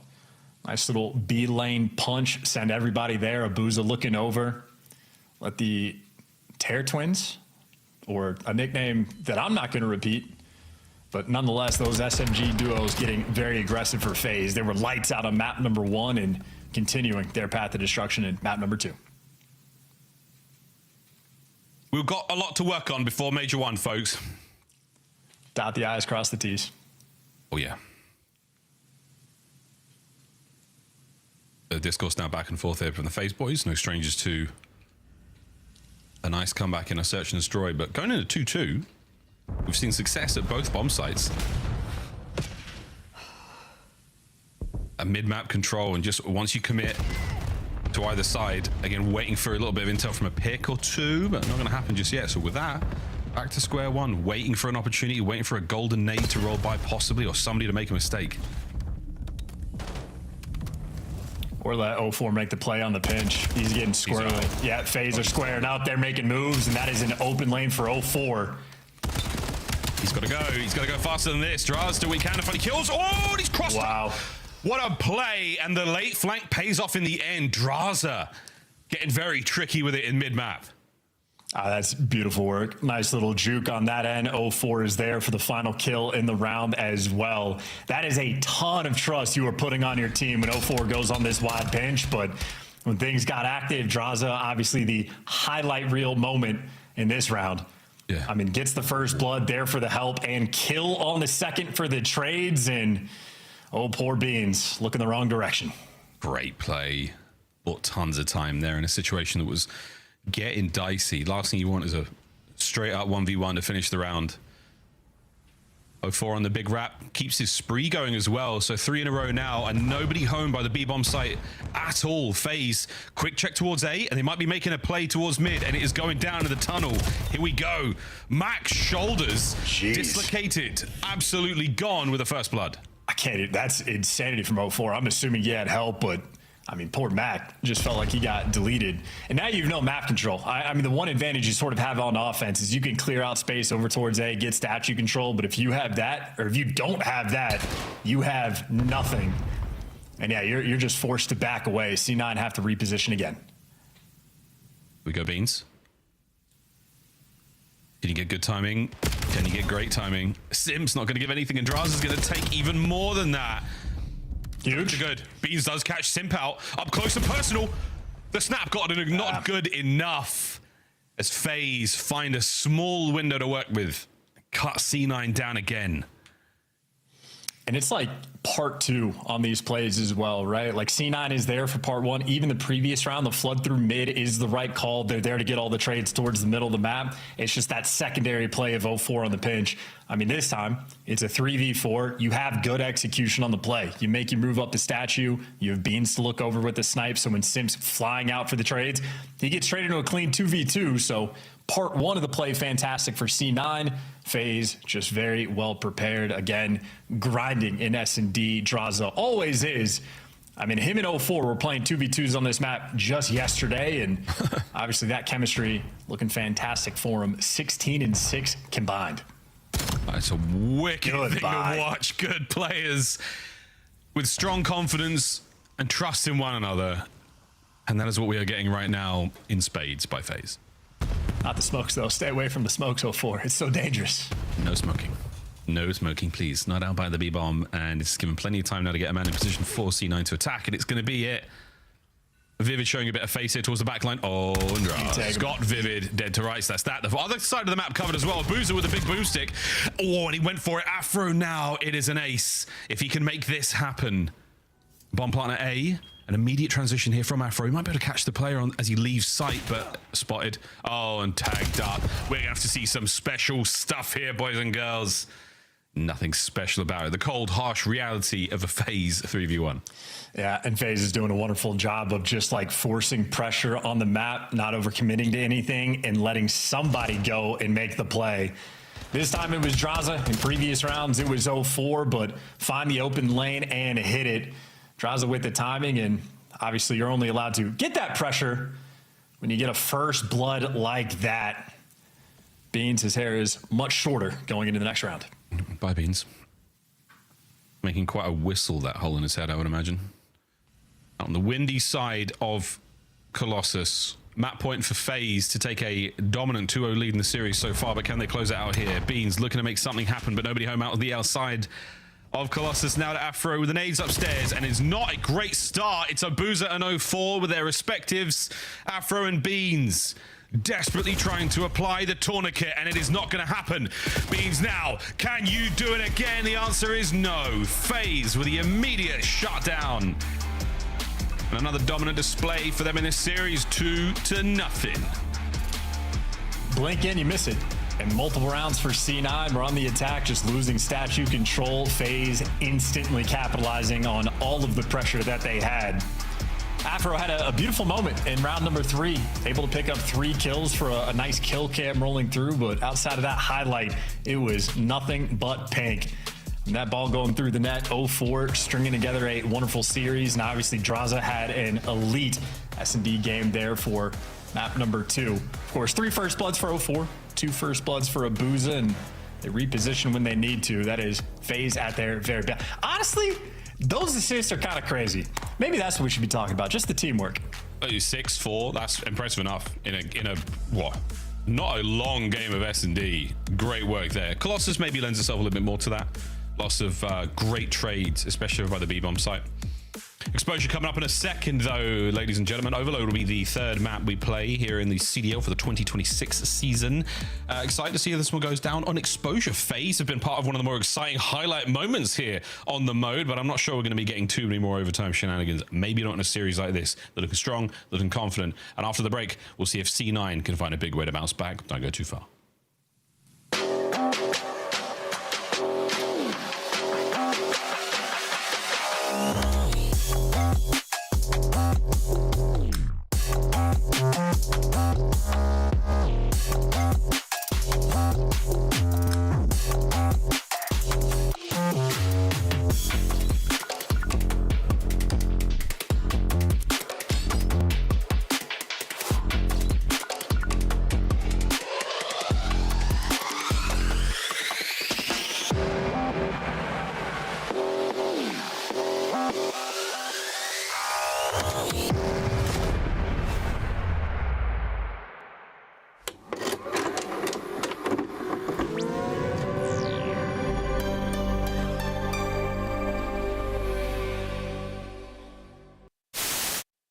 Go one by one. You gotta train that. AG hit front by himself. That's the best. How many times did we praise Optic for their ability early on in this game to understand how challenge the good help from inside on the cross as well. Keeps him alive now. The regen. Look at the battle. Arriba izquierda. Buena, queda uno. Sí, dale, sí, debe. Sí, ese puede ser que esté jugando por la espalda. Qué buena, escucha. Buena, súper, qué buena. ¡Qué buena, niño! Happy birthday to you. Oh my god. Happy birthday. But now Kiz is in a great spot to find a first blood. That was insane. Oh my god, why did he just do that? Joe's face was comedy in here. That will be the game. Just get into P2. Get the final second. 250 to 110. Are you kidding? And you got the Bulldog already out his chair. You know when he's in that mode, he usually gets it done with the SMG, but his AR was simply uncontested.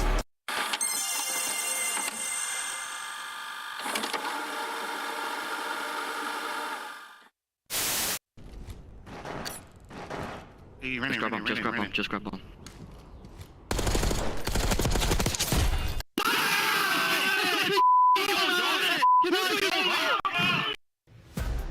Start the season strong with the 2026 Call of Duty League Pack. Grab yourself the CDL operator by scanning the QR code on screen or check it out in the Call of Duty store in-game now. Black Ops 7 returns to the Esports World Cup in Riyadh this summer. Scan the QR code to be notified when tickets go live later this month. Monster Energy, the official energy drink of the CDL. That's okay. Welcome back, ladies and gentlemen, the Call of Duty League. We got ourselves some FaZe Vegas C9 New York, and it's a good time to be a FaZe fan because they're up 2-0, and we're going to an exposure game of Overload, and these boys are looking good. Looking fantastic, and Sim continues to be top of the race right now for best player in the game. He has had a great year and a great series, but an Overload specifically, I mean, as is tradition, right towards the top. And Afro, make no mistake, absolutely setting pace, keeping track there in the kills department, there in the KD, there in the damage. Just a little bit behind Sim for where he's at, but very much a situation. Afro has to bring his A game right now, as does the entire team, because FaZe clearly on form. Absolutely. A strong team right now, but the throw is no joke, friends. Absolutely something to be worried about. Afro can turn a match on its head quite easily. We'll see if they can do that here on Exposure. Overload, a difficult game mode. I think the general consensus we're getting to is that this is a mode where teamwork is really going to prevail, like in a big way, and the teams who are bad at it are going to be punished violently and swiftly by stronger squads. We will see if that's the case here. C9, they seem to have had their mojo stolen, baby. Will they find it here on Exposure? Well, certainly looking to get it back, but I just know for FaZe, again, a very well orchestrated and organized team. I mean, Miles, there was an interview from years ago that Abuza was doing in French, him and Breji, when they were playing for the Surge. And one thing that Abuza was very much focused on is that the first team he joined in the CDL some years ago, he was just upset with like the lack of professionalism, like the effort and energy everybody's bringing into practice, not getting better every single day. So this is the type of team that I think Abuza like fiends for. So a massive opportunity, a great squad around him, a ton of grinders. I think FaZe have a great dynamic, and we'll see if they can put it on display for the map 3. Heads down. Let's get to going. It's clean 3 dead. That's all 4. Grab it. Let's go. All right. That's exactly what we're talking about. A-Zone has got some opportunity here, and that is the opportunity you wanted. 04. How many more can he get from this life? How many more? Not anymore, but enough to get it in the net. Oh, but no, this is the thing, man. You're waiting for that play towards top side. It's not about the first cap. It's about the second. 04 goes from death to immediate defense. He finds a 2-piece over by the B goal. Sim's not going to find any more in this side of the map, and you've now got a tough spot for Afro pinned by the new ball. Yeah, Afro's gonna have to fight for his life, and Abuza does get taken care of, but now it's gonna be Afro versus 3, and he just stands out in the open and squares up. Great news for him. 04 at least gets a team kill, so you're keeping the odds even. Vying for this device control. Might just be a long form battle we have here, but FaZe right now pushing pace. They got the extra edge. Yeah, Draws finds the kills actually on the feed, but this is going to be the push down low. Oh, objective in hand. Great save there from Afro. The play still at large. Simp is behind enemy lines. Simp still going, finds another kill, and now he's going to draw the attention, draw the aggro. Great work from Vivid to turn head, but it's not going to be enough. 04 now presses the spawn. Another 2-piece. He is slaying, and it's going to be another goal for FaZe. Yeah, 11-2 on a 5 spree. I mean, that 04 cam looking good. I mean, back-to-back lives. He has been everywhere. He started off the game hot. He started off his second life hot. Bro. I mean, 04 right now could do no wrong. He is pissing right now. 12-3. Set up now towards the bottom side of the map. That's the next spawn. Bean's going to be the sole defender down low right now for C9. It's 04. Oh, man. 99.99% of the germs and of C9 gone. Vivid saves himself from spawn. Here comes the next attack. Opportunity to get another one in here. Oh, we're going to push forward, but Abuza unable to get too much out of that life. Good hold by C9. They will stay alive. Device in hand. Forward they go. I'm starting to feel a little biased talking about how good FaZe is. Can we talk about how good the stun grenades from C9 have been? I mean, just out of their spawn, making sure you get the stuns off so you can clear your base. And now you got options. Frontline blocker over towards B. Problem is you lost your device, and every single blue arrow is in the wrong spot. Oh, he's making a run for it. He's making a run for it. Abuza has shoots them towards stop. It was beautiful. Nobody home. And Abuza gets the 3rd in for FaZe. Yeah, he got stunned, though, and Matt got that kill. So, I don't know, man. C9 have a really important part of their game down. The killing things, though. Oh, 2. Less. There we go. Attaboy, Afro. L4. Let's run it up. There we go. Got to now pick the right goal to go for. Afro's now going to sort of split the difference to try to take care of both sides. Great shots into the first man. A tag or 2 number 2 as well. Unfortunate timing. A little too antsy. And there we go, Abuza. Strong line of defense. Last man down. C9 attack stopped. Here comes FaZe. Yeah, you get a clean 4 down and teammate 3 seconds later. So a couple pretty poor mistakes coming in for C9. Going to be costly in the long term and maybe even costly in the short term too. FaZe, another opportunity. 3 down in the feed. Beans makes the impact. What? This is not going to be a goal. What are you talking about? Oh, that's a good nade. Whether it's the stuns or the nades, I was thinking they've managed to pull enough.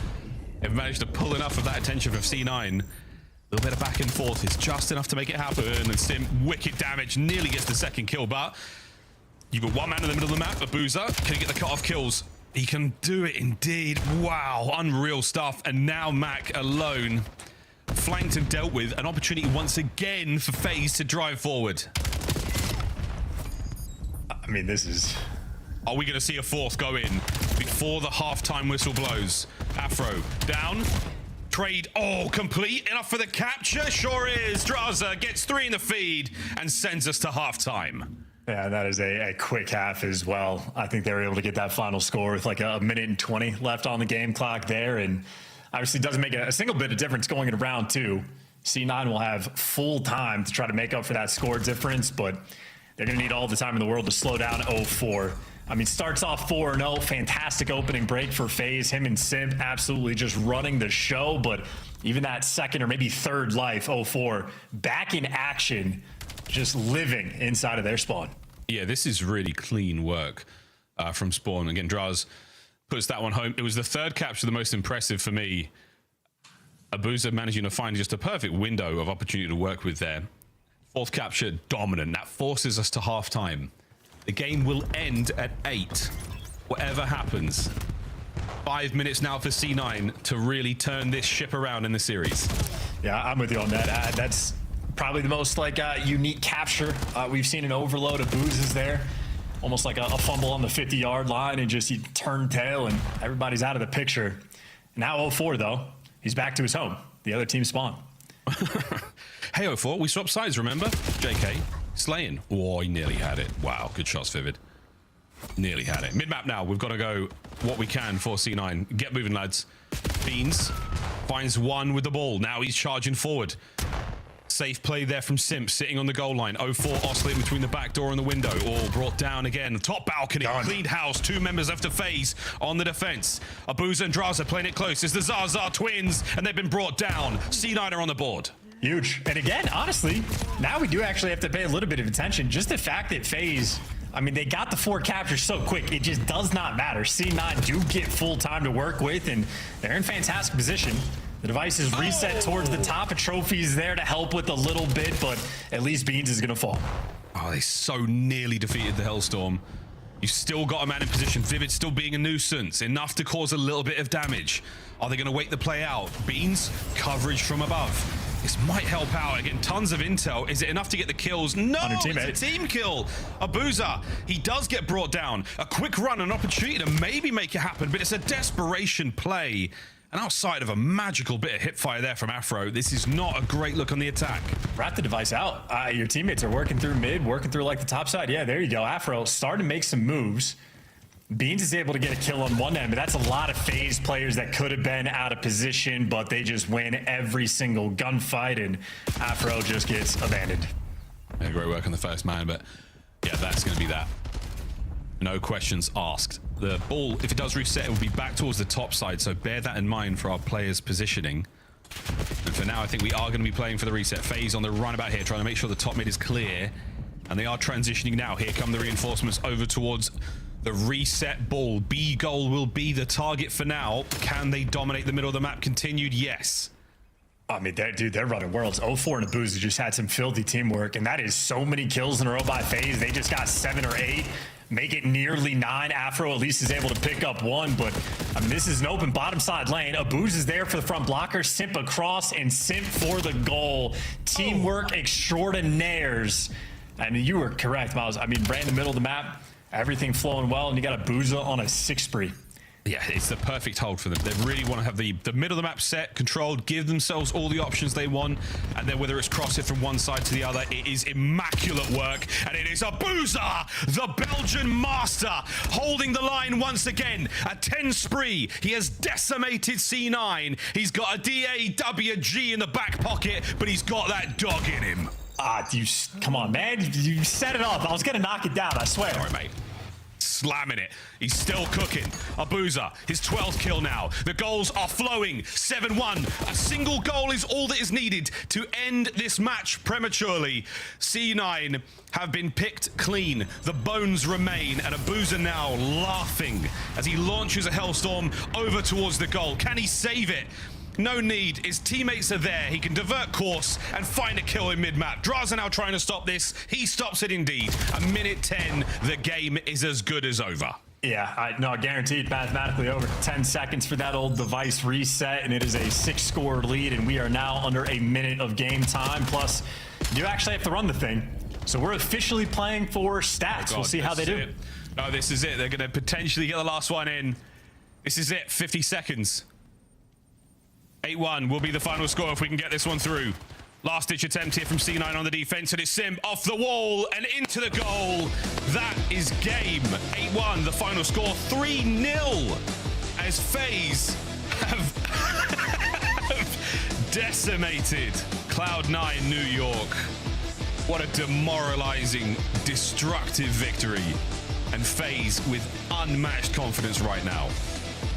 Any confidence that C9 had, I think FaZe just absorbed that and added it to their powers. They look just, down-stricken right now.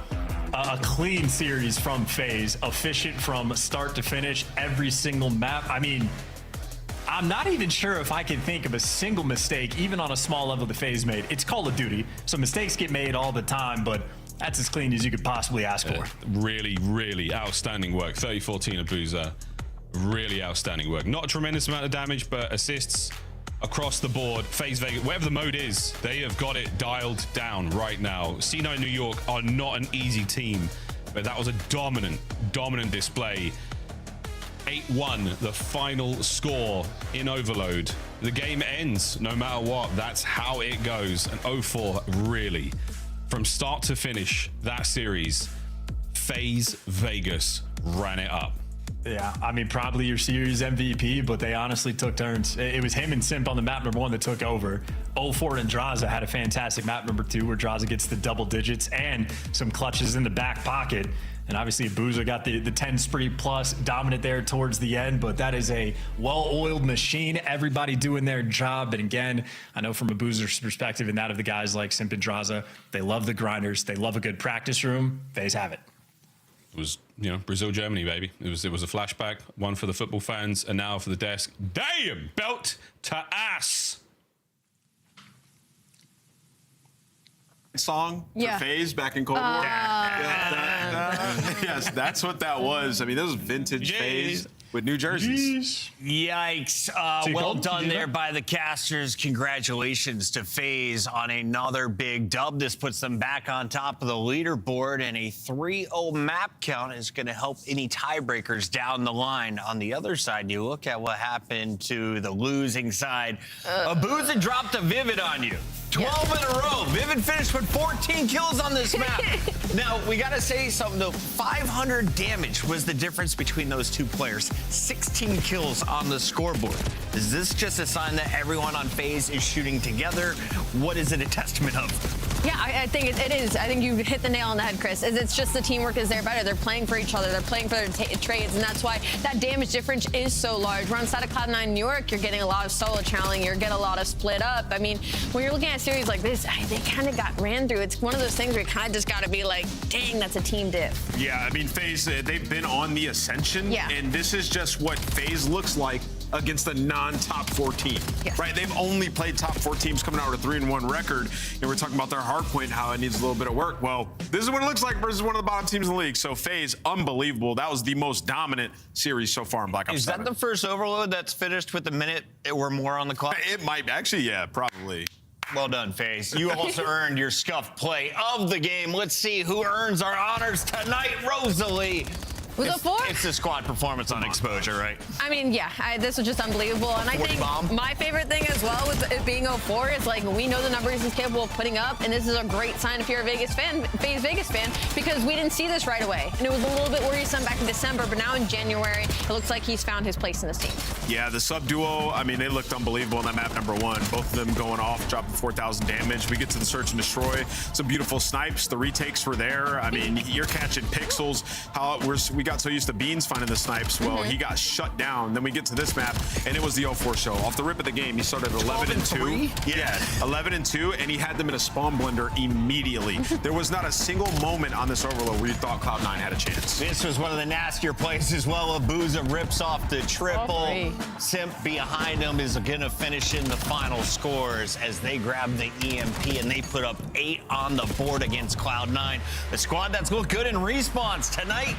You look terrible against FaZe Vegas. They're playing on a different level, and we are joined by one of the new faces wearing pink this year. You just saw him hit a shimmy, a crossover fadeaway. Mr. 04, congrats on the dub tonight.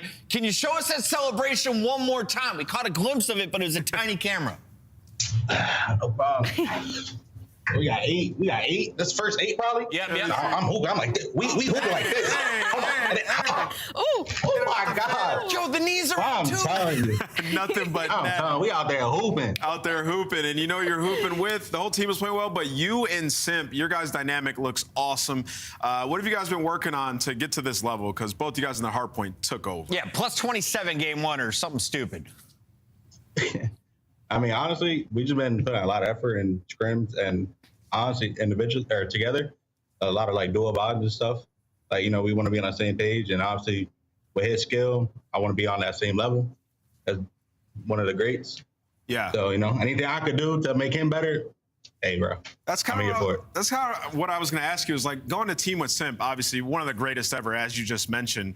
What was that like initially, trying to learn how he played? Were you just trying to like, hey, I'm going to do whatever I need for you? Like, how was that off the rip? Because I know it had to be a little intimidating. Honestly, at the start, bro, he was 1v4. Keep it real. So, you know, heading into the break, we kind of had to put our heads down, like I said. Especially me, I stayed home and played more. And again, dual vibes with him. Yeah, it paid off. We're looking good. Kind of going off of that, kind of joining this team, the previous iteration of this roster, there maybe wasn't as much vibes as you would bring to a roster. I feel like you're a very funny person, you're very charismatic. What has the vibe been like for Vegas FaZe? If we put you guys all 4 in the room, how would you describe it after 10 minutes? I think we actually have everyone crying. Like, if anyone's in the room with us, we actually might be the funniest team in the league. I'm not even sure. Like, we have yet to have like any bad days of like any weird vibes going on. It's been nothing but laughs with us, and like that's actually amazing. It's probably the best team like I have with vibes and players. 04, final question. Who are you playing in the grand final of Major 1? I need Optic again. We need to get me and Jordan need to get our get back. Optic versus FaZe. He wants the get back. Best of luck, my guy. Thank you. That is 04 popping off with a 40 bomb for us in hardpoint, sealing the deal with a crossover, and that is FaZe on top of the leaderboard. Allie, little surprising start to the day, but an expected finish. Just a little bit. Yeah, the finish was good. The finish was good. When we all picked FaZe again, I was like, oh no, we're setting this up as a weekend of upsets, but this is good. I'm glad we didn't get the upset because back in the earlier start of the day, I think this was the most important upset on the weekend for me outside of Riyadh Falcons because Miami Heretics, I think, needed this to kind of put themselves over that above average for the rest of the league and heading into the major. I'm going to go ahead and say it now. This roster is on fraud alert for Boston. Whoa. No, they're not. Yeah, I mean, I think it's really reminiscent of bottom 4 teams, says chat. No, yeah, I mean, I think they were very reminiscent of last year. But when you look at this one, like they just ran into a Miami team that's hot. Super played well. Rancor took over maps 1 and 4. You clearly need some work if you're Boston. I mean, Cammy did not have a great performance today. He's one guy that we're gonna be looking at in the next series to bounce back. But it doesn't get easier here for Boston. I I would have agreed with you, Chris, if you said that after like Major 2, maybe pre-Major 3, like even leading up to Major 2. But because we haven't even done Major 1, I don't know. I think Boston still has some things they can work out and keep with that roster. All right, true or false? Boston is a better squad than the current Carolina Royal Ravens. Oh, false. No. I don't want to say false, but I have to say false. For one reason, Carolina, and as we talked to Craze, not only this win versus Koi is insane, but also the understanding of the pacing in this game. I think that is something Boston's struggling with right now is the pacing of this game, and Carolina Royal Ravens, with the addition of Exceed, seem to have figured it out. I mean, Boston just look like they have a clear lack of firepower right now. Whether that comes down to the individuals on the team or how they're approaching their concepts, not sure. But Carolina, they looked unbelievable. Bottom of the totem pole has started to figure itself out. The middle of the totem pole is very murky because right now you've got LA as far down as 8th place. You've got Carolina as high as 6th place after today's upset, in big part due to the addition of Exceed. After Slasher steps down, Exceed has stepped up. This is now 3 matches in a row, and he drops 10K damage for his 3rd win. Yeah, I mean, they've been unreal. 3 overload wins in a row where he's been fantastic. Everybody's up their performance, and in Search and Destroy, gotta start talking about these guys as one of the better teams that we have, especially Craze. Every Search taking over, finding bloods. This Carolina team, man, they surprised a lot of people. Impressive scores across the board from a number of our players, but where do the teams stand, Allie? We've got FaZe back in the #1 seed, right above Optic at 2, and the Falcons, with the upset yesterday, are sitting at 4 and 2 and 3rd. This is so chaotic. I mean, just looking between 3 and 8, like that is just such an insane mix-up to me. I feel like on any given day, it's like LA should beat all 4 of the teams above them, but they haven't been, and then Heretics being this far low as well is weird to me. This should be a really interesting major. Are these our standings? Are they your power rankings? Are they the same thing? Let us know what you like, what you dislike, what you would change up, because we have another day of action. Just 4 days left before we head down to Texas. Let's take a look at the Sunday schedule. Boston versus Cloud9. We said we're figuring out the bottom of the totem pole. That is number 9 versus number 10.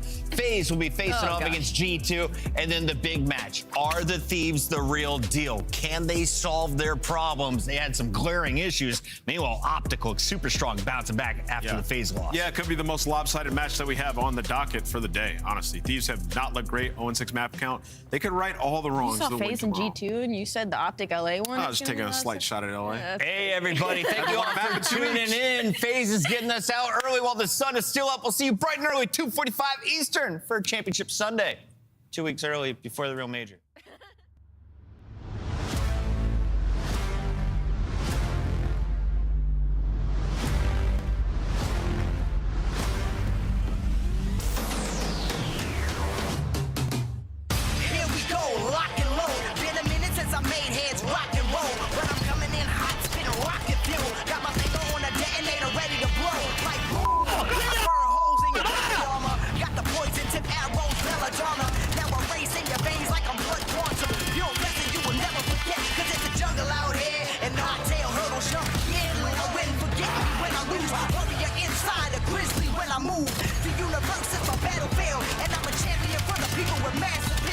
Ride with the best, better buckle up. That's your name on the line, better live it up. You got a crown in the head, you gon' give it up. I'm kicking ass, taking names, that is not enough. You wanna run with the best, better buckle up. Is that your pride on the floor, better pick it up. Buckle up, are you tough enough? Better prove it. You wanna ride with the best, better buckle up. Is that your pride on the floor, better pick it up.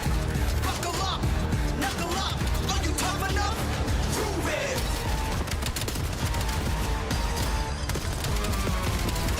Prove it. Be like, hush. I don't think I'm gonna kill that round, but we just too nice. They better walk in. How'd they get 1 cap? Te tengo de cara, tengo el chase, te tengo de cara, super. Estoy dando from, mírate el medio, Nico. Te tengo de cara, De cara. Salgo con un... Robas con... Mete el pinch. Sí, tengo frente.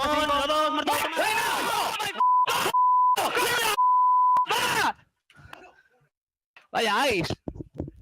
No tienen comandante.